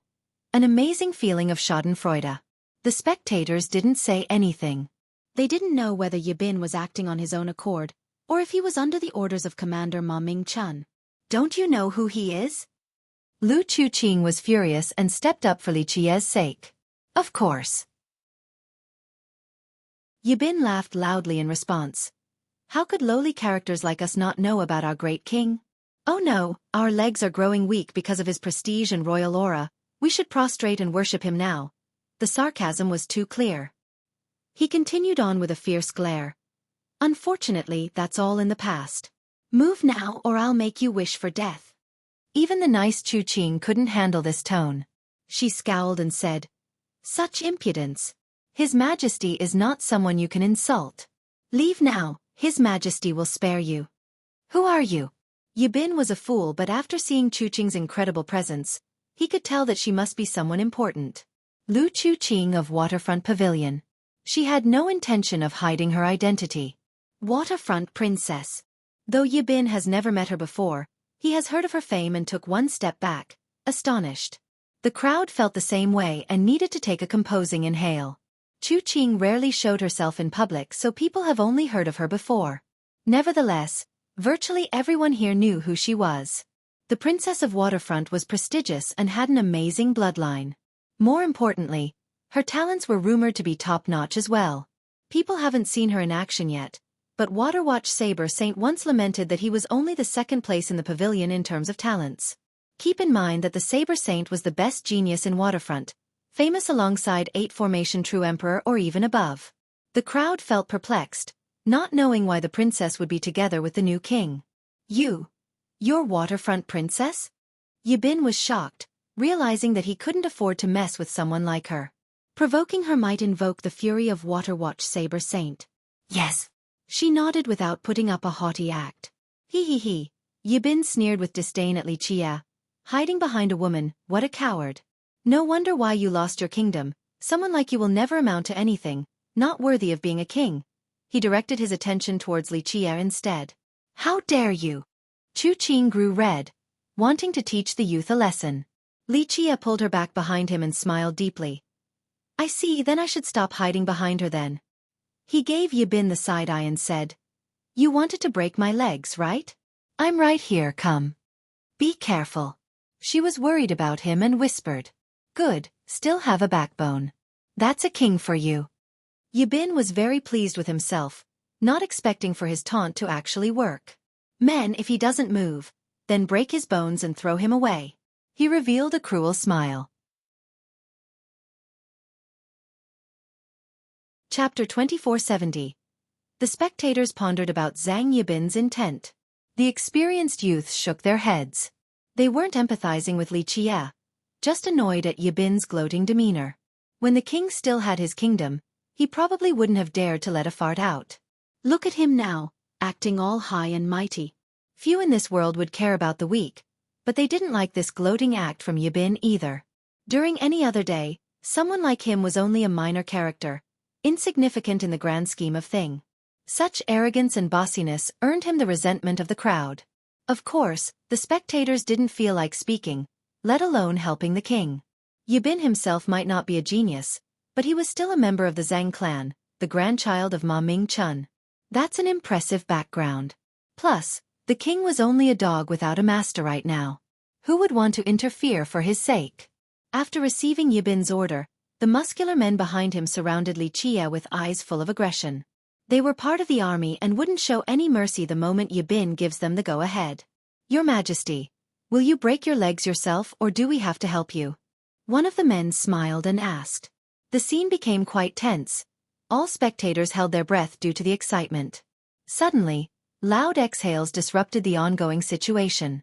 Yang Yibin and his men all turned around. They saw an old man sitting on a boulder nearby with a woodcutter hanging by his waist and a bundle of firewood beneath. He sat on a boulder and enjoyed his smoke. No one knew when he got there. It was as if he had been there the entire time but no one noticed his existence. He puffed out a ring of smoke and noticed everyone looking at him. He tapped his pipe to get the ashes out and coughed. Excuse me, I'm at the wrong place, continue on. No one had a clue who he was. Yibin ignored this and ordered, start. He had no other choice and delaying this matter might create further problems. Your Majesty, don't blame us for being merciless. Blame yourself for being blind. One man smiled grimly. Four of the group exchanged glances before shouting. Let's go. They reached for Li Qie, each aiming for a different arm and leg, wanting to raise him in the air. This didn't look like a simple bone-breaking move, more like dismemberment via running horses. Clank. Suddenly, a snow-white flash appeared. Pluff, pluff, pluff. The shade of red emerged. Oh no, my woodcutter. Everyone, still confused, heard the old man shouting and saw him holding his waist. However, the woodcutter was nowhere to be seen. In this split second, there was a sharp white blade flying in the air. It severed the arms of the four men from the shoulder down, as easily as cutting tofu. Ah! The men finally realized what had happened after seeing blood gushing out from the wounds and screamed. This woodcutter hovered in the sky and blood dripped down from its tip, one drop at a time. No one was controlling it. It seemed to have its own mind and moved on its own volition. Come back, I need you to stay alive. The old man anxiously shouted again. Everyone immediately thought that he was putting up an act. Old man, you're courting death. The other men immediately turned towards him with a shocked expression. Clank.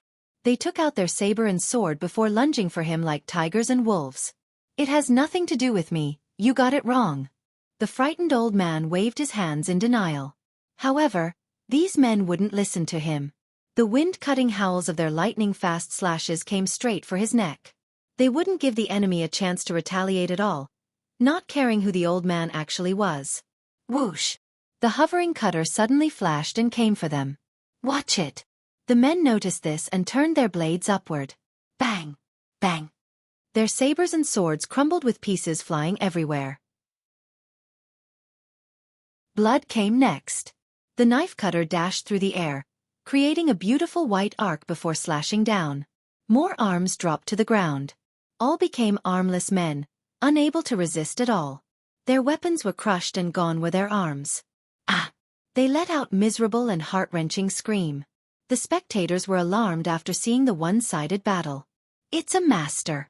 Everyone could see that the old man was a hidden master. Run!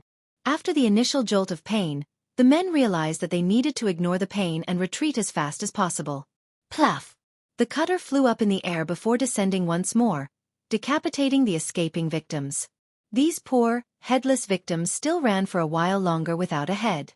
When their head dropped down and rolled on the ground, they could see their body falling to the ground with blood gushing out. They opened their mouth, wanting to scream but no sound would come out.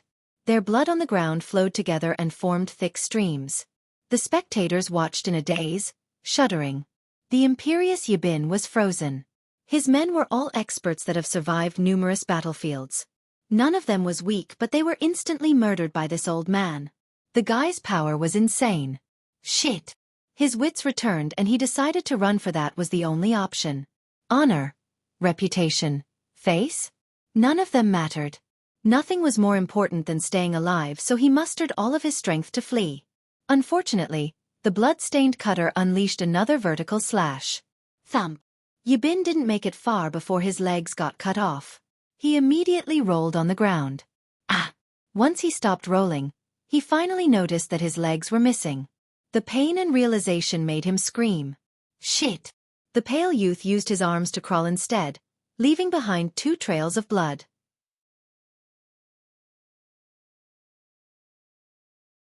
Chapter 2471. Whoosh! The blade slashed down again with a flashing glint. Yibin's arms were severed from the shoulder as well. The youth was covered in blood, limbless, quite a horrifying scene. Ah! He rolled back and forth in his own blood while howling. Why are you so cruel? We have no grievances, he bellowed. No, it's not me, this has nothing to do with me. The old man defended himself and chased after his blade. He finally grabbed it and heaved a sigh of relief while patting his chest. Good, it didn't fly away or I'll go hungry. It's your blade, who else could it be? Lichia smiled and shook his head. No need to deny anything after you kill them all.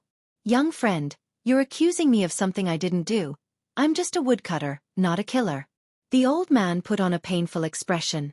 I'm not accusing you of anything. It is as clear as day. Lichia waved his hand dismissively. Everyone was staring at the old man, certainly believing Lichia. They believed that he was a reclusive master. Of course, this was indeed the truth. His blade had just killed that entire group. Who else could it be but him? He was only playing the fool. People trembled because the old man didn't need to use any technique at all.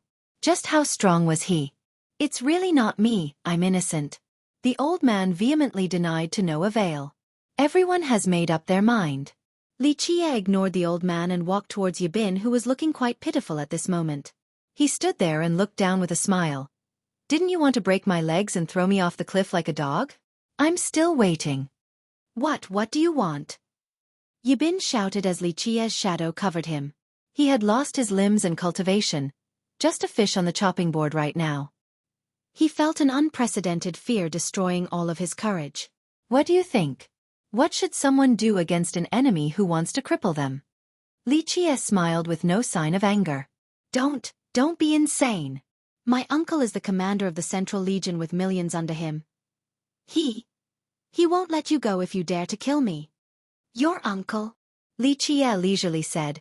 He used to kneel before me. You think you can scare me by bringing up a servant? Yibin couldn't come up with something else. I'll have you know that I'm waiting for him to bring his head here too. Lichia said. Crack. He stopped speaking and ruthlessly stomped down on the youth's skull. It exploded like a watermelon, brain matters and flesh splashed. And I'll finish him just like that. He finished his sentence, completely indifferent to this gruesome murder. Unfortunately, Yibin was already dead and couldn't hear him. People shuddered after seeing this. They remembered that the king was known to be lecherous and unreasonable, but don't forget, he was also considered a tyrant. A ruthless and cruel tyrant. Do not be fooled by his ordinary appearance or his unsavory reputation as a useless and perverted king. This was a tyrant who had sat on the throne of 9 secrets. Definitely someone who could murder without batting an eye. He might be incompetent, but this didn't mean that he was a coward. Old man, since you have killed them, you can't just leave their corpses out like this. The heaven wouldn't appreciate that. Lichia smiled and told the old man. It has nothing to do with me, I didn't kill them. The old man refused. Who else could have done it but you? Come on now, bury them. I'm just a weakling who can't even truss a chicken, and you definitely can't let the young lady bury the dead, right? That's why this terrible job is yours. Having said that, he ignored the old man's response and entered the stone hall with Lu Chuqing. Sigh. Such terrible luck, so unfair. Why must I bury them? The old man murmured with resentment. Nevertheless, he still threw the bodies into a crevice off the cliff. He then washed his hands and patted his blade. Look at what you've done, Almost got distracted from our real work. Still have to go trade some firewood for rice. With that, his powerful song began to echo across the mountains again as he was leaving. All cultivators nearby watched each of his moves.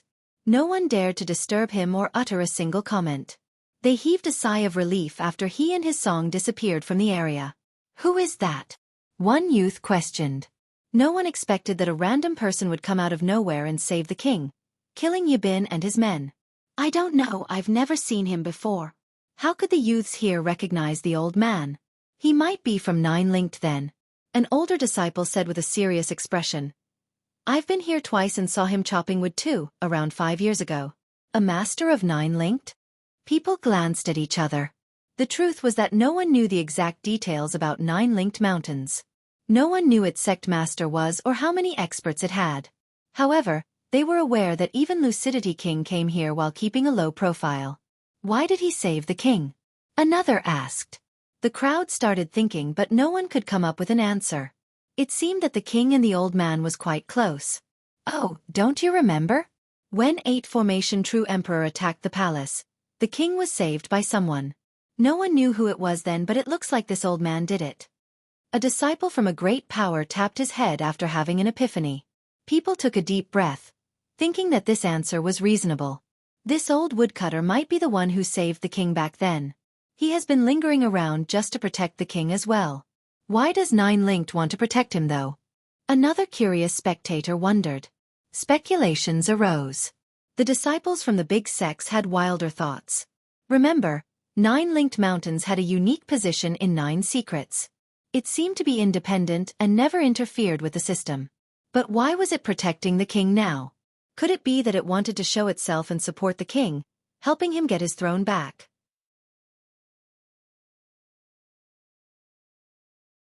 Chapter 2472. As the lake's color-changing date approached, more and more disciples from Nine Secrets have arrived.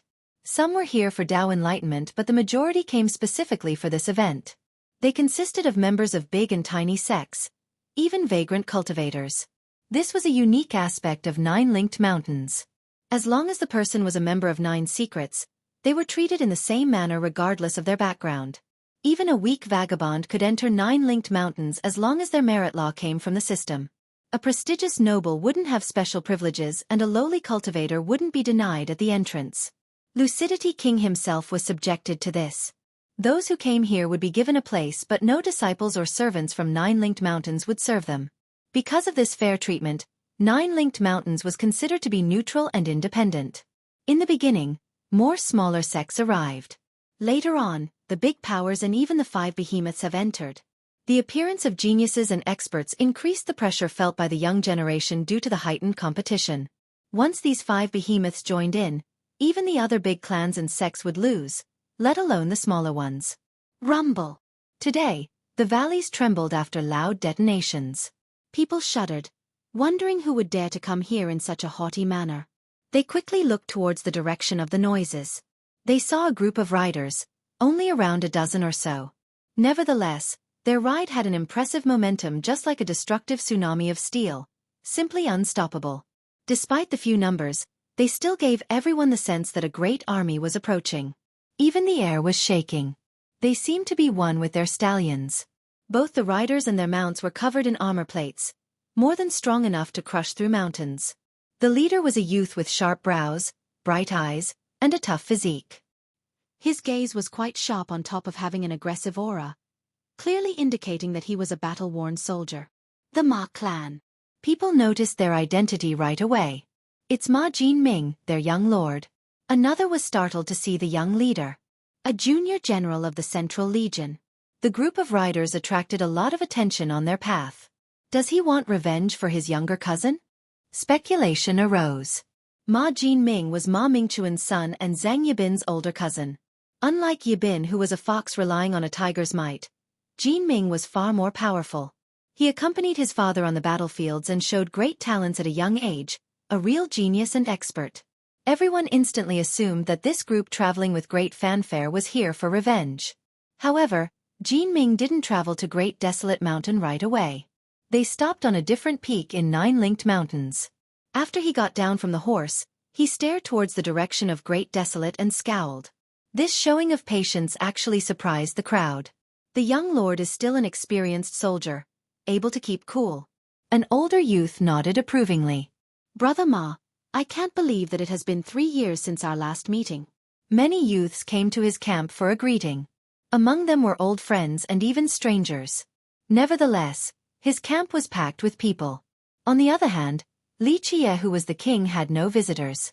Of course, these youths and experts had their reasons for coming to see Ma Jinming. His father, Ma Mingchun, was the commander of the Central Legion right now. War Saint Dynasty was currently a snake without a head after the king was gone. Meanwhile, as the strongest and oldest of the Legion commanders, Mingchun had both influence and power. It could be said that the legions were willing to follow all of his orders right now. When all 6 worked together, they wouldn't be weaker than any sect in 9 secrets. Thus, some even said that the new king of 9 secrets will be dependent on Ma Mingchuan's stance.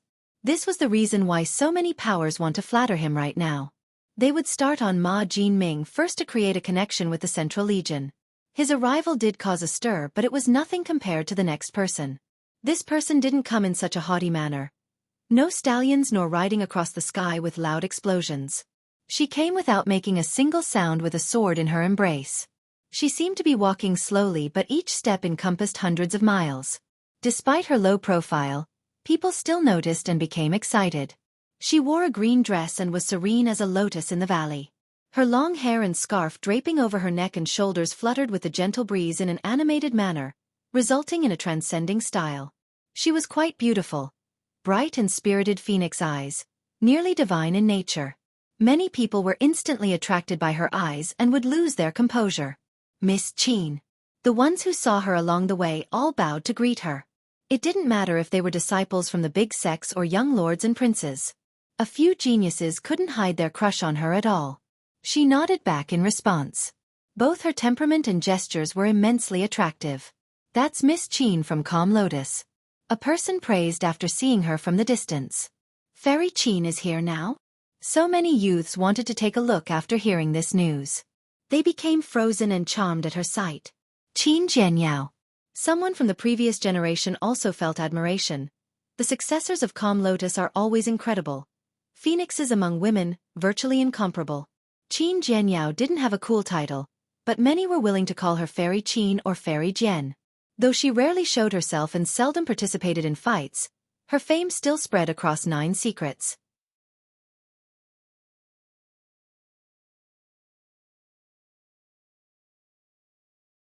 Chapter 2473. If there is really a fortune happening at the lakes this time, we aren't really qualified to compete against Miss Qin. Someone sighed sentimentally after seeing her. Some were naturally happy to see Qin Jianyao, but others felt great pressure instead. If she came specifically for the color-changing lakes, then no one could really match her. It wasn't because they were unduly humble, but she was just that strong. To be more specific, Calm Lotus Monastery's strength exceeded people's imagination.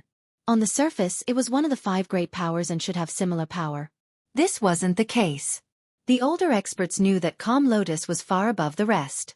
Both the Bingqi and Myriad Formation Kingdom, even Waterfront Pavilion, all far inferior. Remember, outside of War Saint Dynasty, Calm Lotus was the only other lineage with 2 secret words. Their foundation and real capabilities were no joke. Before Lucidity King, the previous rulers of the system were related to Calm Lotus in one way or another. Though this sect rarely grasped the central authority or took the throne, it had helped many previous rulers. In this manner, it also controlled the overarching direction of the system. This continued on for a very long period of time until Lucidity King.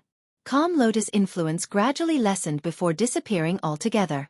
Nevertheless, they were still very powerful and might have been the only lineage capable of fighting against War Saint Dynasty during its golden age. A new king is in order. An old cultivator sighed after seeing Qin Jianyao. Given their past history, Calm Lotus would, sooner or later, groom another ruler. So now, when the reclusive Qin Jianyao is traveling the world, perhaps she was looking for a new royal successor. Her destination was Great Desolate Mountain this time. Why is she heading to Great Desolate? People were surprised because the current king was staying there. Are you forgetting that she is engaged with the king? Another whispered. The crowd didn't expect this. Those who have a crush on her were devastated upon hearing this. People have forgotten about this matter until now. Humph, that guy has lost his kingdom, so the marriage pacts are no longer in effect. A genius who likes her scowled. Not necessarily. An instigator took advantage of the situation. Waterfront Princess is also staying with the king. A famous beauty, beloved by so many prodigies, yet she's still serving the king. A marriage pact is always effective unless purposely nullified. The instigator successfully annoyed the youths. Humph, a fool like the king wants to marry Fairy Qin? Maybe in his dreams. One genius said with disdain. The instigator leisurely said, "Are you sure? What if Calm Lotus wants to support the king again? After all, he's the legitimate heir of the orthodox branch. If Miss Qin were to marry him, she'll be the queen in the future, able to give orders to the rest of the world." Stop spouting nonsense. The geniuses barked back. Geniuses were always arrogant and proud. Though they knew being with Qin Zhenyao was virtually impossible, they still wanted to fantasize about it. Plus, they all considered the king to be a useless and immoral wretch that couldn't be fixed. They had nothing but utter contempt for the king. If Zhenyao were to marry such a piece of trash, how could they ever let this go? Thus, they put on a non-caring appearance about the issue, contrary to their actual nervous thoughts, since she was now climbing up the peak. Disciple of Calm Lotus Monastery, Qin Zhenyao, wishes to have an audience. She stood outside the stone hall and asked. Just listening to her pleasant voice was quite enjoyable. Everyone held their breath while watching. Eventually, the door creaked and opened. She bowed before entering. The crowd didn't leave since they wanted to know the result of this. Inside the hall, Li Qie sat there, seemingly asleep.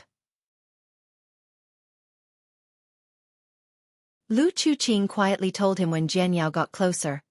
"Your Majesty, Fairy Qin is here." Li Qie finally opened his eyes. His nonchalant and invasive gaze fell upon her. It was as if there were a pair of invisible hands gently caressing her body, and this vexed her. Calm Lotus Qin Zhenyao. "Greetings, Your Majesty." She slightly bowed with no intention of kneeling. "Are you here to carry out the marriage? Will you stay to serve me?" Li Qie smiled while half lying down, a very improper posture when speaking with a guest. "I come bearing the good wills of my ancestors to see how you are doing, Your Majesty." She diverted the topic while looking transcending and attractive. "So you have no intention of fulfilling the marriage pact?" He smiled, not worrying too much about his manner. Any other men, geniuses and prodigies, would want to act elegant and graceful in front of her, showing her their best side. This wasn't the case for Li Qie. "The marriage was decided by the ancestors, so I do not dare to make a decision on my own. Please ask them yourself, Your Majesty." She responded. This was a good response, not admitting or denying the marriage pact. She remained elegant with a good sense of propriety, nearly perfect. The difference between her and splendorous saintess was as clear as day. "And here I am, leaving a spot for you." Li Qie smiled and shook his head. "Looks like you do not value it. Very well, next time when you wish to try again, you can be Lu Chuqing's maid instead." "That's already very generous of me." "Thank you, Your Majesty." Of course she was unhappy about this distasteful comment, but not to the point of being angry. "You should be thankful indeed. If I were to destroy your sect, you wouldn't be qualified as a maid at that point. Only a bed warmer at best, and only if I'm in a good mood." Li Qie leisurely added. "Your Majesty likes to joke." Zhenyao remained courteous, but her tone grew colder after hearing such harsh words. "All right, scram now." Li Qie grew disinterested and waved his hand. "I will remember your Calm Lotus Monastery's false courtesy. When I mobilize, I will think about sparing your sect's old men. At the very least, they know how to put up a proper act." Zhenyao's annoyance intensified, but she didn't express it. She bowed once more and said, "I'll be taking my leave." "Have you decided on the next successor?" he asked as she was leaving. "I'm only an ordinary disciple and do not dare to participate in such an important matter," she responded. "Then remember this for me. 9 Secrets is still under my control. Your sect is nothing but a bunch of ants. Be smart and kneel before me to beg for forgiveness when the time comes. Otherwise, you will be a part of the eventual destruction." Li Qie reminded. Zhenyao didn't respond this time and left, floating in the air.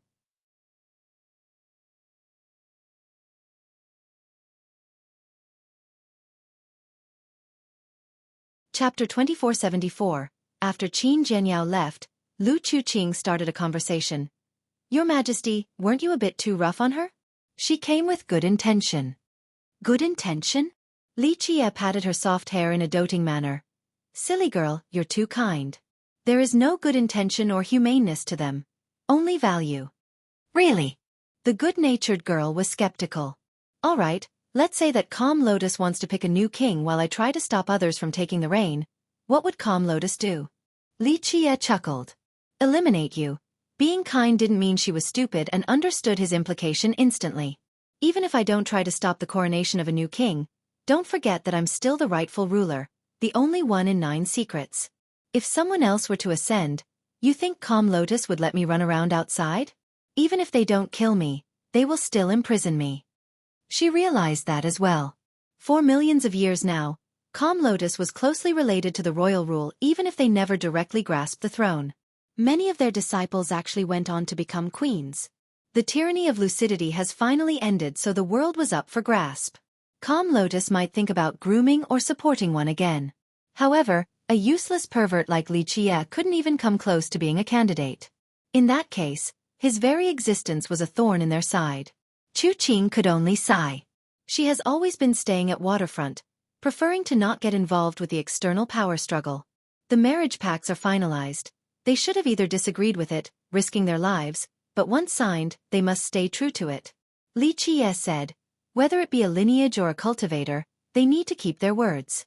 In the eyes of Calm Lotus, it is only a wasted piece of paper. If that was the case, why should I be courteous to Calm Lotus Monastery? Li Qie smiled. I was already generous offering her a maid position. I see, but she's Fairy Qin. How could she become my maid? Chuqing was surprised to see that he wasn't kidding around. Only a disciple, not a fairy. Li Qie shook his head. Only a title given by regular people. A fairy isn't that easy to find. Plus, if I want to, even a real fairy will come to be your maid. Fairies aren't worth much. Only those who earn my favors are priceless. Chuqing stared at him in a daze, feeling quite sweet inside to the point of feeling tingly from happiness.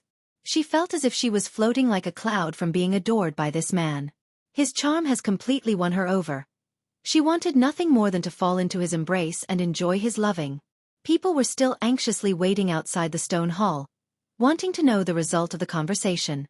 After all, the situation was very delicate in 9 secrets, especially when Calm Lotus has the power to support a king. All interested parties would keep an eye on them. Zhenyao's visit made people think about Calm Lotus wanting to help Li Qie taking back the throne. Would she marry him too? The fantasizing geniuses, in particular, didn't want to see such a thing. Creak. The door opened and attracted everyone's attention. Zhenyao came out and stole the spotlight. She's out. Some quietly murmured and became quite nervous. Her decision could break her fans' heart on top of changing the current political landscape of 9 secrets. They stared intensely at her peerless face, wanting to read her expression.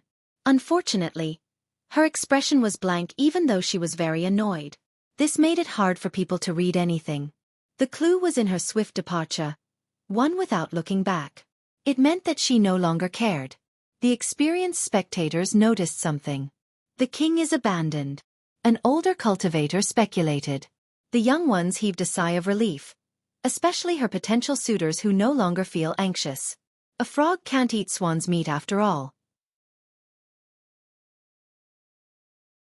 One genius said, that idiotic piece of trash needs to take a look at himself in the mirror. So what if he has a marriage pact with the fairy? It doesn't mean anything now. The world no longer belongs to War Saint. An older one had to admit, he's no longer the king with full authority. Using a marriage pact to tie down Miss Qin is impossible. He's the one reaching up now. The fact that she even gave him the time of day is a lucky break.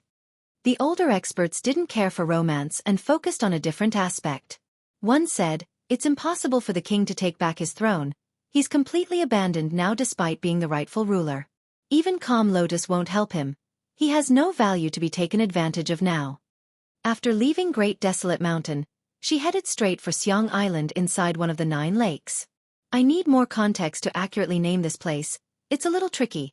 Might need to come back later after seeing the names of the other lakes/islands. This revealed her intention and increased the level of the competition for the color-changing event. Nevertheless, some people still wanted her to stay around. This might be their chance to get closer to her. A few experts came to visit her, including prodigies and masters of great powers. Of course, outside of wanting to get closer with her, some wanted to build a social relationship. Calm Lotus was strong enough to warrant flattery for the eventual benefits. However, Jian Yao closed her doors under the excuse of meditation and didn't entertain guests. Even Ma Jinming himself couldn't meet her despite being an important character among the young generation. People realized that in order to earn her grace, one needed to be a big shot. Ordinary masters and geniuses weren't enough. Finally, one youth has finally entered her sight. My name is Yang Bofen, here to wish you well under the order of my master, Fairy. He wasn't handsome but had a majestic aura resembling a mountain. People shuddered after hearing this name and instantly stared at him. 8 Formation True Emperor's direct disciple. They instantly recognized his identity. He might be the best talent of this generation. Even his peers felt admiration.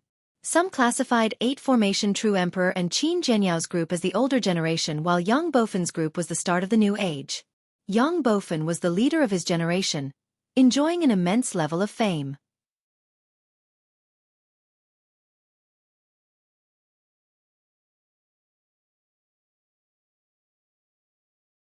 Chapter 2475. Yang Bofen had many admirers in the audience. Even the arrogant geniuses had nothing but praises for him. His strong qualities had nothing to do with his master and his background. His exceptional talents spoke volumes. Remember, 8 Formation True Emperor only had 2 palaces but Bofen, his disciple, was already a 3rd-level true god. The emperor wasn't as strong as Eternals or his peers, but ordinary ascenders couldn't compare to him. The issue here was that Bofen was still very young and hasn't become his disciple for that long. Being a 3rd-level true god already was very impressive and indicative of his amazing talents. Some even said that he was more gifted and brilliant than his master. Perhaps catching up was only a matter of time. Today, his visit here on behalf of the emperor was worth musing over. How has the emperor been? Zhen Yao has not granted any audience until now. This special privilege only further proved Bofen's talents, not just because his master was a true emperor. Ma Jinming was inferior to him in this regard despite having a legion commander, an Eternal, for a father. However, Jinming still couldn't gain Zhen Yao's respect so Bofen was clearly above him. Fairy, my venerable master has been in isolated cultivation. Bofen quickly bowed and said, he wants to open his 3rd palace? Zhen Yao asked. Fairy, he is not aiming for the 3rd palace but rather researching the immortal slaying ancient formation left behind by the forefathers. Bofen revealed. Immortal slaying? Zhen Yao was surprised to hear this. The emperor is indeed a master at formations, virtually peerless in the contemporary. The fact that he is in isolated cultivation for immortal slaying means that he has a great comprehension of it already. Not bad. He might reach grand completion the day he comes out. Thank you for your blessing, Fairy. Bofen said. Master did have some good findings prior to this session. He is aiming at understanding the formation's core profundities this time. Immortal slaying has always been difficult to control. Zhen Yao nodded. If he could understand it, he would be a tiger with wings roaming through the realms. I do hope so, and will require your help in the future. Bofen said. The crowd was startled to hear such high praises from Zhen Yao. Immortal slaying ancient formation? The young ones have never heard of this name before. Meanwhile, the older experts and even the ancestors shuddered. Is it really strong? A youth curiously asked. Very. His ancestor said with a grave tone. Myriad Formation Kingdom clearly relies on formations to compete with the rest of the world. The kingdom itself is a super formation, but they also have 3 other supreme formations. However, strictly speaking about arrays and complexity, immortal slaying is far superior to the other 3. It wasn't created by that kingdom. Its origin is too old to be traced. Well, you can tell just how strong it is from its title. Unfortunately, few people from Myriad Formation could actually control this formation. It requires the realm of an emperor just to start learning about it. The ancestor paused for a bit with a serious expression. If the emperor could actually understand it, it'll make him comparable to a 3-palace emperor and could even fight against a 4-palace emperor. Surpassing levels at the imperial realm. People took a deep breath. Those with common sense knew that at the imperial realm, the levels were very strict. A two-palace emperor couldn't fight against a two-palace emperor. Having an additional palace meant total oppression. One exception to this rule was if the lower-level combatant was in possession of an ancestral weapon. However, if 8 Formation True Emperor were to learn immortal slaying, then he could challenge emperors above him up to the 4th level. It's just like an ancestral weapon, or even stronger than a common one. Another murmured. Remember, 9 Secret system has been around for so long after its progenitor's era. Thus, only a few lineages had an ancestral weapon. Understanding this formation would give the Emperor an ace card fortifying his status in the system. It looks like Fairy Qin views the Emperor highly. A speculator whispered. He is worthy of it if he can figure out that formation. Someone from the last generation nodded. The guy will be unstoppable among the young generation. Even Waterwatch Saber Saint might not be able to take him on. At that point, Calm Lotus might start supporting him in the competition for the throne. That's true. His peers agreed. If he becomes the one with the most potential in our system, then he should be the king. Nothing surprising there. The Bing Qi is quite perceptive. They sent a downtrodden princess to the new king and married Han Yu to 8 Formation True Emperor instead. Myriad Formation, the Bing Qi, and with Calm Lotus support? I think that's game over. People shuddered after realizing this. The Bing Qi and Myriad Formation were 2 of the 5 great powers. Their alliance was already strong enough, so if the Emperor were to win the support of Calm Lotus, then that's 3 great powers in their alliance. Who would be able to compete against them then? 8 Formation True Emperor would definitely become the next king. While people were still musing about this matter, another meeting took place. A youth came riding a vigorous stallion. It rode the waves just like a true dragon flying in the mist. He had an impressive and dominating aura despite not moving that quickly. Such presence attracted everyone's gaze. It's General Tang. The spectators immediately recognized this rider. Tang Hexiang. Since when did he get here? So secretive. Someone else said. No idea, I don't think anyone saw him. People glanced at each other, confused. Hexiang was the commander of the Imperial Guards, a great genius of War Saint Dynasty, and a practitioner of the word Zhi. He's coming to see Fairy Qin too. Everyone knew what he was trying to do. Well, he's still a good candidate for the throne, supported by War Saint Dynasty. An older expert said. After the king lost his kingdom, Hexiang became the de facto leader of War Saint. Many supported him becoming their next ruler. After all, he was also from the royal clan, a great advantage. After the disappearance of Li Qie, he had a good claim to the throne based on his background and status. Because of this, the 6 legions and their commanders wanted him to be the next king. This created a stalemate after the siege of the Imperial Palace between Myriad Formation, the Bing Qi, and Myriad Formation. They couldn't pick out a new king. Hexiang is strong, but I don't think he can take on 8 Formation True Emperor. Plus, the Bing Qi and Myriad Formation are stronger than the 6 legions. Someone commented. In theory, yes. His senior elaborated, but don't forget, Hexiang has a better rightful claim to the throne. He's part of the royal clan, so the other sects won't have a problem with him taking over. It would be a lawful coronation. On the other hand, this doesn't apply for 8 Formation True Emperor. It would be considered a usurping attempt. Not everyone will accept him. People agreed with this statement. Hexiang's royal background was a great advantage. Chapter 2476. The impressive Tang Hexiang rode the wave, brimming with vigorous vitality, seemingly capable of stopping an entire army by himself. This powerful warrior was also an expert at military strategies. Because of this, the powers of 9 secrets and numerous other legions camping around the system had high hopes for him.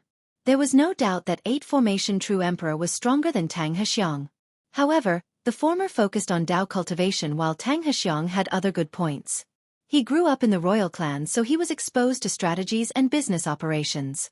Later on, he joined the military and had great success leading the Imperial Guards, going as far as receiving praises from Lucidity King on several occasions. His experience and history earned him the support from War Saint Dynasty and the 6 legions. Many powers in 9 secrets felt the same way.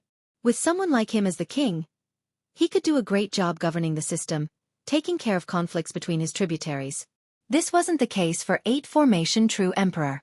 After becoming the king, he would definitely show great promise and potential for the future. In fact, he could become a second lucidity with the help of the Bing Qi and myriad formation. However, total tyranny would return to the system. Every other sect would be under their control. In order to prevent this, people found Tang Hexiong to be the best candidate. Of course, the ones that could actually affect the direction of 9 secrets were Warsane Dynasty and the 5 behemoths. The other clans and sects could only increase Hexiong's influence by a bit, unable to make him the king. General Tang's backing still can't compare to 8 formation true emperors. Another person said, I don't think it'll be easy for him at all. The emperor is a tough rival, but even Waterwatch Saber Saint is not inferior to him at all. True, but we don't know for sure yet. An ancestor replied, I have heard that the Sacred Cabinet is coming back out to help him. The Sacred Cabinet. People were startled to hear this name. This organization used to be the central power of War Saint Dynasty before Lucidity King, consisting of their strongest ancestors. It was in charge of both the dynasty and the system, and this limited the influence of the king. Later on, Lucidity King changed everything during his prime. He forced the cabinet into disappearing. Some said that he had personally destroyed them, while others believed that the two sides have reached an agreement and the cabinet voluntarily retired. Either way, this ended up with a total dictatorship for Lucidity in 9 secrets. Thus, hearing about their second coming was obviously surprising. Perhaps this could change the tides in the current power struggle. Alright, if Tang Hexiong can get Fairy Qin's approval, it'll confirm his position and maybe 8 formation true emperor will be smart enough to back off. An ancestor said with a profound expression. Everyone was immersed in watching Hexiong. Everyone knew that Yang Bofen has successfully met Qin Jianyao, meaning that she thought highly of 8 formation true emperor. If Jianyao were to ignore Tang Hexian right now, it would be a detrimental blow to his cause. Of course, gaining her support would be incredible. With the help of Calm Lotus and his own advantages, 8 formation true emperor would need to think twice before going up against him. Please excuse my uninvited visit and grant me an audience, Fairy Qin. Hexiong stood on the other side. His voice echoed across the lake. The atmosphere became frozen since everyone held their breath, waiting for the answer. You're too polite, General Tang. Jianyao's pleasant and enjoyable voice resounded. She personally came out again to show the world her wondrous beauty and astonish the youths nearby. I have many things to ask you, Fairy Qin. Please guide me. Hexiong courteously said. Guide is too strong of a word. We can have a chat instead. Jianyao nodded. Her ethereal appearance made the heart beat faster. Everyone glanced at each other after seeing this. It looked like those who could win an audience were eligible to become an emperor. Someone like Ma Jinming was not. Looks like it's down to 8 formation true emperor or Tang Hexiong then. A cultivator said. Maybe, maybe not. Waterwatch Saber Saint has yet to show up. Remember, he's even more brilliant than 8 formation true emperor. Someone from the last generation shook their head. Qin Jianyao has caused quite a stir because of these meetings. Everyone knew that to a certain extent, her sect could decide the next candidate for the throne, so all eyes were on her. Your Majesty, General Tang and 8 formation true emperor's disciple have visited Fairy Qin. I'm afraid this isn't good news for you. Chu Qing has heard talks about the meetings and told Li Qia. Despite her innocence, she was keen enough to know the negative implications for Li Qia. Because of this, she became worried while he was completely nonchalant. Let them be. Li Qia shook his head. What are they going to do? Just struggling meaninglessly, thinking they're smart and capable enough to control the world. Unfortunately, it's only wishful thinking since they're mere chess pieces. Chu Qing refrained from replying. She was only worried about his well-being. As for the throne, that meant nothing to her. Being around Li Qia was more than enough to keep her happy and satisfied. He could just be a regular citizen and she would still stay by his side. Silly girl, don't be distracted by this nonsense. Any progress on the mantra I've taught you? Li Qia chuckled. It is awfully magical. Chu Qing said, I just feel a lack of experience and accumulation, an intangible feeling like it's there yet not. It's good that you're sensing something. Li Qia smiled. All right, while there is still time, I'll take you out since we just can't stay in the house all day. Where? She was surprised. Around 9 linked mountains, of course, since we're already here. We can't waste our trip. Li Qie replied. Xueqi nodded without objecting since she was willing to go wherever he went. The two of them went down the mountain and headed northward.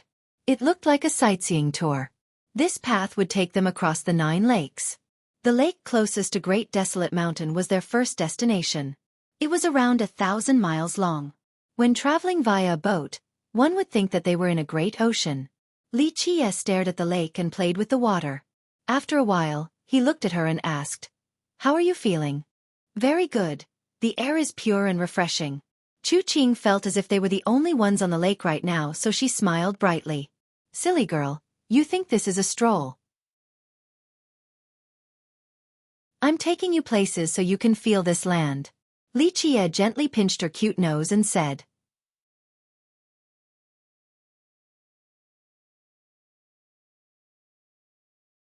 Chapter 2477. I see.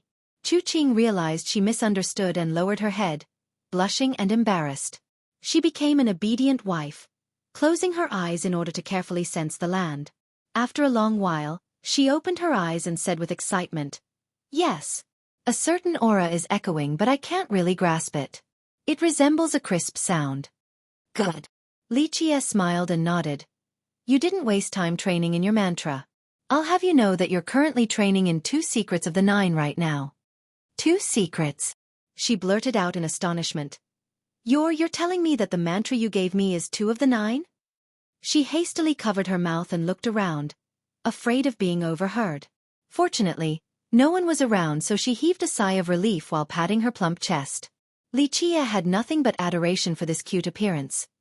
What else could it be? I don't think this is proper." Xueqi hesitated and worriedly looked at him. "You're secretly giving me Do and Jia. It'll bring a lot of trouble. I don't want to learn it anymore." The 9 secrets were the strongest merit laws of the system. Its very foundation and core. Everyone desired them. Just one was enough. Other people would celebrate this opportunity. It was a peerless fortune. Moreover, Lu Xueqi had trained in the word, Lin. She knew the significance of training in one. Strangely enough, instead of rejoicing, she only felt worried because of Li Qie.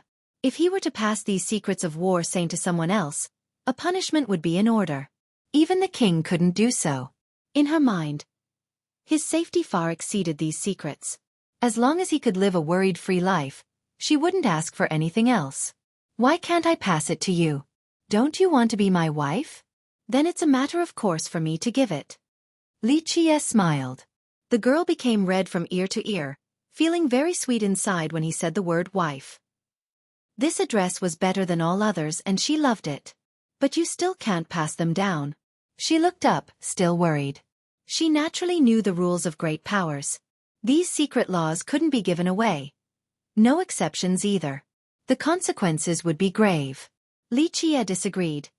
"I, Li Qie, can do whatever I want in this world. If I say yes, then it is allowed and no one can say otherwise. Plus, I'm not giving you Do and Jia. Not those 2. She became frozen again. Everyone knew that War Saint Dynasty had access to Do and Jia. "I'm giving you Qian," Li Qie revealed. "Qian." She couldn't stay calm. "I thought it was lost. 9 secrets existed in the system but only 8 were known. Qian has been missing. No one has heard of anyone nor lineage possessing this particular word in the present.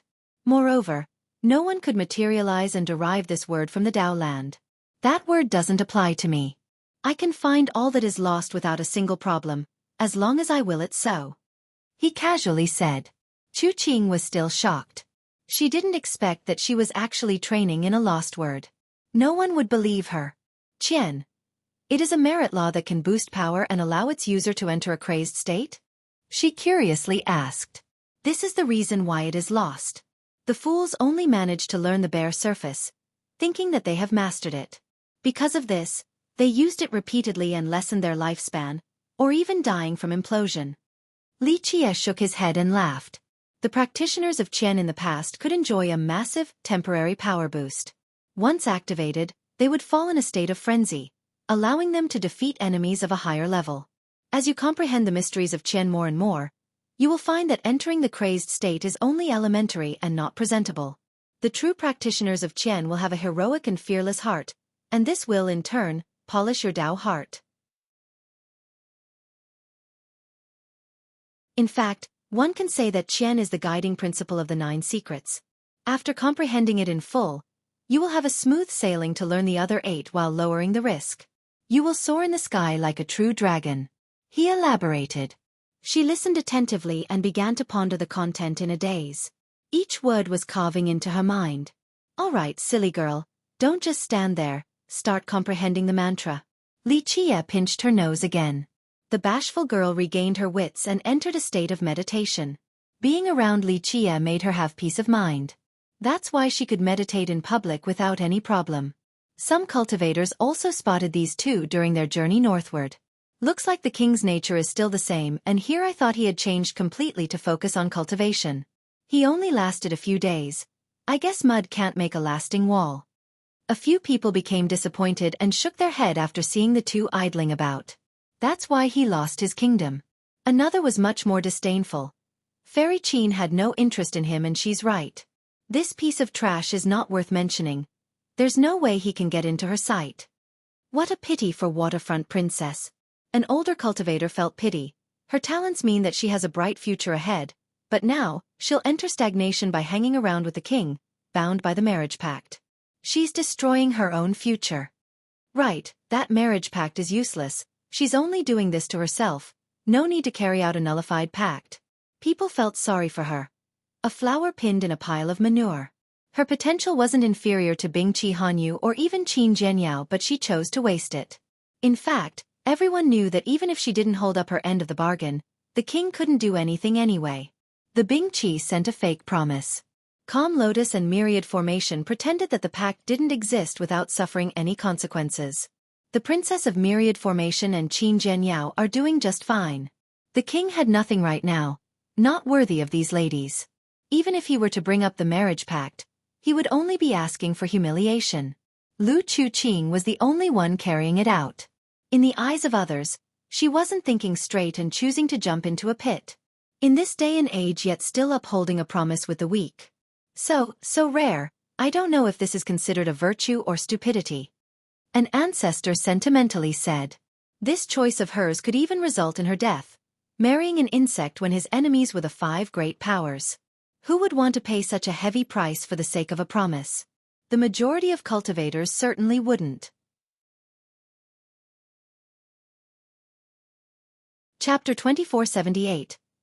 Others only saw Lichia and Lu Chuqing playing around and enjoying the scenery. However, she had an amazing harvest during the trip. Meanwhile, the reclusive Qin Zhenyao suddenly held an event and invited many prodigies and talents. It's rare for everyone to gather at 9 linked mountains, so I invited everyone to the stone forest so that we can get to know each other. Zhenyao said. The sudden event at the stone forest caught some people off guard because she has been staying behind closed doors after coming to 9 linked mountains, not meeting anyone outside of Yang Bofan and Tang Hexiang. It's to be expected. The experienced ancestors have predicted this. Calm Lotus Monastery is finally choosing to participate, wanting to divide the world after Lucidity King's departure. They could read her like a book. During the reign of Lucidity, Calm Lotus couldn't share the royal reign at all and had retreated from any power struggle. With his end came their beginning. Because of this, their successor finally showed herself in these tumultuous times. Looks like they have made up their minds about their candidate. Another ancestor realized something and shuddered. This sect had 2 secrets, so they were quite unfathomable. No one could take them on outside of War Saint Dynasty led by Lucidity. The other 4 great powers couldn't begin to touch them. In fact, in 9 secrets right now, every single person and sect were paying attention to their choice. They had the whole world in their grasp. Is it Tang Hexiang or 8 Formation True Emperor? This question lingered in everyone's mind. Both Tang Hexiang and 8 Formation True Emperor were quite evenly matched. If one of them could gain Zhenyao's support, they would definitely be able to seize the throne. The older experts knew that this sudden event was premeditated and could very well determine the fate of this generation. Thus, anxiety and excitement permeated the crowd. Unlike the insightful masters, the younger cultivators cared more about the list of invitees. For these youths, especially the genius, being invited by her was an honor and a proof of their status. Plus, they would have a chance to get close to her. That's why everyone was waiting for their invitation card. Though she never really participated in political affairs, this event was swiftly carried out. Plenty of cards were sent right after the announcement. In fact, the requirement for entry this time was relatively lenient. Of course, it was all relative. The invitees were still famous youths consisting of mainly geniuses and incredible talents. Because of this, the lucky ones became quite excited after receiving their letter and earning her sex recognition. An honor indeed. I'm so proud of myself, being able to participate in Fairy Qin's party. One genius exclaimed. Ma Jinming was among the first group to receive an invitation. He laughed heartily and said, Fairy Qin is insanely insightful and visionary. I will do my best if she ever requires anything of me. He has been brooding about not getting an audience from her in the past. However, to be among the first wave of invitation wiped away any grievances. Eventually, the prodigies in Nine-Linked Mountains have received an invitation, same with some of the older experts. Of course, the crowd still consisted primarily of younger people from Nine Secrets. The ancestors could tell that she was using this to establish her own position and gain some prestige. After the last wave, some meticulous people noticed that she didn't invite a particular person. Fairy Qin didn't invite the king. The person who noticed this became surprised. After all, in terms of status among the young generation and even the previous, the king was on top. He had total authority before despite losing it now. This didn't diminish the innate nobility within him, but she still didn't send an invitation. How strange that the fairy to not invite him. The youths were surprised. After all, the first thing she did after coming here was visiting him. It seemed that there was some consideration to be had at first, but the lack of an invitation now was truly puzzling. A genius thought that he understood the matter and sneered. Humph, she acted based on his status, but when she actually met him, she found that he was a piece of trash, so she left. Looks like he can't enter her sight. This really shows that he isn't worth a single coin. Many geniuses agreed. Maybe Calm Lotus Monastery has abandoned the king since he has no value to be taken advantage of. An older expert also felt this way. Well, perhaps that sect has a different candidate to be the next king. An ancestor took it to the next step. He thought that maybe Jian Yao was going to reveal some news about the next king. Inviting the previous would only lead to unnecessary conflict. Of course, many didn't care at all and focused on taking advantage of this opportunity by putting on a commendable front.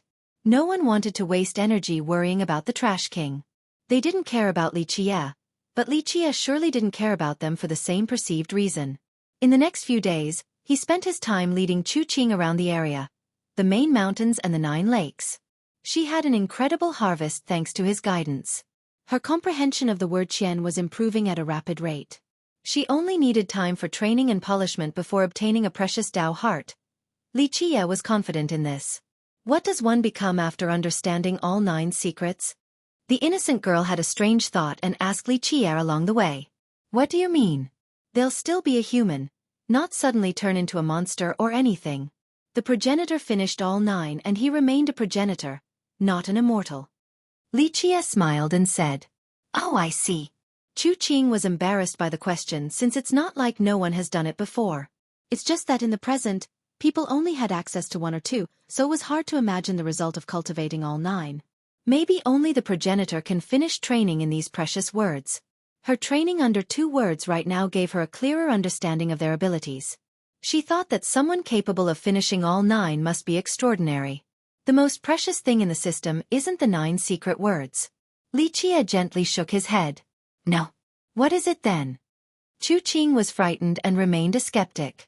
Everyone knew that the 9 secrets were the very foundation and core of the system, precious beyond imagination. What could actually be more valuable in this land? 9 linked mountains. Li Qie casually said. Lu Chuqing immediately looked around this beautiful place and scratched her head. Are you saying that there are hidden treasure groves buried under this place? Li Qie shook his head. Those aren't necessarily precious either. The 9 secrets and treasures are not the most precious thing. Don't judge using a layman's vision. There's a reason why your progenitor was able to pass down this system, and why 9 linked mountains has been standing strong for so long. I see. Chuqing didn't quite understand. The 2 of them finally made it through the 8 lakes. Only one was left. They appreciated its scenic beauty, a boundless expanse of blue water. That's Xiong Island over there. Over yonder across the mist and fog was an island. A scene as beautiful as a painting. She couldn't help but remind Li Qie. We'll return after finishing this lake.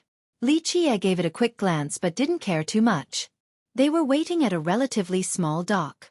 Many other cultivators were waiting as well and immediately noticed these two.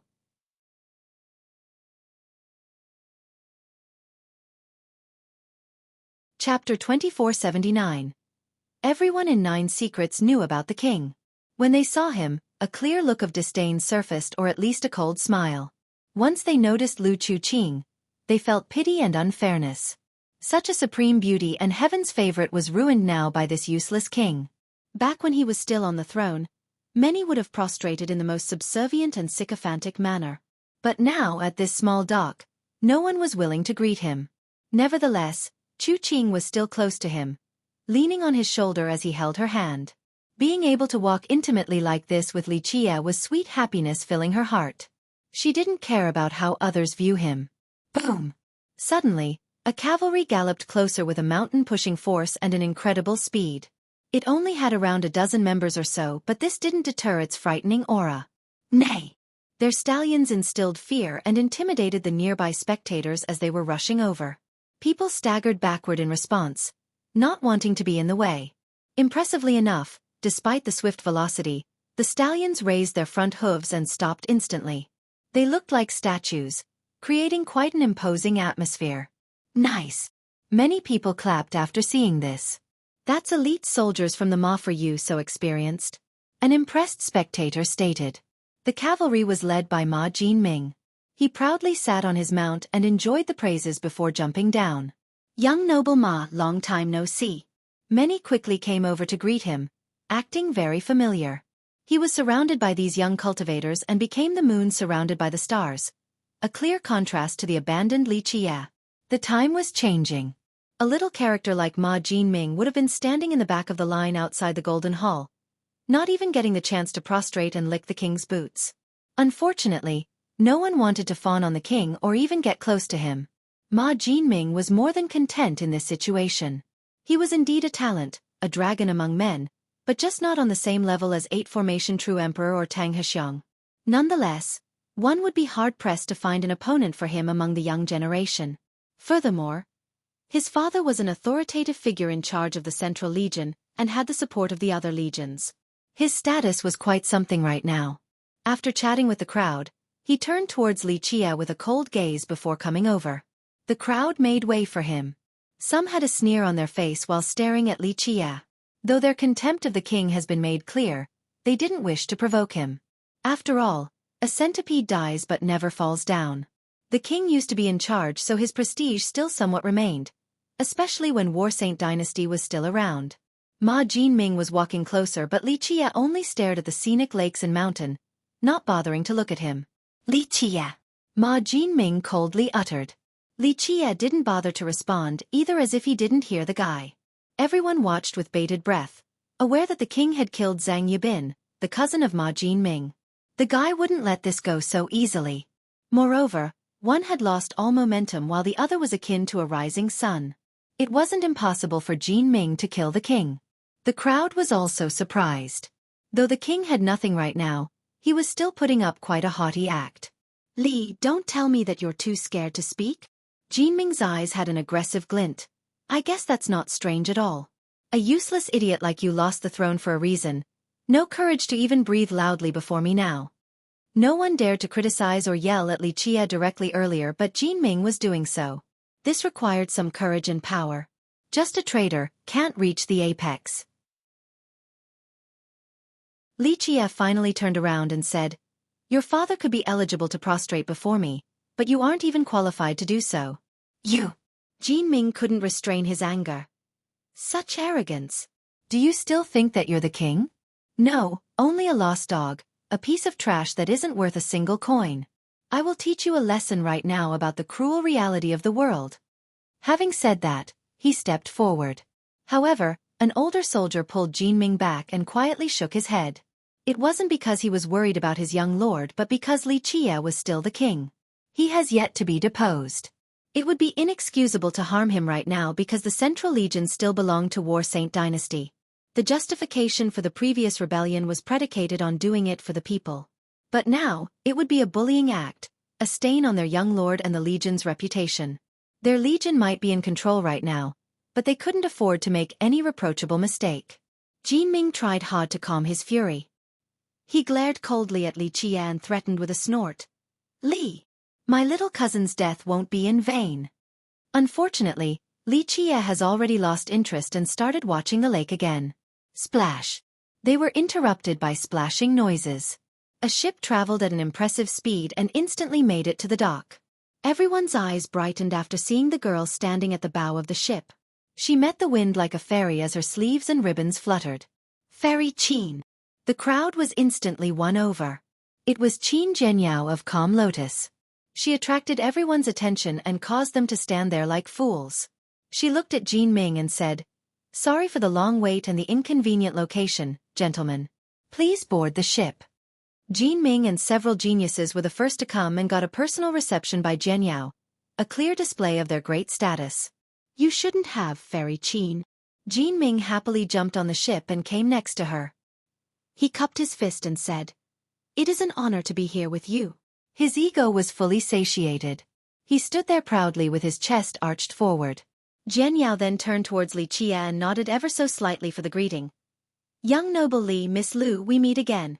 She no longer called him His Majesty, using his real name instead. Chu Qing was always nice to everyone, so she nodded back. On the other hand, Li Qie ignored Zhenyao like the rest. People considered her to be an unreachable fairy, but Li Qie saw her as no different from another ant. Zhenyao didn't even have time to react before Jinming scowled and defended her. "Li, Fairy Qin saying hi to you now is a blessing of 3 lifetimes. Don't be so shameless." He thought about putting up a good act to make the beauty happy.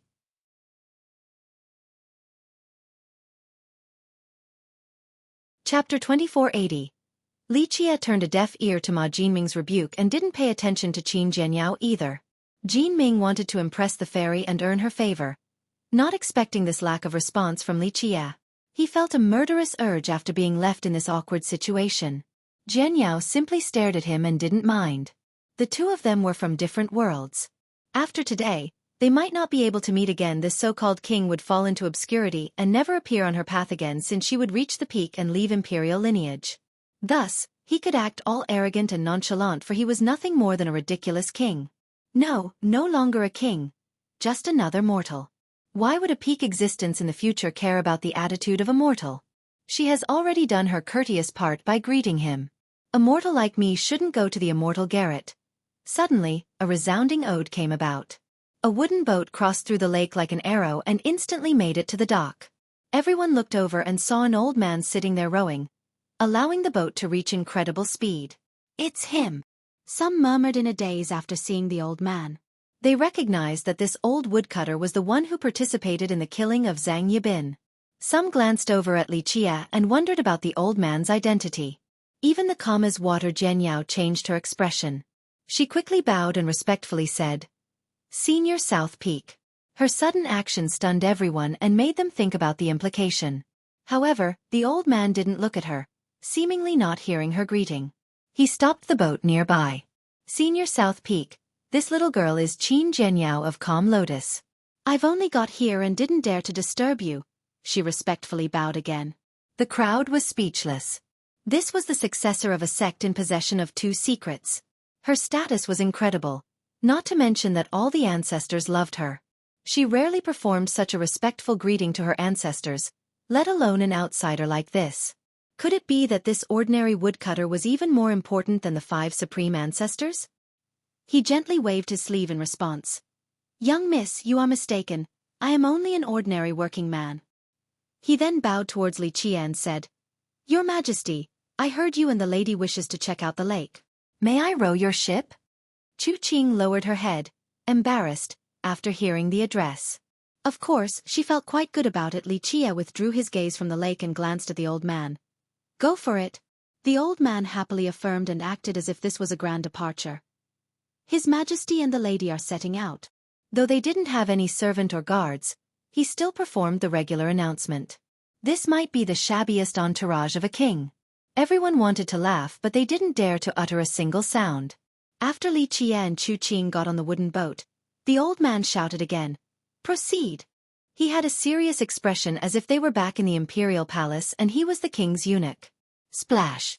The wooden boat began to move with his rowing, seemingly empowered by his ode as well. "A mortal like me shouldn't go to the immortal garret." Everyone continued staring until the boat disappeared from sight. Even Jianyao herself remained in a bowing position and didn't straighten up her back till the old man was gone. She stood there and couldn't regain her wits in full. She knew many stories and secrets about 9-linked mountains, especially about this woodcutter from the southern region. Her supreme ancestor also told her about him prior to the trip. She was almost certain that this old man was the legendary woodcutter, the most unfathomable character in this sect, perhaps all of 9 secrets. Few knew of his existence, but he was a frightening eternal. Why is someone like him valuing the king so much? She thought but couldn't come up with an answer. Keep in mind that even Lucidity King was rather respectful and humble in 9-linked mountains, and one of the reasons was because of South Peak Woodcutter. Only the top talents could figure how strong he truly was. For example, Gu Yifei from the Li clan. A being of this level actually wanted to serve Li Qie by rowing his boat? Jianyao was truly astounded. In her eyes, the king was useless now. Her sect agreed with this viewpoint too. This didn't seem to be the case any longer after seeing the woodcutter's attitude. Everyone else gasped as well. Who was Qin Jianyao? There was no one else worthy of such respect from her outside the supreme ancestors. Just who was this normal-looking woodcutter? After calming down, Ma Jinming noticed her still standing there in a daze. He tried to curry favor. "Fairy Jean, don't mind them. That Li guy is ignorant and arrogant, still shamelessly thinking that he's the king. Shut up." Jianyao shouted, no longer wishing to speak. She felt a loss of control over the situation resulting in a looming danger, and wasn't in the mood to chat with this Jinming. Jinming turned red. As the young noble of the Central Legion, no one has ever yelled at him like that besides his father. However, he didn't dare to act out towards Jianyao, so he channeled his indignation and anger towards Li Qie instead. That bastard was who caused this, and he swore to have revenge, sooner or later. The tiny boat undulated on the lake filled with blue water, looking just like a piece of jade. It had a diameter of 1,000 miles, not much different from being in the ocean. The gentle breezes soothed the soul. Li Qie smiled while laying down on the boat and resting his legs on the hull. "How rare to have a big shot like you rowing for me. This might shock all of 9 secrets. Lucidity King himself probably never got this treatment." "Your Majesty, please. My meager skills can't get into your sight. Just a single thought of yours could decapitate me, and you would be using my blade to do that too." He tapped the cutter tied to his waist. He had his reasons for following Li Qie. His cultivation was unfathomable to outsiders, which was why Lucidity had reservations about acting arrogant in this place. However, his weapon was directly taken and controlled by Li Qie. He as its master couldn't regain control during the process at all. It meant that Li Qie's will had reached a frightening level.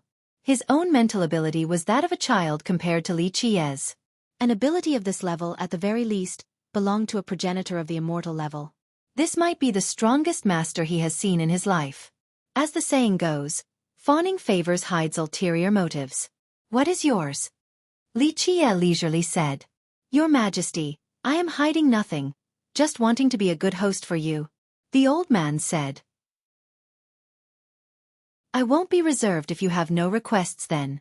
Just don't blame me for not being upfront with you later." Li Qie smiled. 1. The old man actually used the Chinese word for anyone married to the king to address Xueqi.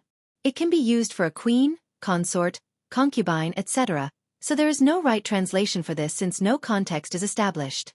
I chose lady instead since it is ambiguous too. Remember, he's addressing her as a wife to Li Qie. Lady doesn't fit perfectly here.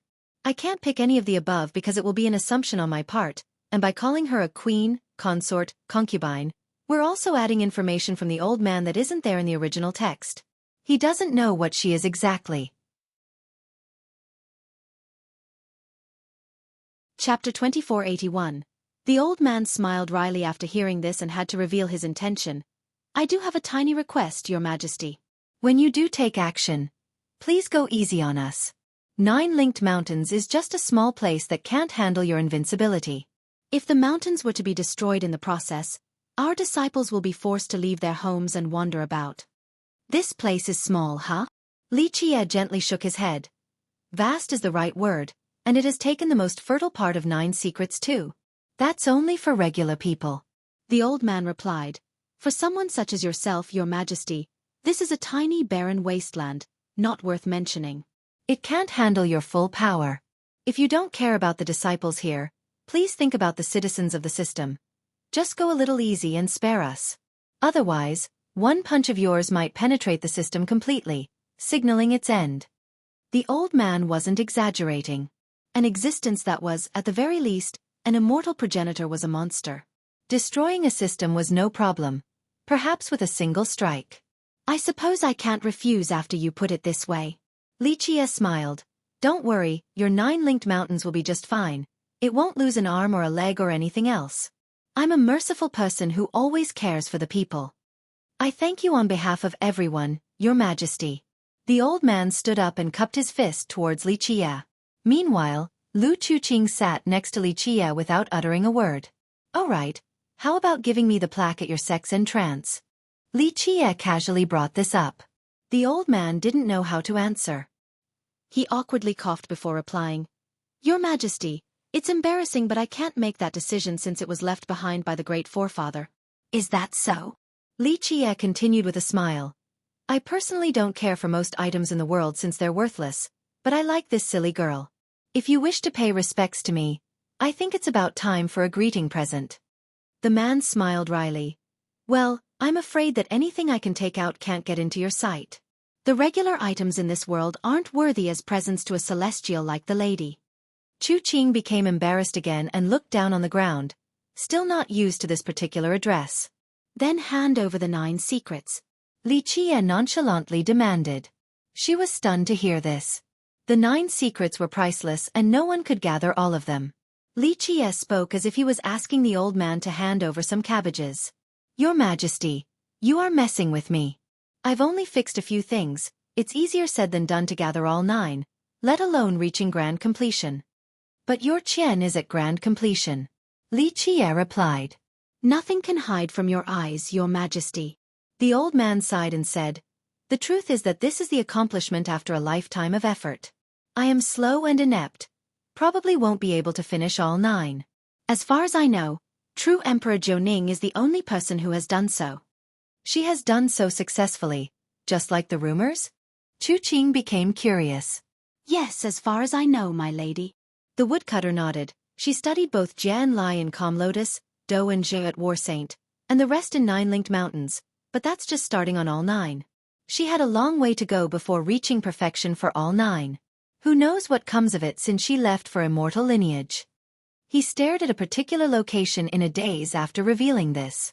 "I thought Emperor Zhang had also done it," she asked. The woodcutter replied. "That's not the case. The emperor didn't train in all of them, but he definitely could have, given his amazing talents. Maybe it was because of his talents that he opened a new path, resulting in the supreme manual lucidity scripture. This allowed him to jump out of the 9 secret system's boundary." "I see. So true Emperor Jiuning is the only person after the progenitor," she murmured to herself. "That's true till now, but who knows about the future?" The old man nodded before glancing over at Li Qie. "Just the 9 secrets. I'm not that interested in them. However, the underground parts or the item beneath this lake, that's another story." Li Qie said. "You're joking, your Majesty." The woodcutter's expression changed after hearing this. "I am not," Li Qie calmly said, clearly revealing his stance. "Your Majesty, please leave behind a little bit for our sect." The woodcutter had a pained expression, virtually begging. Despite Li Qie's nonchalant looks, he could see that the guy was serious. The consequence would be unimaginable and no one could say otherwise. "I'm already leaving things behind for the sect. Otherwise, I would refine this place and take it as my own." Li Qie smiled. The man knew that Li Qie was telling the truth. If Li Qie wanted to, he could refine the entire system, not just 9 linked. "Your Majesty, our sect is very barren already." He kept on trying. How about my silly girl right here? Li Qie ignored the crying old man and gently stroked Xueqing's hair. One could see the clear adoration on his face. The lady is a priceless gem yet to be polished with the constitution of a heavenly being. The old man praised. Xueqing couldn't handle the flowery praises. Senior, you're too kind. I am not exaggerating. He explained, there are plenty of dragons and phoenixes in this world, but few can actually enter His Majesty's sight, yet you can. That's a testament to you being special, my lady. He wasn't just flattering the girl. He knew that to earn the grace of a character like Li Qie was a great fortune, exceedingly rare as well. Beautiful girls have been viewed as ants by him in the past, such as Qin Zhenyao.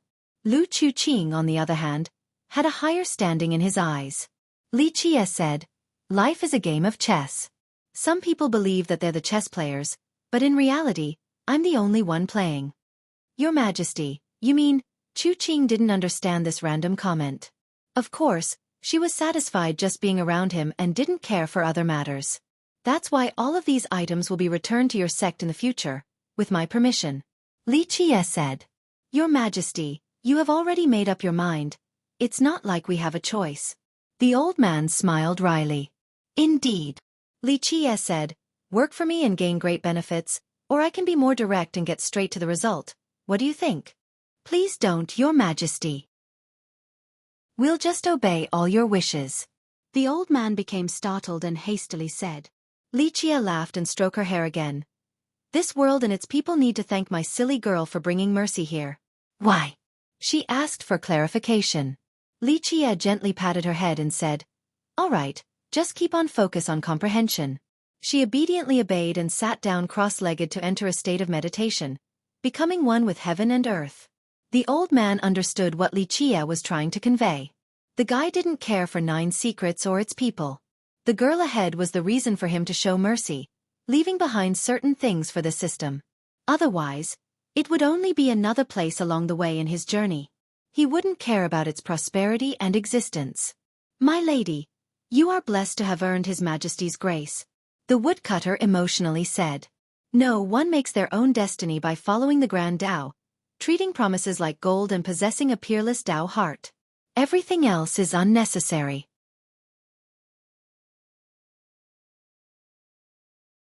Chapter 2482.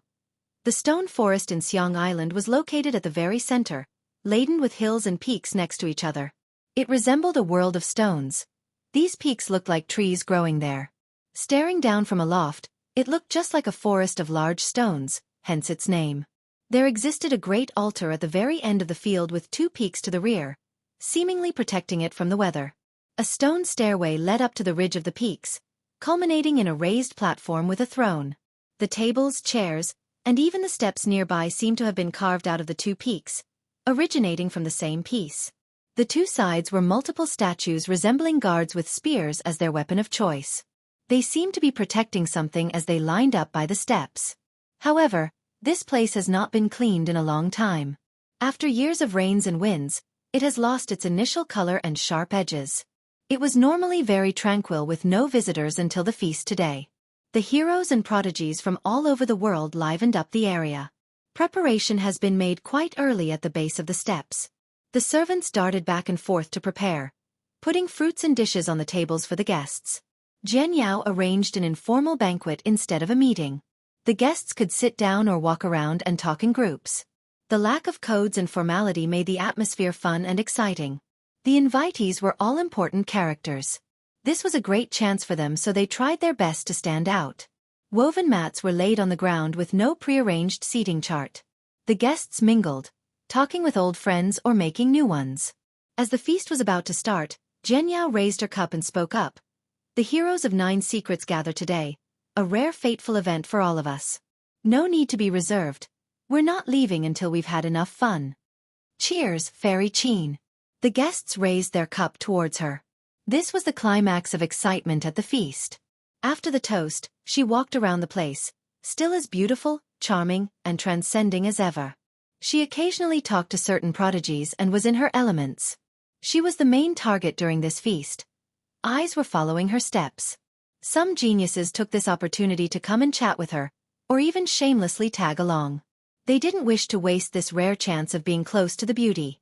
All in all, the feast gave everyone an amazing opportunity to meet the talented and accomplished geniuses in the system since the quality of the guests was excellent. Thus, not all wanted to be around Jian Yao. Some wanted to befriend the other geniuses. Old friends gathered into groups and talked about all kinds of things. Tang Hexiang, Yang Bofen, and Ma Jinming naturally had the biggest crowd around them. It didn't matter if they were strangers at first. Tang Hexiang remained relatively calm while Bofen was very amicable. As for Ma Jinming, he had a gloating expression while occasionally stealing glances at Jian Yao. Jian Yao didn't show slight towards anyone. She looked quite natural and open-minded. A frown or smile, either one, could still seduce anyone. Watching her made some geniuses lose their mind. Fairy Qin lives up to her fame. One person sitting with his group by the corner said with admiration. Those with a humble background thought of her as a fairy and didn't dare to show their crush out of bashfulness and an inferiority complex. Fairy Qin is truly peerless. Who is actually worthy of her? Someone from a third-ranked sect felt inferior while staring at Jian Yao. Perhaps the future king. Others felt the same way. Not many in our system, but General Tang might be one of them. One spectator sighed while looking at the impressive Tang Hexiang in the distance. Only a matchless man was worthy of Jian Yao, and Hexiang was such a man. After all, he was quite talented and was at the top of his generation, albeit not as much as 8 Formation True Emperor or Waterwatch Saber Saint. Plus, he was a noble, so if he were to become king in the future, he would be worthy of Jian Yao. 8 Formation True Emperor too. Another youth said, he's an emperor already with a promising future, far greater potential than General Tang, so he's a more likely candidate. But I've heard he's engaged with Princess Hanyu already. His friend replied. So what, it's normal for a man to have 3 wives and 4 concubines. Plus, he's an emperor, he can have as many lovers as he wants. The third person didn't disagree. The humbled beginning cultivators had a dejected expression. Though they had a crush on Jian Yao, they knew they were only frogs wanting to eat swan's meat. Wait a minute. Fairy Qin and the current king have a marriage pact. Another recalled a key point during this conversation. A genius immediately barked at him. So? Can that piece of trash marry Fairy Qin? He can stop dreaming. That marriage was only under the supervision of Lucidity King. He is dead now and his successor has lost the kingdom, so this marriage is no longer effective. It is only a piece of paper now, so no one will give a damn, am I wrong here? Myriad Formation and Godstep are not bringing it up at all. Let's be real, the pacts aren't worth a single coin to them, even more useless than a piece of paper. A different genius nodded. And even if Calm Lotus Monastery wants to honor this pact, the king has to be capable enough to fulfill it. Look at him now, only a piece of trash. Another prodigy said. Let's stop this pointless debate. A different cultivator shook his head. Can't you guys see? Fairy Qin didn't invite the king and showed no interest in him. It's clear that she doesn't like him, but that's understandable. How could he be worthy of a supreme woman like her? Most agreed with this statement. The marriage pact was useless and that the king would be dreaming if he thinks he could marry Qin Jian Yao. The atmosphere became more and more exciting. So many geniuses that have only met each other began to call themselves brothers while toasting. How could I miss this fun party of yours, Fairy Qin? A sweet voice resembling the pleasant ringing of bells resounded. It also carried an innate seduction causing people to go weak. Just hearing her voice would make people imagine a sexy demoness capable of stealing the soul. A breeze accompanied by a sweet and refreshing fragrance came about. A girl was floating closer and landed on Stone Forest. Slim and graceful, soft to the touch, each of her action flirted with the spectators. Seduction was innate in this beautiful girl dressed in a red dress with cloud and flower patterns, barely hiding her fair skin beneath. Her hair draped on her shoulders like the waves and rippled with the breezes. One lost strand of hair on her cheek looked out of place, but it only demanded more attention to her enticing features. Her figure couldn't be described by the pen and ink. Large, soft breasts yet proudly arching without drooping. Her dress had a low neckline, allowing everyone to see the billowing waves in motion or the white and bottomless valley. Yes, one glance was certainly not enough and people kept coming back for more. Long, fair legs accentuated her tall and thin figure along with her perfectly round and curvy buttocks. The well-fitting dress had a ribbon tied by the waist, clearly served to emphasize and display her praiseworthy bottom. Everyone would be shocked at first before thinking about how they would feel to the touch. Her apricot eyes, bright and animated, could hook the soul. Just a wink of hers made the heart beat faster. Obviously, all eyes turned towards her. The youths couldn't look away from her hot figure and sexy temperament.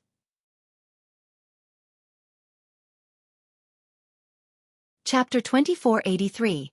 This woman was sexy enough to sway the mind. Spectators kept stealing glances at her. Some started drooling unwittingly. Jian Yao was also a peerless beauty but in a completely different manner.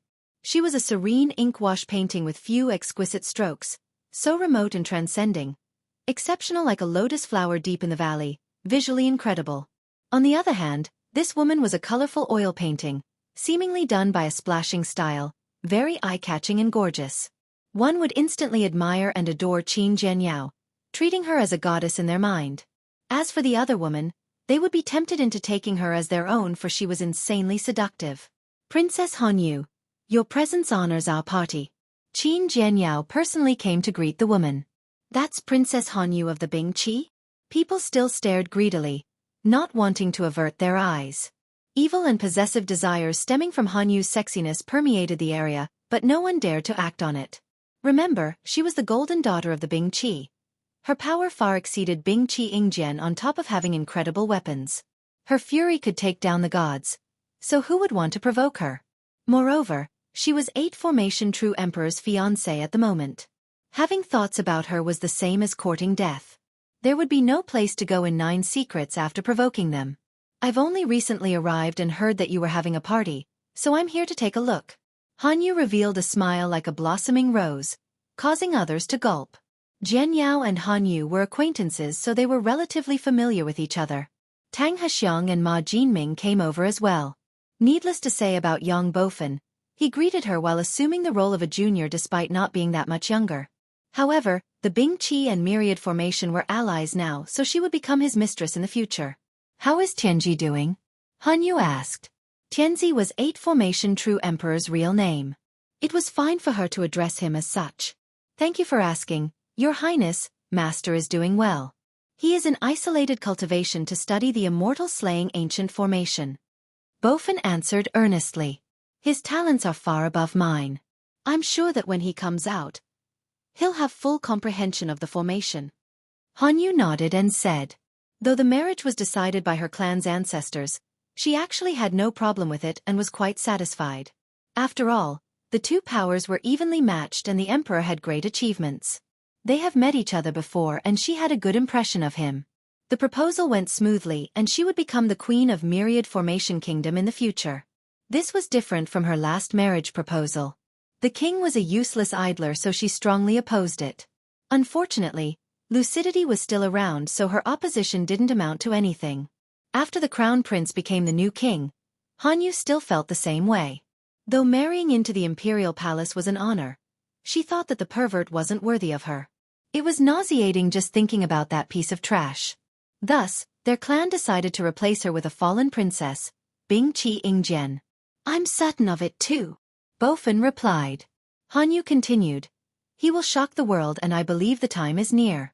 I shall prepare for his coming to 9 linked mountains.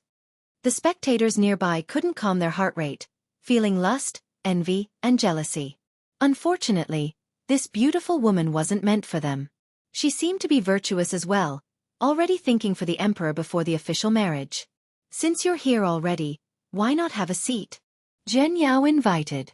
Thank you, Fairy Qin, but Tianji should be coming soon and I need to make preparations, unable to hang around. Here, a toast to everyone. May this party never ends until everyone is satisfied. Hanyu raised her cup for a toast before drinking it in full. When the corner of her lips was moistened by the wine, she looked even more seductive. A toast to you too, Your Highness and the true emperor. Everyone else quickly returned the gesture. Many emptied their cup while still having thoughts about the beautiful and classy woman. This place looks so fun. Seems like I've been missing out. Suddenly, a leisure voice interrupted the heightened atmosphere. Everyone turned around to look at the newcomer. They saw Li Chia slowly entering the stone forest with Lu Chuqing holding his arm like a shy wife. It's him. The crowd glanced at each other in astonishment. The ones here have seen him before, so they recognized him. Nevertheless, they had no idea why he came. After all, he wasn't invited. Was he here to cause trouble? Qin Zhenyao's brows raised ever so slightly. She had a strange feeling but couldn't quite explain it. Ma Jinming's expression darkened. He scowled and coldly uttered, "Li, why are you here uninvited? You're not qualified to join this party." "I have no need of joining such a crappy party." Li Chia didn't bother looking at him and went forward towards the throne. "Who is that?" Han Yu has never seen Li Chia before. "Your Highness, that's the king," Yang Bofin quietly said. Han Yu grimaced and took a look at Li Chia. Her expression became one of distaste. She had heard of his ridiculousness before. After losing his kingdom, this guy still didn't know how to keep a low profile. What an ignorant fool. Li Chia stood on the steps and stared at the raised platform, not caring about anyone else. May I ask what you are here for, sir?" Zhen Yao had stopped calling him His Majesty. But she felt that young noble Li wasn't appropriate either. "Do I need to report to you before coming here?" "The world is beneath my feet and I shall go wherever I want." Li Chia didn't look at her either. Zhen Yao knew that she wasn't liked, so she backed off to the side, no longer speaking. "How arrogant!" Tang Hexiong snorted. He liked Zhen Yao, and if Calm Lotus were to support him, Zhen Yao might be his queen in the future. Moreover, after obtaining the throne, he must eliminate this person. "This world is no longer yours," Hexiong coldly uttered. Li Chia finally turned back and lazily stared at Hexiong. "Aren't you General Tang? If it's not mine, don't tell me it is yours." "The world belongs to the people, let the virtuous," Hexiong replied. "Okay, no need to be a scholar." Li Chia waved his sleeve. "Just say it if you want to become the king." "You're only now daring to speak before me with a straight back. When I was on the throne, you kneeled in the Golden Hall, trembling with fear, not even daring to fart. Just one order of mine and your head would have rolled on the floor. Now you dare to act haughty?" "You!" Hexiong turned red and couldn't retort. He was indeed there during the coronation. However, Silver Secret Legion occupied the capital along with Sun Lungying. Though the new king's prestige couldn't compare to lucidity, he was still above the rest. Who would dare to betray him then? Not to mention the 6 legions. Even the 5 supreme ancestors obediently participated in the ceremony. The king was indeed standing at the apex of authority at that point. The northern general, the commander of a legion, opposed the king during the ceremony and his head instantly rolled on the ground. He was one of the 7 commanders, yet the king could still order his death before even stabilizing his reign. As the commander of the Imperial Guards, Tang Hexiong had great authority, but he could only kneel in the Golden Hall. Like Li Chia had said, he didn't dare to utter a single word then. Now, his name was known across the world as an imperial candidate. Being taunted by Li Chia before the geniuses left him in a difficult state. This is no longer the past. Han Yu jumped in and saved him while staring insipidly at Li Chia. "This kingdom is no longer yours. Be smart and keep a low profile. Doing so will save your life."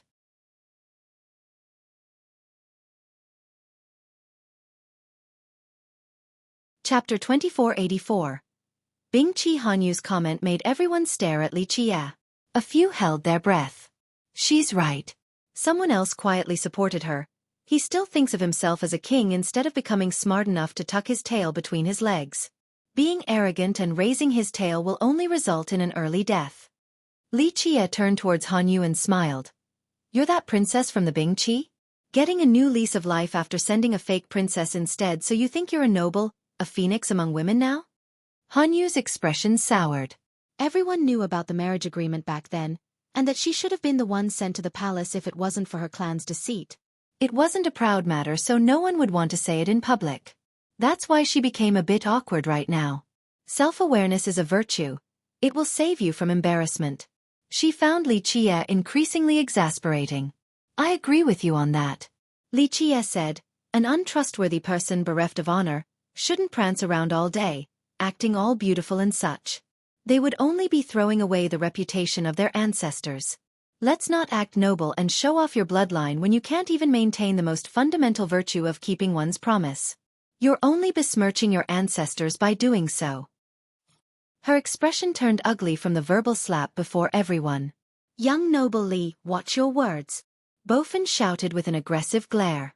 Li Chia didn't bother looking at him and casually responded.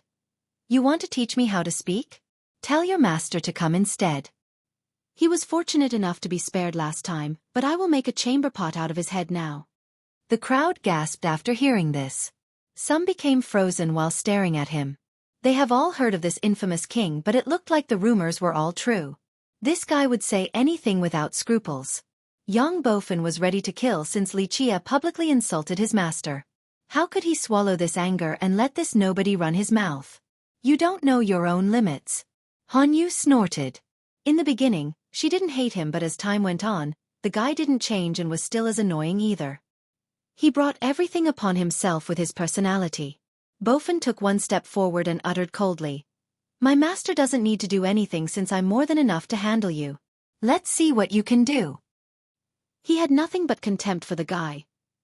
His eyes flashed with murderous intent. The crowd watched with bated breath. Bofin's power was unquestionable and could kill the king as easily as taking candy from a baby. Tang Hexiong had a gloating smile. Nothing would be better than if Bofin were to kill Li Chia. If he wanted to be emperor, he needed to kill Li Chia anyway since the guy was the rightful ruler, the successor of Lucidity King. In fact, just abolishing him required more deliberation in the dynasty before it became official. So if Li Chia were to be killed right now, he wouldn't have to do so himself and bear the infamy of being a kingslayer. Gentlemen. Right before the explosion, Jian Yao stood up and said, It's rare for all of us to gather, this is a joyous occasion, let's not ruin it with blood. For some reason, intuition told her that something big was going to happen, and her intuition has always been accurate. Who wouldn't want to give her face? This was her party, and not giving her any respect was far out of line. I'll listen to you, Fairy Qin. Bofin cupped his fist towards Jian Yao and slightly bowed before glaring one last time at Li Chia. Come, come, drink again. Tang Hexiong was disappointed and started toasting people. Cheers, Fairy Qin, General Tang, everyone. The atmosphere became lively again with cups being raised. Han Yu saw that Li Chia was still there and no longer wanted to stay. She told Jian Yao, I've only arrived recently to Nine Linked and have things to do. Please excuse me. I'm sure you're not used to the area. Allow me to see you off. Jian Yao replied. Han Yu didn't refuse, so the two of them said bye to the rest before leaving the stone forest. Han Yu's departure was understandable, but Jian Yao had her reasons too. She felt that something was amiss and didn't dare to face Li Chia. Thus, she took advantage of this and left in order to observe any changes from the sideline. Li Chia ignored the crowd and stared at the throne, then the statues to the left and right. They stood like guards with spears propped to the ground. Unfriendly gazes were on him. Yang Bofin and Ma Jinming actually wanted to kill him. Bofin couldn't let go of the insult towards his master earlier. As for Ma Jinming, his young cousin was killed by Li Chia. Moreover, the guy had embarrassed him again and again. Tang Hexiong was calmer than the rest. He sat there with a smile, seemingly wanting to see a fun show. A strange atmosphere pervaded because with Jian Yao gone, both Bofin and Jinming wanted to do something. Li Chia seemed oblivious to the hostility. He started walking up the steps towards the platform with Chu Qing next to him. Everyone was watching, not knowing what he wanted to do. What is he doing? Someone whispered. Who the hell knows? No one can read such a ridiculous person. Now that I think about it, what is that place? Some started looking at the platform and statues. No idea. Though the party was in the stone forest, no one cleaned the higher steps and platform. Jian Yao didn't dare to do so and chose to stay at the bottom instead. I've heard of this place. An older expert watched Li Chia and said, This is the platform of virtue. Back in the old days, the ancestors of Nine Linked gathered the sages everywhere. This practice ended later on for some unknown reasons. People glanced at each other since it was their first time hearing this name. In fact, Nine Linked was older than any other lineage, including War Saint Dynasty and the other 5 behemoths. That's why most of its tales were unknown to outsiders. He made it to the top of the platform and glanced at the throne. With a simper, He didn't mind that it was dirty and sat down. Remember, the platform was carved out of the ridge of the two peaks. When he sat on the throne, he could look down on everyone at the banquet. It looked like he was the king and they were his officials. Since so many have gathered here today, it's time to end this trite show. Everyone quieted down just to listen, not because of his amazing prestige, but they were curious about his intention. I'll let everyone know right now. The play is over. Time for me to bare my fangs. I don't care if you're a dragon or a tiger. You better obediently lie down on the ground or blood shall flow. Humph, such a big tone. Jinming said with disdain. You think the land is still yours? Are you dreaming right now? It is indeed just like before. I am still its master. It's not too late for all of you to kneel. Li Qie smiled at Jinming and declared.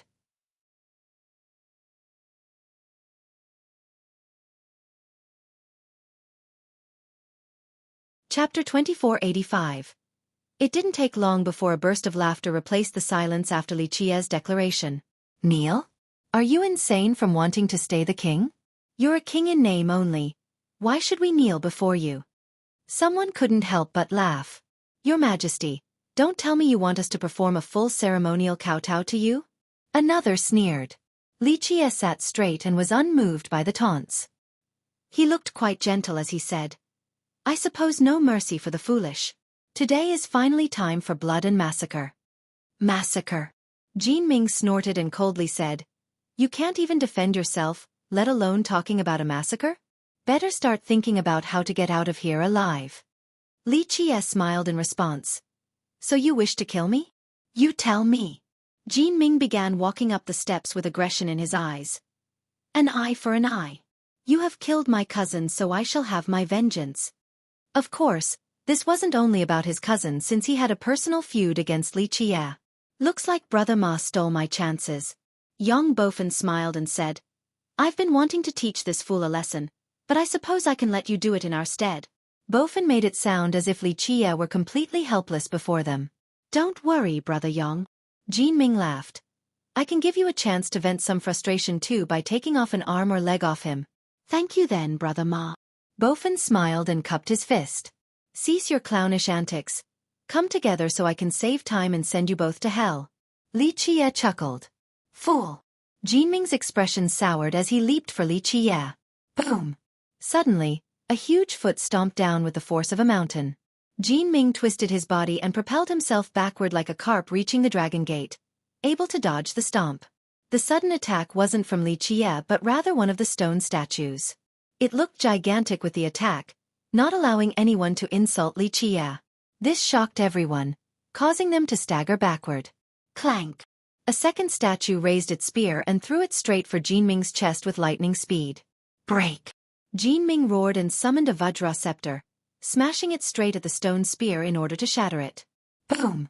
Sparks went flying, but unfortunately, the spear wasn't broken as he would have liked. On the contrary, the impact caused him to fall from the sky. Though his scepter had massive power, it wasn't enough to handle the spear. Boom! He slammed onto the stone steps. Before he could get up, the first statue stomped down again. Go! The aghast youth raised both hands and summoned a defensive shield. Boom! The large foot stomped on the shield, sending off a vibration causing everyone's ears to ring. Crack! The stone steps below him started cracking. His arm muscles bulged as he mustered all of his strength to resist the foot. Unfortunately, this wasn't enough. His own shield was being pressed down on his chest. Everyone gasped in response. The statues coming back to life and their power shocked the crowd. Die! Bofen suddenly joined in and unsheathed his sword. Its glint flashed as he rushed forward. However, he wasn't trying to save Ma Jinming. His target was Li Qie since he wanted to finish the guy off with one move. Clank! Before the thrust could reach Li Qie, it was intercepted by the statue closest to him with a swing of its spear. Buzz! Bofen raised his hand and summoned a sword formation with metallic hymns. An ocean of sword emerged behind him and all flew for Li Qie like a tsunami of steel. So strong! The crowd was impressed by this awesome display. This all-piercing wave of swords could annihilate the world and kill the gods. Even someone from the last generation murmured, That's 8 formation true emperor's disciple for you. A few more years and no youth can match him. Bofin was undoubtedly stronger than Jin Ming by a large margin. You overestimate yourself. Li Qie didn't bat an eye, continuing to sit on his throne without lifting a finger. Clank, clank, clank. 3 statues threw their spears in unison straight at the ocean of sword. Boom! The spears looked like true dragons entering the ocean. They ravaged and destroyed everything, quickly piercing through the formation. It collapsed with swords flying everywhere. Whoosh! The spears didn't stop there and crisscrossed on their path towards Bofin. Shift! He raised his hand again to control the formation, and the swords came together to weave into a shield. At the same time, he swung his physical sword, creating curtains of blades around himself. These 2 lines of defenses were quite amazing. The youth was truly impressive. He's a master at sword formations. Both the young and old praised after seeing this move. Rumble! Alas, both the thick shield and defensive barriers couldn't stop the 3 spears and were instantly penetrated. Damn! The youth flew to the sky like a gust of wind, wanting to escape. Whoosh! A virtually undetectable spear appeared behind him and thrust forward. No! It was too late to dodge. Before people could react, the spear pierced through him and made a twist in the air before pinning him down on the stone steps with blood gushing everywhere. Meanwhile, Ma Jinming's shield has crumbled so the statue directly stomped on his chest. Ah! He screamed and spat out a mouthful of blood. His chest caved in completely as blood stained his robe. Jin Ming and Bofin were subdued at the same time as their blood flowed down the steps. The shocked crowd stumbled backward after seeing this. Jin Ming and Bofin were definitely some of the strongest geniuses around, but they were instantly defeated. One was stomped down and the other pinned down. How boring! Li Qie covered his mouth and yawned, seemingly quite bored. Mere ants, I can't even bring myself to fight. The scene became silent. None of the pale crowd knew why these statues would suddenly spring to life on top of being so powerful. The first to react was Tang Hexiang. He has already run out of the stone forest the moment he saw Bofin being taken down.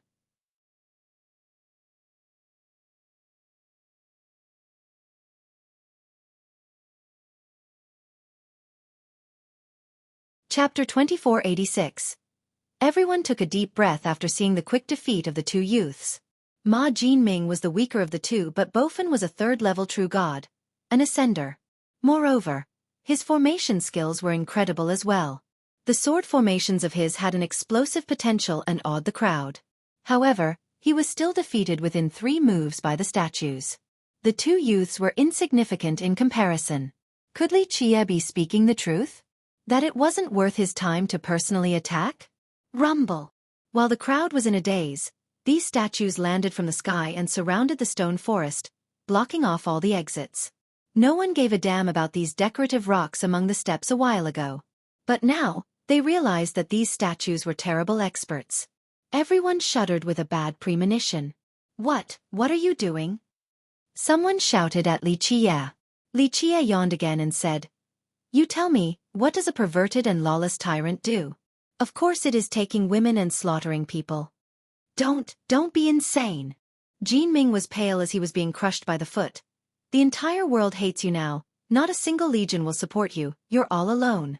Keep on doing this and you will die without a burial. Maybe you're right, I do need the help of the legions to keep this up. Li Qie said with a smile. My father is the central commander and has the support of the legions and people, it's not too late for you to release me. Jin Ming immediately saw hope after hearing Li Qie's softened stance. And if I refuse?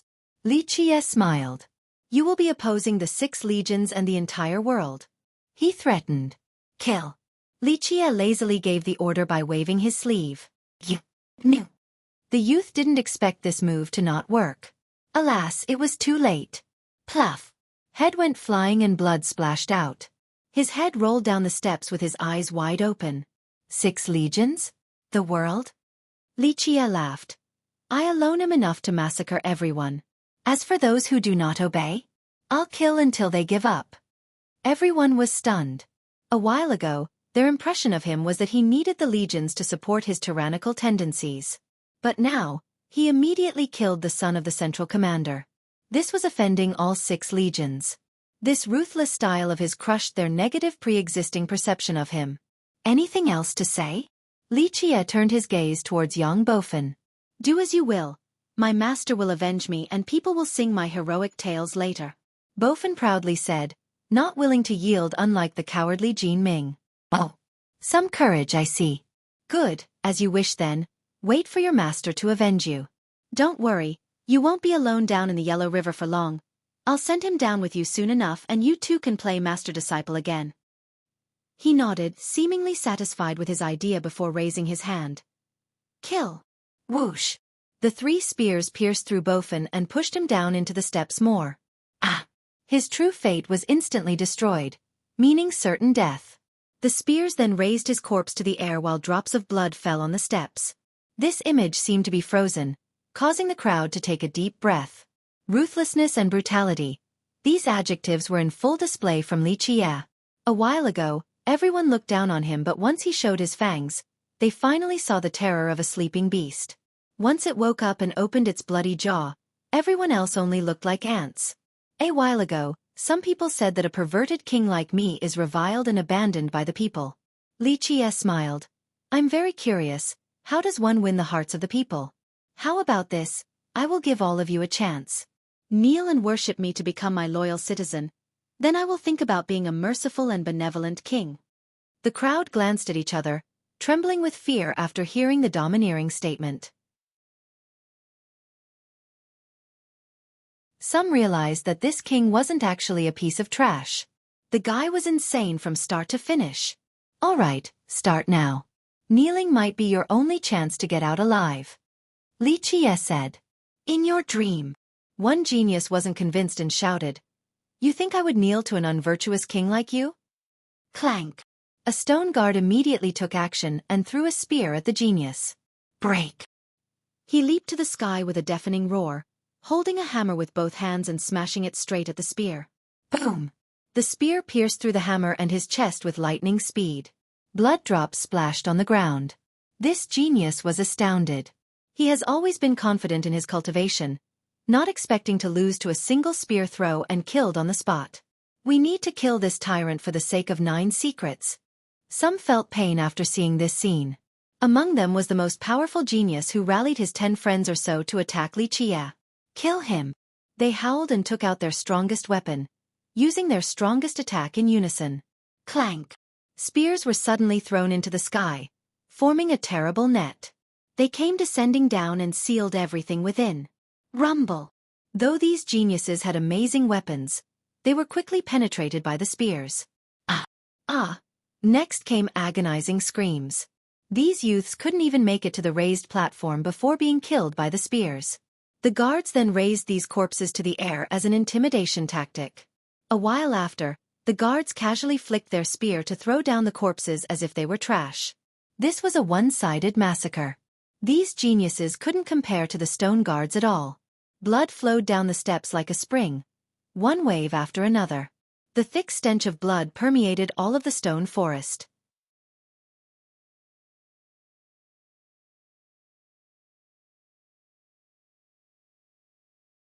Chapter 2487. Sigh. Looks like I'm still not that good as being a tyrant. Li Qie shook his head. A real tyrant would be drinking blood and eating human flesh. After all, don't all of you wish to do the same thing while hating me? Gotta keep trying, I suppose. The crowd had no response for they were fixated on the corpses. Fuck this, run. Finally, a few couldn't handle this atmosphere and turned to flee. Go, go. They forgot all about reputation and face. All leaped backward and began to run. Whoosh, whoosh. Unfortunately, the statues threw their incomparable sharp spears towards the fleeing geniuses. Ah. Blood and screams filled the air. These geniuses were pierced through the chest, leaving a gaping wound. They fell to the ground, no longer able to get back up or move, for it was death. We can't run. The exits were all blocked by the stone guards. Leaping to the sky would result in becoming a target practice. An older expert shouted. The youths who wanted to keep on trying stabilized their stance. Rumble. Next, the guards blocking the exit started marching towards them. Their spears flashed with a frightening glint. The crowd had no choice but to walk backward, eventually being forced to the base of the steps closer to Li Qie. What should we do now? The youths lost all sense of agency and had to ask the older cultivators. Unfortunately, even the ancestors present were helpless right now. These stone guards were unbelievably strong. Working together still wouldn't amount to anything. What else can you do? Lichia smiled on his throne. Just kneel and vow loyalty and devotion to me, there's no other choice. If I get in a good mood, perhaps I will spare your lives. His words seemed to be a message from above, guiding everyone towards the light. They started glancing at each other. Long live the king, long live the king. A young cultivator couldn't handle the pressure. His legs grew weak, so he prostrated on the ground and, "His Majesty is invincible. Your servant was as ignorant as a frog inside a well. Please spare me." A few people broke down after seeing the first. More dropped to their knees. Long live the king, may your reign lasts for an eternity. The majority of the crowd competed to get on the ground while chanting the same thing. Your Majesty will be eternal, a blessing for the citizens. Please show mercy towards your servants. No one wanted to be the last one standing because it might invoke the wrath of the king and their head might fall on the ground. None dared to stand up before given permission. They prostrated nervously, awaiting his decision. Looks like your bones aren't as tough as you think. Lichia looked at the crowd and chuckled. See, it's not that hard to kneel, is it? The crowd felt their face becoming hot. They were kneeling before the guy they considered to be a piece of trash to be stomped on earlier, that he wasn't worthy to participate in this party. Now, they were obediently prostrating, stricken with fear. This swift change took them like a storm. Their pride and arrogance all dissipated since the goal was now to please the guy so that he would show mercy. Everything was worthless compared to being alive. What should I do now? A competition? Maybe one to see who can flatter me the most? The ones that don't do a good job will be decapitated? Lichia smirked. The kneelers turned pale. Lichia was deliberately stomping on their pride. Your Majesty, please spare them. Lu Chuqing stared at the crowd and quietly spoke for them. Lichia looked at her and sighed before stroking her hair. Silly girl, I can't say no to you even if I have a heart of iron. She turned red after hearing such sweet words in public, feeling very happy inside. How boring. Killing these fools will only stain my hand. Lichia lazily turned towards the crowd and said. The dreadful crowd could finally breathe after hearing this. Bam! He suddenly smashed down on his throne. Creak dash, the two peaks behind him actually started moving, revealing gap with a stone box inside. He opened it and unleashed rippling waves of light. It looked as if the box contained a type of immortal water. The ones on the ground knew that this must be an incredible treasure, but none dared to make a sound. He closed the box and said flatly, This platform isn't only meant for ceremonies and the statues aren't here as only decorations. They're protecting this place. Having said that, he put away the box and stood up. How boring. Chuqing held his arm and the two of them walked down the steps. The ones kneeling on the ground stopped breathing and didn't dare to lift their head. Those in the way started crawling to the side to make a path. Lichia glanced emotionlessly at them before speaking. It is not because I'm merciful that you're alive, but because this girl is too kind. That's why I'm sparing your dog lives. You should know who to thank. The lady is benevolent, a shining symbol of virtue. The crowd started chanting. Chuqing could only see her feet right now from being so shy. Of course, she was very pleased with being called the lady since it confirms her status. Lichia smiled and left with her, no longer giving a damn about the group. Boom! After he was long gone, the guards returned to their initial position while holding their spears. When the group was certain that Lichia was gone, they finally slowly get up. Everyone looked astounded. No one knew what to say. In the end, they didn't even bother talking and left in groups. Today was too humiliating since they threw away their pride and got on their knees because of fear. South Peak Woodcutter took Lichia and Lu Chuqing back to the shore. He watched them leave while lighting up his pipe. It's a fortune that she is there to warm his heart or 9 secrets will be done for. The world is nothing to him. At the end of the game, he doesn't mind throwing the chessboard away. Cold sweat started running down his spine after imagining the destruction of 9 secrets. He started thanking Lu Chuqing in his mind.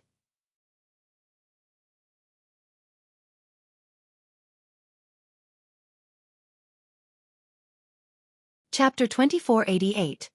Prior to this, 9 Linked Mountains was very lively with busy young cultivators looking around. However, the battle at the stone forest silenced the entire place. The once excited and confident youths immediately stagnated without making a sound, nearly shrinking their heads down their necks. It didn't take long before the king kills Jin Ming and Bofin on top of another dozen or so geniuses. He also forced several hundred geniuses and ancestors to kneel before him. The lucky ones who survived the ordeal found this humiliating. It had engraved deep in their mind for their entire life. Just imagine, these geniuses and experts have always been arrogant and proud. They always held their head high and even looked down on others. Unfortunately for them, Lichia ruthlessly shattered their pride and stomped on their stretching neck, forcing them to lower their head. This wasn't easy for them, but if they didn't comply, they would have suffered the same fate as their fallen friends, being cold corpses at the stone forest. It didn't matter how strong and arrogant one might be, all were corpses after death, so insignificant and lowly. That's why they had to lower their head and kneeled before Lichia. This cruel method of his had indeed terrorized everyone. He was a true tyrant this time around, not afraid of murders and brutality. One question sprung up in everyone's mind. What the hell happened to the king? How did he become so horrifying overnight? No one could come up with an answer. Turning from a useless king to a tyrant, he successfully wiped his previous image clean. Was he hiding his abilities from the start? One older expert said. But upon careful rumination, this didn't feel right. If he was hiding his skills, it meant that he was immensely powerful and wouldn't have lost his kingdom without a fight. Remember, even though Silver Secret and Sun Lungying were gone, he still had the 6 legions and the general support of War Saint. The 5 great powers wouldn't have dared to rebel. At that particular juncture, he was indeed at the top of authority and had military power. There was no need to hide his abilities at this point. He should have shown them off in order to stabilize his throne. Instead of this, his actions led to a rebellion and the loss of his throne. There was no way this could have happened if he was actually a master. One explanation for this was that the guy was insane from start to finish. Instead of seizing the throne with his own abilities, he just let others push him off the throne. Who else would do this if they weren't crazy? Thus, people found this to be impossible. When someone was at the very top, they would never let others bully them and take over. But then why did he suddenly become so strong and brutal? No one understood what the hell he was doing or what had transpired. Nevertheless, the event at the stone forest changed everyone's perception of him. He became the biggest mystery and wild card. This king was really hiding his abilities? Jian Yao back at Xiang was the first to hear this news from her fellow sect members. Her expression changed after getting the full picture and felt that they might have made a wrong move.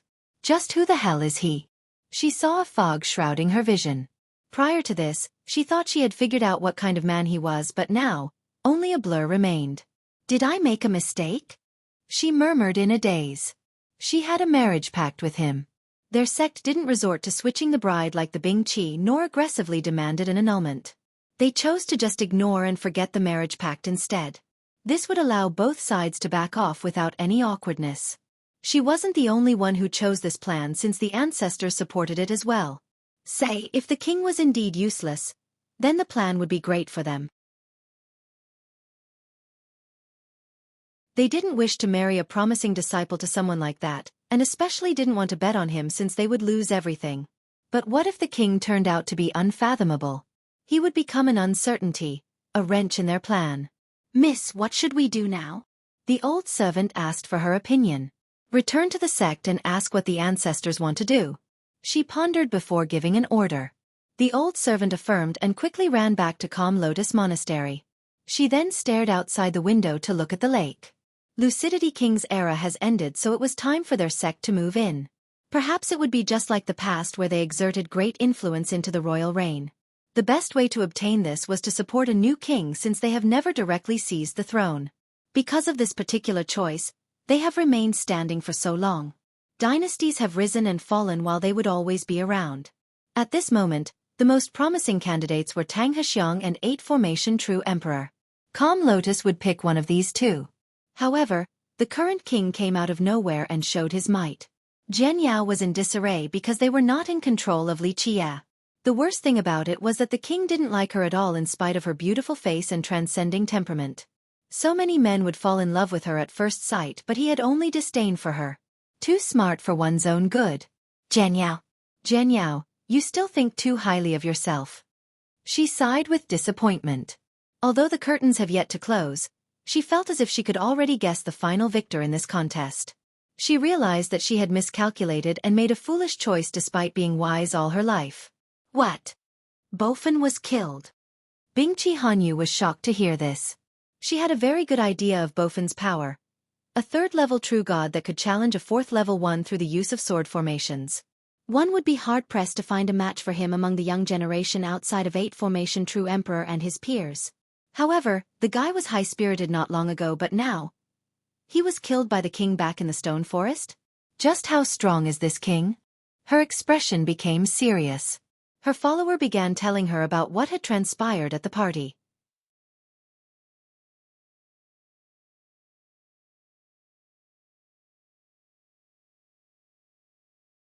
Chapter 2489. Bingqi Hanyu sat quietly, perturbed, after hearing the recollection of her follower. Something of note was that the king didn't do anything from start to finish. One couldn't confirm whether he was hiding his skills and his true power. Could 9 linked mountains be supporting him in the shadows? She thought about this possibility.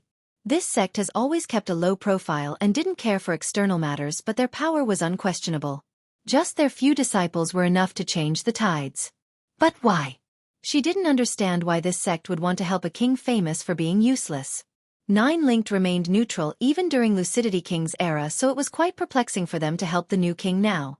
Return to the clan with haste and report this to the ancestor. She mused before giving orders. After dealing with everything, she wondered again. Go to Myriad Formation Kingdom and report to 8 Formation True Emperor. Tell him to act with prudence, for this king will want revenge. Another follower affirmed before leaving in a hurry. This didn't lessen her anxiety at all. The clan swapped Bingqi Yujin for her instead so that she didn't have to marry the king. She had no problem with the engagement with 8 Formation True Emperor either. They didn't have strong feelings for each other and were friends at best after several meetings. Nevertheless, she was still satisfied with the clan's choice. In terms of innate talents, skills, status, and appearance, he was indeed a good match for her, a couple created by the heavens. Moreover, it was wise strategically. This alliance would allow for 8 Formation True Emperor to become the king. This was only a matter of time. Unfortunately, the fallen king seemed to be abruptly emerging again. She was worried because her side had already broken all pretenses with the king. If the king were to successfully regain his throne, he would definitely take revenge against them. Just what kind of person is he? Hanyu shared the same restlessness as Jian Yao. Despite being arrogant, she wasn't a girl with big breasts and a small brain. Of course, her breasts were indeed large enough to cause blood to boil. Many were instantly seduced the moment they saw her enchanting beauty, but she wasn't just a flower vase on display. In the end, she sighed softly, aware that this situation was out of her control. Though she was the princess of the Bingqi, she wasn't much in the grand scheme of things. There were things outside of her control, such as her own marriage. The only thing within her grasp was guiding the ship towards the most suitable groom. I hope we can get through this, she said, seemingly dejected. The mood at 9 linked mountains remained somber. The proud youths were tucking their tail between their legs and felt a bit suffocated. This atmosphere finally changed with the arrival of a certain person. He came carrying his saber on his shoulder, accompanied by billowing saber intents and flashy visual phenomena. Many could sense this saber intent and instantly looked over. He looked relaxed and at peace while wearing a violet robe. His temperament was one of nobility. He wasn't especially tall but had eyes like the morning stars, sharp brows, and a heroic presence. Though his saber was resting in its sheath, people could still sense its sharpness, more than enough to cut through the celestial bodies. His sharp aura dragged for thousands of miles behind him.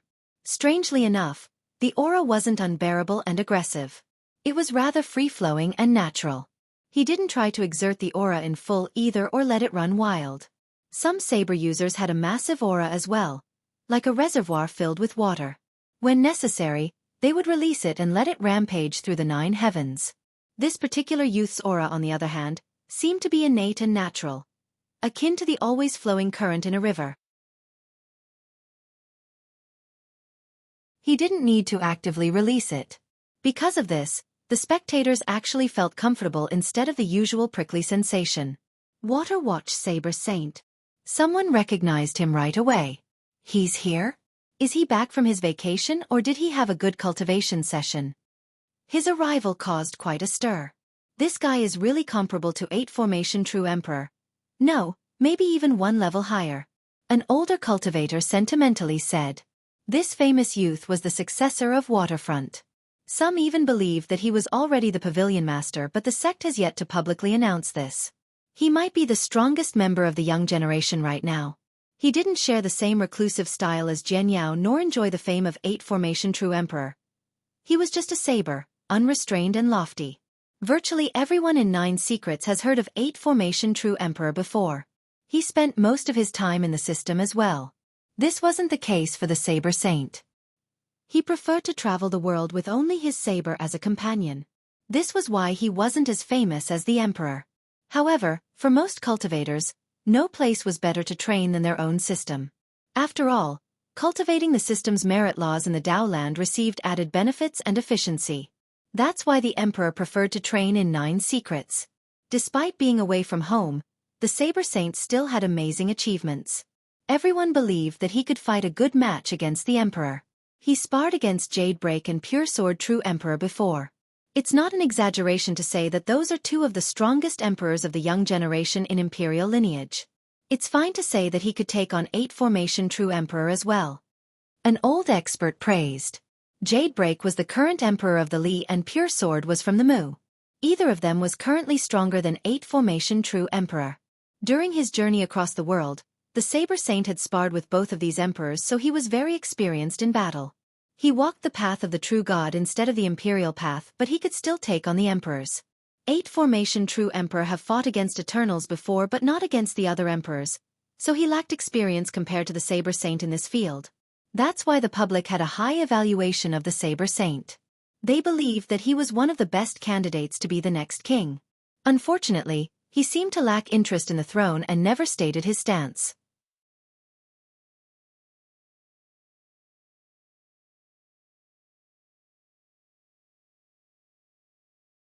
Chapter 2490. The Saber Saint saved the atmosphere at 9 linked mountains by arriving. The suffocation became slightly tolerable. His massive saber intent spanning for thousands of miles left others in great admiration. Though he still had a way to go before being on the same level as the top Eternals, it was only a matter of time. The Saint continued southward until he made it to Great Desolate Mountain. The crowd naturally took an interest in this because they immediately thought about Princess Lu Chuqing. Am I looking at this right? Waterfront Pavilion wants to support the king? One speculator mused after seeing the Saint's first destination in 9 linked. After all, Waterfront was the only one among the 5 that kept the promise pact. Their princess has been following and willing to marry the king. Perhaps it has always been siding with him. I'm not sure. An ancestor with a good information network gently shook his head. The princess herself wanted to keep the promise and met heavy resistance from some of the ancestors. Saber Saint dotes on her a lot. Maybe that's why he's coming to visit her. That makes sense. His old friend nodded. Because if Waterfront was siding with the king from the start, they would have mobilized to help him during the rebellion instead of waiting till he had lost everything with no value to speak of. If he dotes on her like the rumor, would he let her marry someone like the king or would he give him a slash? Someone else wondered. This made people glance at each other. Of course, some wanted nothing more than for this to happen. The Saint is invincible among the young generation. I don't think the king can escape death regardless of his abilities. A young genius bitterly said. The bitterness was justifiable because of the humiliation he suffered back in the stone forest. How could they not have enmity towards the king? The Saint climbed up the peak and stood outside the palace made out of stones and rocks. He didn't bother knocking and pushed his way through, strutting inside without a care in the world as if this was his place. The spectators held their breath, waiting for a fight to break out between him and the king. All eyes were on the door now. Meanwhile, Liqia leisurely sat inside and didn't have a big reaction to the sudden intruder. Chuqing was meticulously boiling tea for him like a virtuous wife. Senior brother. She looked up with slight excitement and surprise. Master said you are here, so I've come to take a look. He revealed a doting smile after seeing her. Ever since their youth, he treated her as a real sister and has always taken care of her. When did you return? She happily asked. A while ago, only to find our treasured junior sister is not in the same, so I've come to look for you. He smiled. I'm doing very well right now. You don't need to worry, senior brother. She had a bashful smile. The Saber Saint gently sighed. What more could he say? After the signing of the marriage pact, he vehemently refused it and had a fight with their supreme ancestor. Unfortunately, the sect didn't have a choice under the circumstances. Who would dare to go against Lucidity King? His eyes fell on Lichia and became as bright as two divine lamps. People could finally feel his terrifying abilities at this point, like a saber leaving its sheath, capable of killing everything in its path. Such a sharp gaze was the origin of fear. Alas, Lichia sat there, completely unaffected. You're very lucky to marry my junior sister. His eyes could tear apart the world and bring about the primordial chaos once more. I know. Lichia sipped his tea and chuckled. She is the jewel of Waterfront Pavilion, so we will respect her decision. The saint said coldly, but if she were to experience any grievance or slight, even the smallest one, I don't care if you are the king or the heaven's favorite, I will be the first to interfere and you will need to answer to my blade. He tapped on his saber and unleashed a ferocious saber intent. This majestic murderous energy was shudder-inducing. Quite sharp. Lichia smiled and praised. However, the women who stay by my side are lucky. I always spoil them. Humph.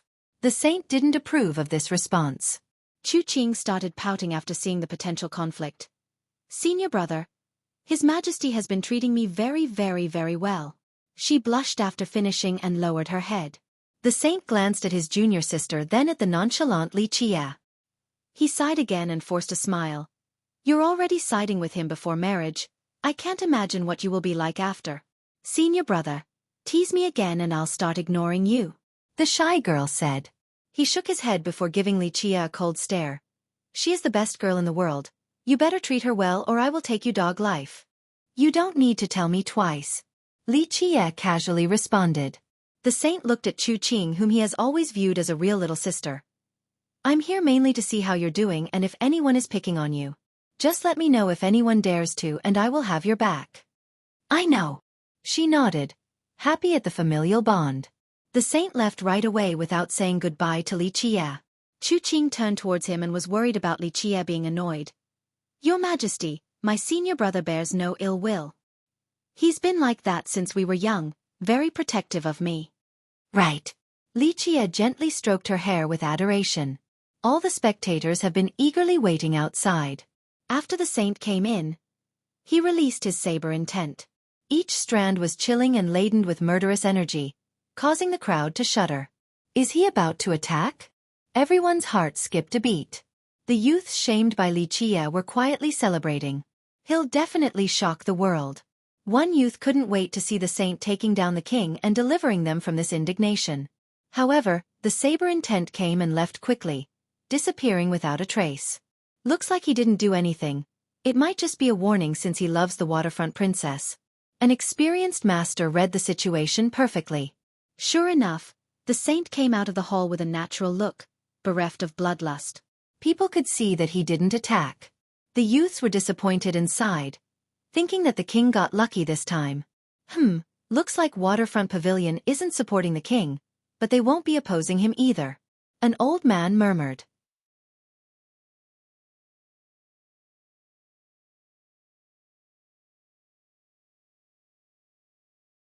Chapter 2491. After leaving Great Desolate Mountain, the Saber Saint crossed through the area to reach Xiang Island. Qin Jianyao was already waiting for him. Long time no see, Saber Saint. She stood there like a goddess holding her sword by the chest. Long time no see, Fairy Qin. The Saber Saint picked up the saber hanging on his back. It had the feel of a mountain, completely immovable. You have become stronger after several years. How many people can debate the Tao of the saber with you now? She sentimentally said. You're too kind, Fairy Qin.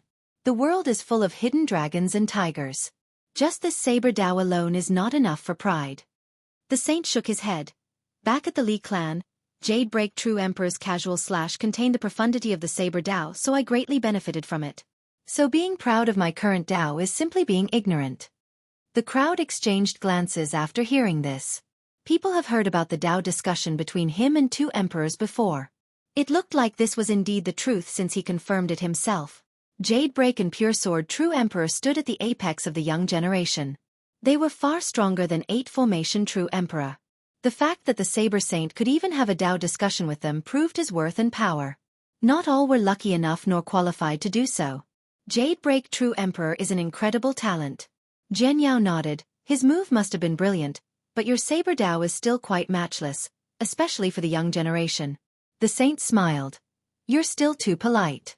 It's rare that I come back to 9 Secrets, and coincidentally enough, this is our second meeting, a type of fate.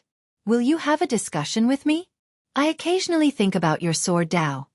How can I refuse when you are in the mood? Zhao Yao smiled, resembling a flower blossoming beautifully. Please. The Saber Saint stepped into the island. The crowd took a deep breath and started thinking. The Saber Saint is certainly superior to Yang Bofen. Just look at the hospitality shown. One youth became emotional. Remember, when Bofen met Jian Yao, he maintained a respectful demeanor. This was nearly the case for Tang Hexiang as well. On the other hand, the Saber Saint spoke with her as an equal. He clearly had a higher status than Hexiang, even though the guy was a 5th-level true god with the Imperial Guards under his command on top of having the support of the legions. Who will win? The Saber or Sword Dao? People curiously asked after these two disappeared deeper into the island. No one could give a definite answer.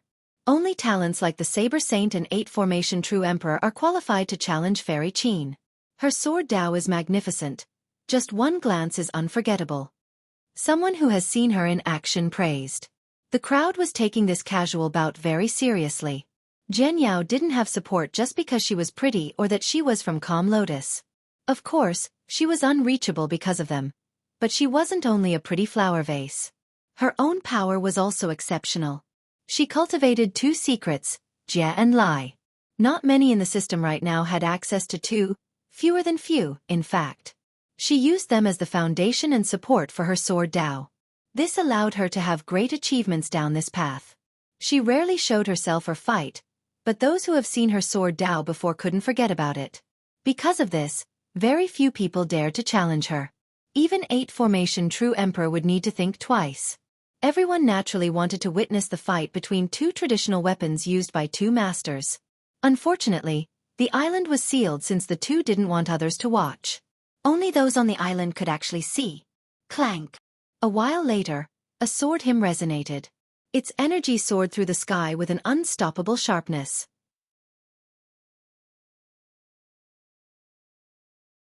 Clank. At the same time, a high and steep saber Dao cut horizontally through the air, capable of opposing anything in this world. No one could take a step further. People could hear the clanking and hums of the sword and saber from very far away in 9 linked. Occasionally, the images and energy strands of these slashes would ravage the sky. One could only imagine the destructiveness of the battle. All eyes were on Xiang Island right now. Despite not being able to witness it, they could sense the fierce battle raging on from the ripples and waves of energy.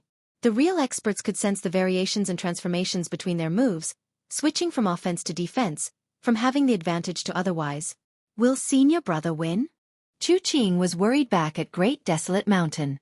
Li Qie turned briefly towards the island before looking away. Strictly speaking about the thickness of the Dao, your senior brother is not a match for Jian Yao. She has trained in 2 secrets in Calm Lotus all of this time, accepting the gestation of this land, so her energy is quite pure. One could say that she is blessed by heaven. But in terms of Dao finesse, your senior brother is superior. He has immersed himself in the Dao of the saber, already excellent but always strive to be better. Each slash, each cut, all have been perfectly refined. Moreover, he has fought in many battles, so he has far more experience, knowing how to deal with perilous situations. Jian Yao doesn't have the same training. Her sword Dao is profound, but she lacks the ability to create a miracle before the clutch of death. He easily analyzed the fight as if he could see the winner already. Chu Qing heaved a sigh of relief after hearing this while hoping that her brother would win. The crowd didn't let up on their observation. They wanted to know the final outcome. Clank. With one last clank, the sword and saber pierced through the sky vault and left behind a lasting scar. The energies slowly dispersed and the hymns stopped as well. The battle has finally ended. A while later, the Saber Saint left Xiang with his saber tied to his back. His expression was unreadable. No one could tell the result.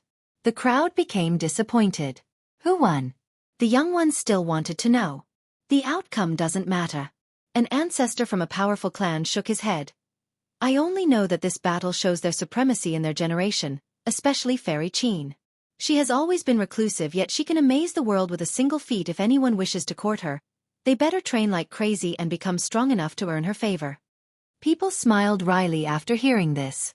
Just how strong does one have to be to get into her sight? Perhaps one would need to at least be as strong as Tang Hexiang. Quite powerful. Bing Qi Hanyu became worried after seeing this. I wonder what Fairy Qin is thinking.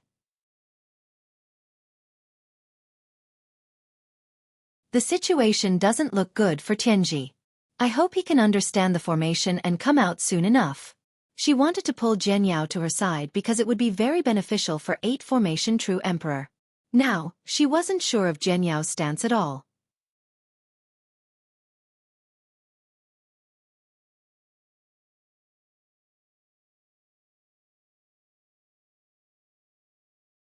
Chapter 2492.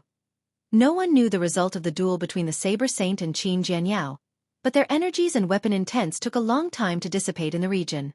The crowd needed a moment to regain their composure. Suddenly, this brief lull was interrupted by something else. Boom! A blast resounded across 9 secrets.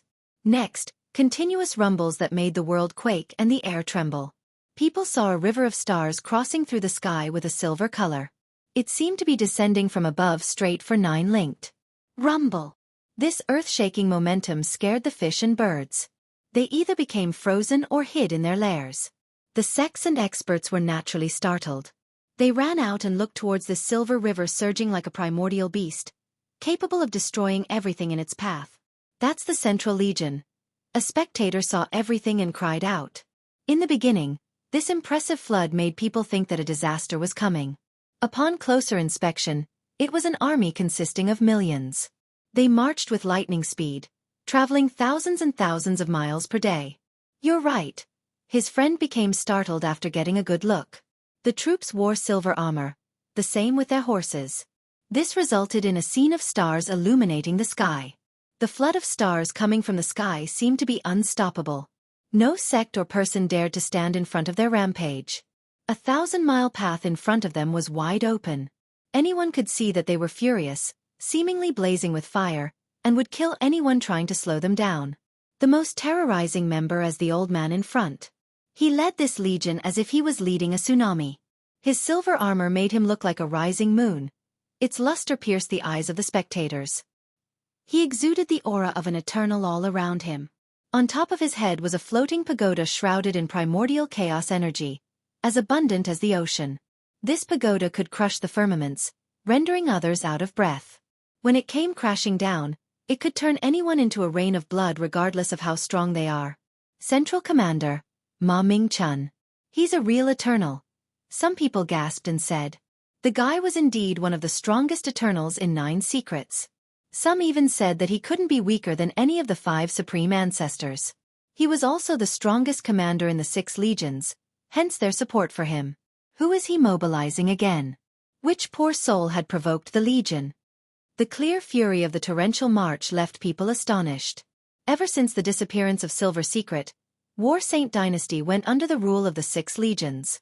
The Central Legion became the strongest and no one would dare to insult them. This sky-splitting legion could completely scorch the earth below. I heard his only son, Ma Jinming, was killed by the king right here in 9 linked. Someone else revealed. He's poked the hornet's nest. Does he want to go all out against Central Legion?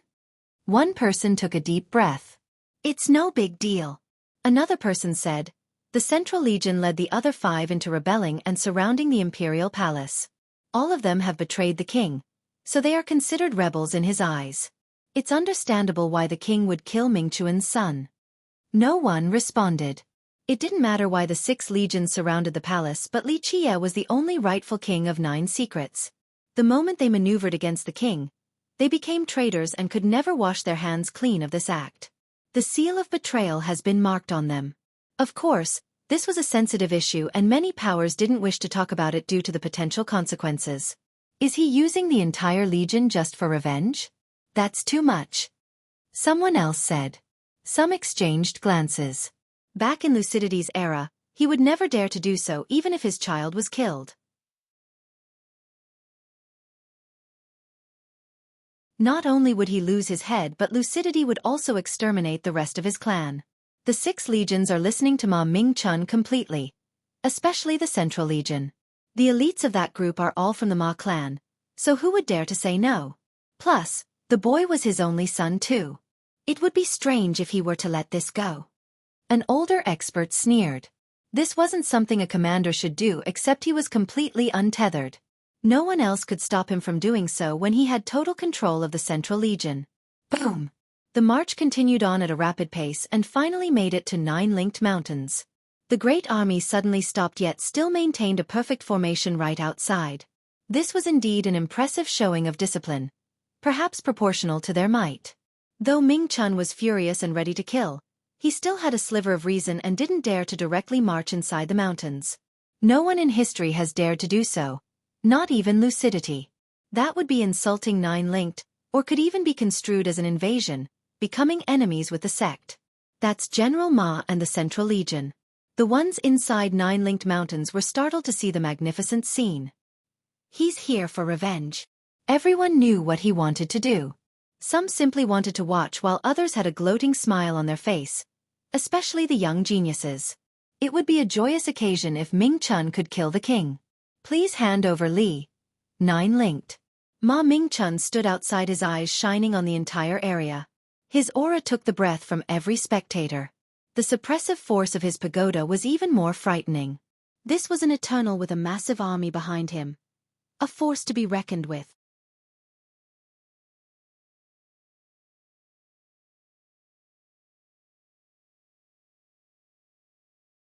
Chapter 2493. Your Majesty, I have bad news. General Ma led an army here. They're outside already. Lu Chuqing caught wind of this and quickly reported to Li Qie. He remained calm and glanced at the horizon, unperturbed. An army? Not a bad thing. I've been waiting for one so that I can make rivers of blood. That's suitable for my status as a tyrant. 2 fists will have a hard time going against 4. Chuqing was still worried because Ming-chun still had the other legion behind him. Silly girl. Li Qie gently rubbed her nose. Numbers mean nothing, just more corpses at best. Do you think people can take care of a tyrant like me so easily? Don't worry, not to mention just 1 legion. I don't mind if all of 9 secrets come at the same time. Her nose twitched in a cute manner but the anxiety remained. Li Qie only smiled and didn't say anything else. 9 linked mountains didn't respond to Ma Ming-chun's request. No disciples stood out as if nothing was happening regardless of the great army outside. Even the middle-aged man watching the entrance stayed in his wooden hut. He seemed to be sleepy due to the hot summer weather. The crowd naturally didn't expect this reaction, or rather, lack of one. Where is the sect master of 9 linked? Or at least a disciple should come out to say something. Someone critiqued. You know anyone who is actually from the sect outside of the greeter? Have you seen its sect master? An older expert answered with a question. This made the group fall into silence. The truth was there were some difficulties in spotting disciples from this sect because some travelers have been staying here for so long. Moreover, the place was huge. Who could tell the difference between outsiders and the sect's disciples? As for its sect master, it seemed that no one has seen this person before. The crowd became confused. In reality, since the olden days, few had the privilege of meeting the disciples of this sect and the honor of seeing the sect master of 9 linked mountains. Ma Chuanming's expression darkened. He was a powerful eternal. One could count those who could match him in 9 secrets with their fingers. Moreover, he had 6 great legions behind him. Even the 5 behemoths needed to be courteous when dealing with him. But now, 9 linked mountains didn't bother responding at all. They simply didn't show any respect. It would be a lie to say that he wasn't furious over this matter. Moreover, the death of his son had already infuriated him. The man's inflection turned cold. May I ask if your sect wishes to harbor the villain? Do you wish to become enemies with the rest of the world? Nevertheless, his words were still rather polite. 9 linked mountains' powerful reputation remained in his mind. Perhaps the general was losing his patience but the sect still didn't care. Not even a regular disciple showed up to answer him as if this was the consensus of the sect. Then you all will have to excuse me. I have carried out peaceful measures before using force to the best of my extent. Ma Ming-chun finally lost his patience from the thirst for vengeance and a demand for respect. Start the formations. He raised his hand and shouted with a murderous gaze. Boom! The army rearranged themselves, ready to march into Nine-Linked Mountains after receiving his order. The visitors in Nine-Linked held their breath, wondering how this sect would deal with it. Just how many masters from the sect would come out? The mysteries behind Nine-Linked Mountains lingered on everyone's mind. How many masters do they have? Are they actually strong or just bluffing and fooling everyone all along? A few wanted nothing more than a battle right now.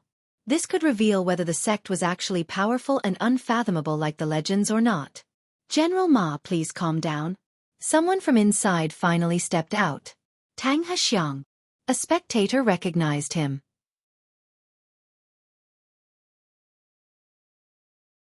The commander of the Imperial Guards, Tang Hexiang. Back at the stone forest, he was sharp-witted and vigilant enough to escape the moment he saw the stone statues coming back to life. It didn't matter whether Li Qie himself was powerful or he had backing, it still meant that the guy had ace cards up his sleeve. That's why he ran the moment the situation became unfavorable, or he could have lost his life like Jin Ming and Bofin. General Tang. Ming Chun wasn't happy to see the guy. General Ma, we need to take our time before making a decision. Don't let emotions cloud your judgment. Hexiang ran over next to Ming Chun and hurriedly said. Ming Chun uttered coldly. My Jeaner died a horrific death, and I shall have revenge for him. Blood for blood. I am not letting emotions affecting me.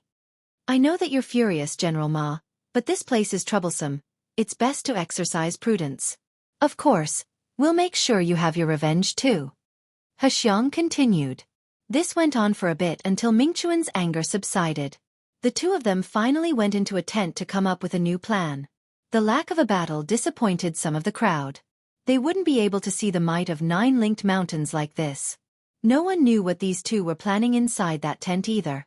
Rumble. Eventually, the Legion spread out and began to guard the important locations and pathways outside of Nine-Linked. If anyone spots that Li brat, send a signal and kill him right away. Ma Ming-chun ordered.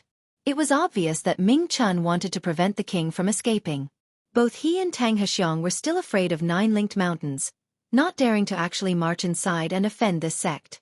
That price wasn't worth it. Hexiang came up with a blockade instead to prevent Li Qie from escaping. The moment he set one foot out of Nine-Linked, the army would immediately surround him. Another thing to note was Ming Chun gave the kill order out of revenge for his son. He no longer cared if others call him a kingslayer. His only son was killed, so why would he give a damn about his reputation? The fire of anger has successfully drowned out reasons. He only wanted revenge at this moment. What a shame. Li Qie shook his head and smiled after seeing the containment. Looks like they won't be coming for a massacre. No rush, once I'm done here, I'll take care of all the legions. That's more satisfying. What a shame. The ancestors from the various powers said, why can't they come in and test Nine-Linked Mountains?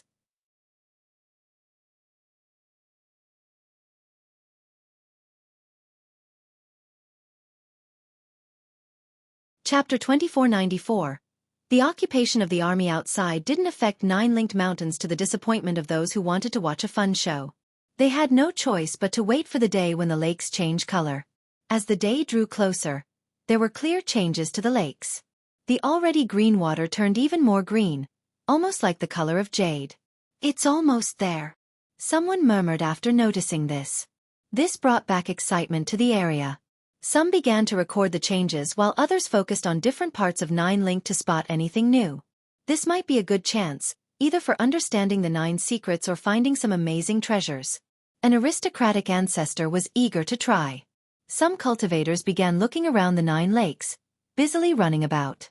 No clear records existed pertaining to the changes of the 9 lakes or the potential result and benefits. There was a lack of complete records about the previous winners as well. 2 characters were usually brought up on this topic: Emperor Zhang and true Emperor Jiuning.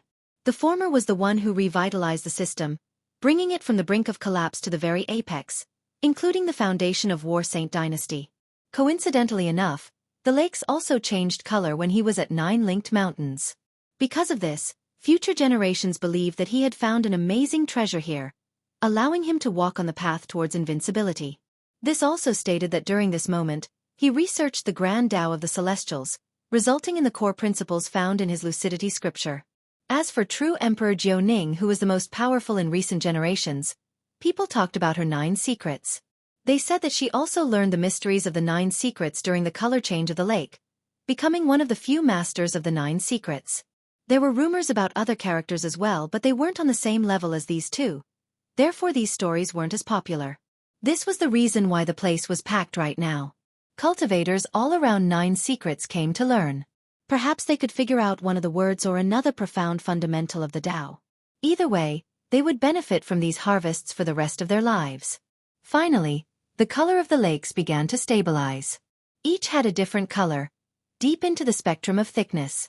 For example, the green lake couldn't be any greener, resembling a piece of jade with a chilling feeling. Another was a scarlet red, almost like blood. It gave off the feeling of a bloody stench, quite a frightening sensation. It's starting, get ready. The cultivators began entering the lakes after the stabilization. They chose different lakes. Some preferred to work alone since they didn't want to share their findings, while others preferred moving in groups to work together. Clank! Suddenly, a sword hymn echoed in the world. All the other swords in existence hummed back. Clank! Clank! Clank! These swords seemed to be resonating and led by another divine presence. An artifact is coming out? Cultivators were startled to see the reaction of their weapons. Clank! The hymn of this sword rang again, and everyone saw a ray of light rushing to the sky at Myriad Formation Kingdom. Just this one strand of the sword was enough to sweep through the ages and kill 3,000 worlds. More than enough to slay the gods and devils. This sword energy filled 9 secrets. An ancient bronze sword slowly rose into the air, seemingly stained with the blood of true immortals. What is that?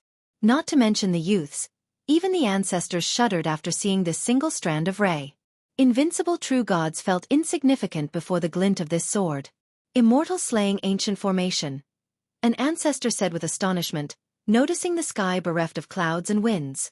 8 Formation true emperor has understood the formation.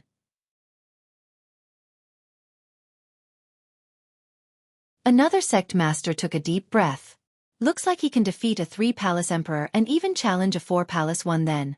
An ancestor from an ancient lineage murmured. Beating someone above his level isn't the most frightening part. The formation itself is the key point. An even older ancestor shook his head. His eyes became serious. This means that he could control the 3 immortal slaying swords, allowing him to do what you said earlier. But if he could actually ready the formation and add in the Tao of the world to create a great momentum, even a 12-palace emperor might not be able to escape alive. It's that terrifying? His peers were taken aback. Yes, that's why this formation is even above the 3 great ones in Myriad Formation. Remember, Myriad Formation is a lineage versed in arrays, so their 3 great ones are incredible. The ancestor continued, since immortal slaying ancient formation is so strong, no one but the founding emperor of this sect has been able to truly learn it. Tianji did it. Bingqi Hanyu was ecstatic to see this. At grand completion, even a great immortal can't get out of this formation. The other 4 great powers were shaken to see the sword ray as well, including the supreme ancestors. His power and the 3 swords aren't enough to actually touch an eternal. One of them said, the question is, how much power can he get out of this formation? At 50%, Eternals might need to start praying once trapped inside. In another location, Qin Jianyao had a serious expression as well while staring at the horizon. She eventually sighed. I can handle the 3 swords but will lose once the formation comes out. Incredible, that's why he picked formations as his Tao. The Saber Saint said with a sigh. I need to run before the formation takes form or I'll be chopped into mincemeat. As for Tang Hexiang, his expression greatly changed into a pale color. The hand holding his spear started to shudder. Right now, the 2 most promising candidates for the thrones were himself and 8 Formation true emperor. Previously, it looked as if the emperor had a great advantage. However, he had more supporters and perhaps the 2 sides were evenly matched. This was no longer the case after the emperor's newfound understanding of the formation. The guy would absolutely crush him now, so his aspiration for the throne seemed even more far off. Will the emperor come to 9 linked mountains since he is finished with his cultivation? Everyone understood that the emperor was about to come out. I believe so. A young genius said. Yang Bofin is his direct disciple, so he would never let the guy die in vain. At that point, with the formation in full effect, no one will be able to escape death.